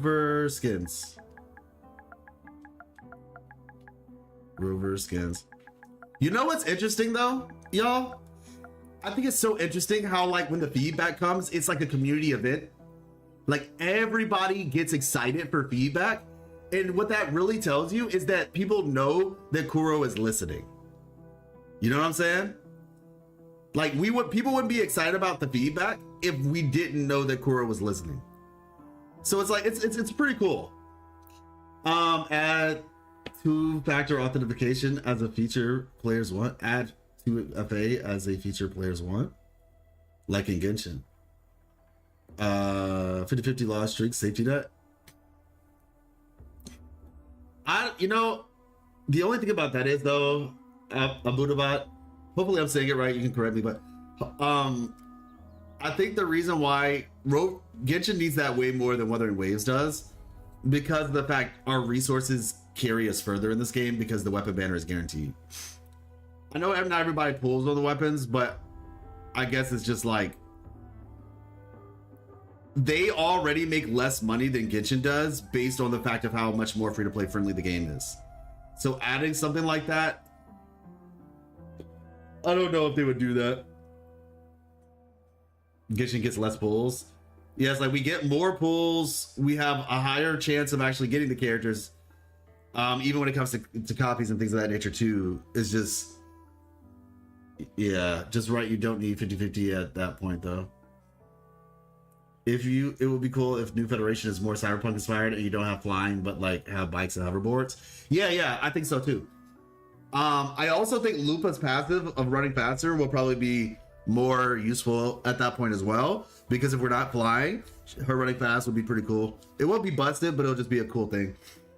I saw on Google Genshin Impact was celebrating making $442.1 million. Crazy. Yeah. Let's see. Rover skins. Capturing radiance, which ribbon streak of bad luck on 50-50s. I have lost 10 to 12 50-50s. Ah, man.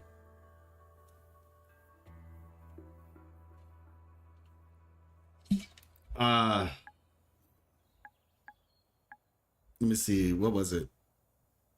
What if it would be rewind button for cutscenes? Rewind button for cutscenes. You know what? Screw that. Replayable story. Replay Replayable story.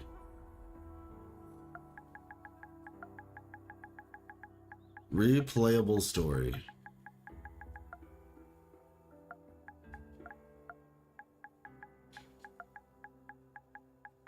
All right, there we go. New skins for Rover. I don't think New Federation will be as Cyberpunk. Oh, though I don't think it will be as Cyberpunk. Yeah, I mean, I don't know. I mean, we know it's gonna be like a Metropolis, but in all reality, though, the way that Cyberpunk is, right? You have the city, and then you have like the Outlands, right? New Federation was explained very similarly to that. It was literally explained to us as city crazy, like super city vibes, and like a waste, like Mad Max style Badlands sort of situation. It's kind of similar.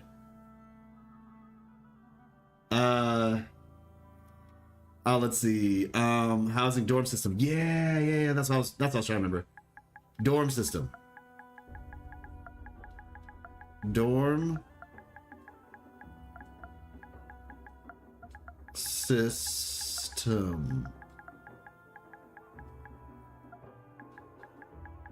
Bam. Okay. We might see Kakuro a new Fed. Who am I kidding? He won't be in the main story, just event. Stop, Shadow.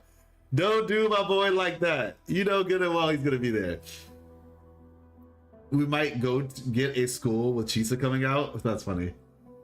Yeah, Chisa is interesting. I feel like Chisa, that was another thing too. Chisa looks like she could be, if we think about it from a Cyberpunk perspective, Chisa looks like a character who would be involved with the Arasaka Corporation in Cyberpunk, which just really, to me, just makes it feel like, I don't know, man. The reason why I said add two-factor authentication in the feedback too. Wait, let me see something. Did you put it, did you drop it in our Discord, Hugh?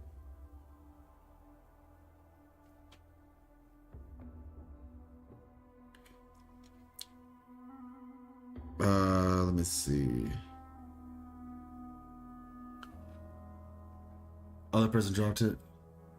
I'm about to say I can't look at it right now because I'm not on my computer screen. At least not at the moment. I'm not. Oh, somebody lost their account. Okay, I see what you're saying. Yeah, I feel you on that.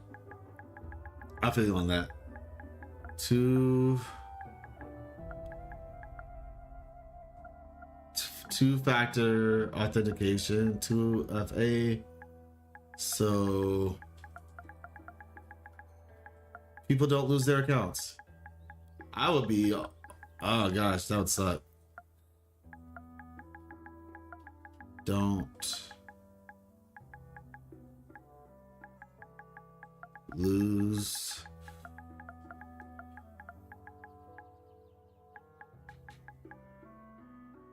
accounts.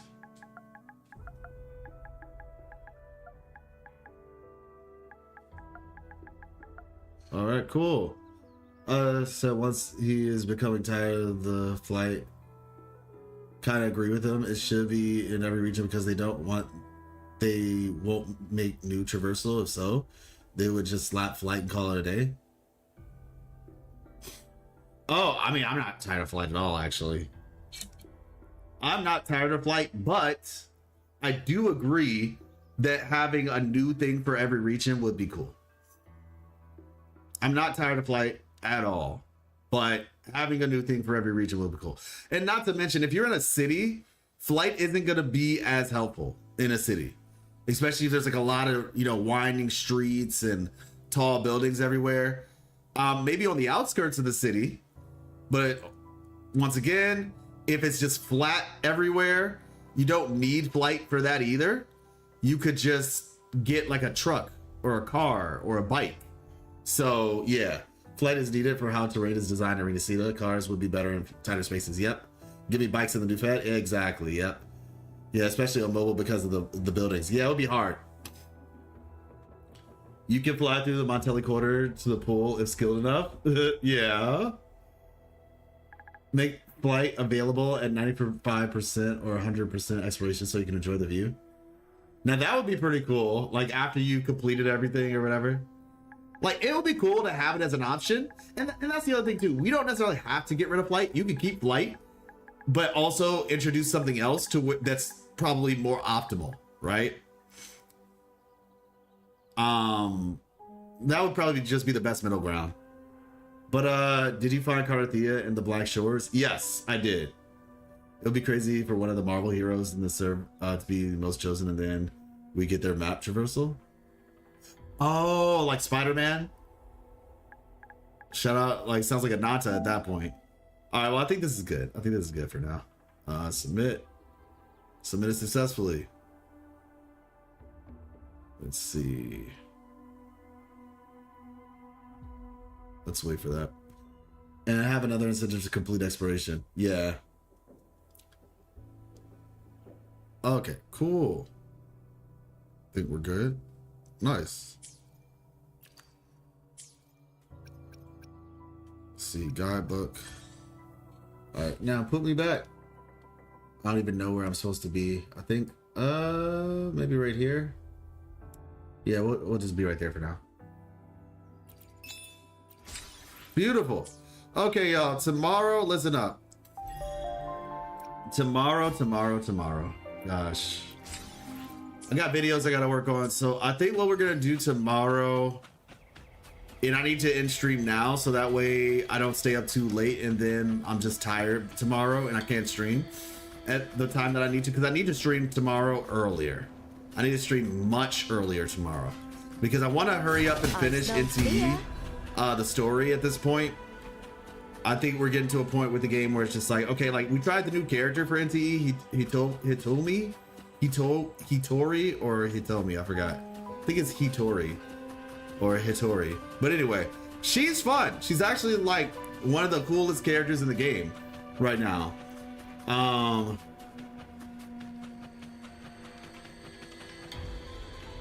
That was funny. So she's cool, but like I said, I don't want to overstay my welcome. I kind of want to just get the story done because we still have to do, you know, Expedition 33, and then I have like a bunch of videos that I gotta get done before the next part of 2.0. Well, not 2.4, but the next part of the story in 2.5 comes out with Belova. So, yeah, that's the plan. Wonder how the game would move on. Would it be like the other characters would roll in and how their shine or the condition with Cartethiya gets worse? Yeah, I mean, it's a big mystery right now. It's a big mystery right now. But yeah, so I will see you all. Thank you all so much for coming through. Hopefully you guys enjoyed. I always have a great time when we're hanging out on stream. And I know you all do as well. I will see you all tomorrow. Be there or be square. And you guys make sure you get some water, rest up, you know, do all the things, all the good things for your body. Gonna catch the podcast, have a good one. Got you, Alfie. Yeah. And yeah, make sure you stay hydrated. Merry Christmas. Sounds like a plan. Let me spoil y'all. Cartethiya. Okay. All right. Peace.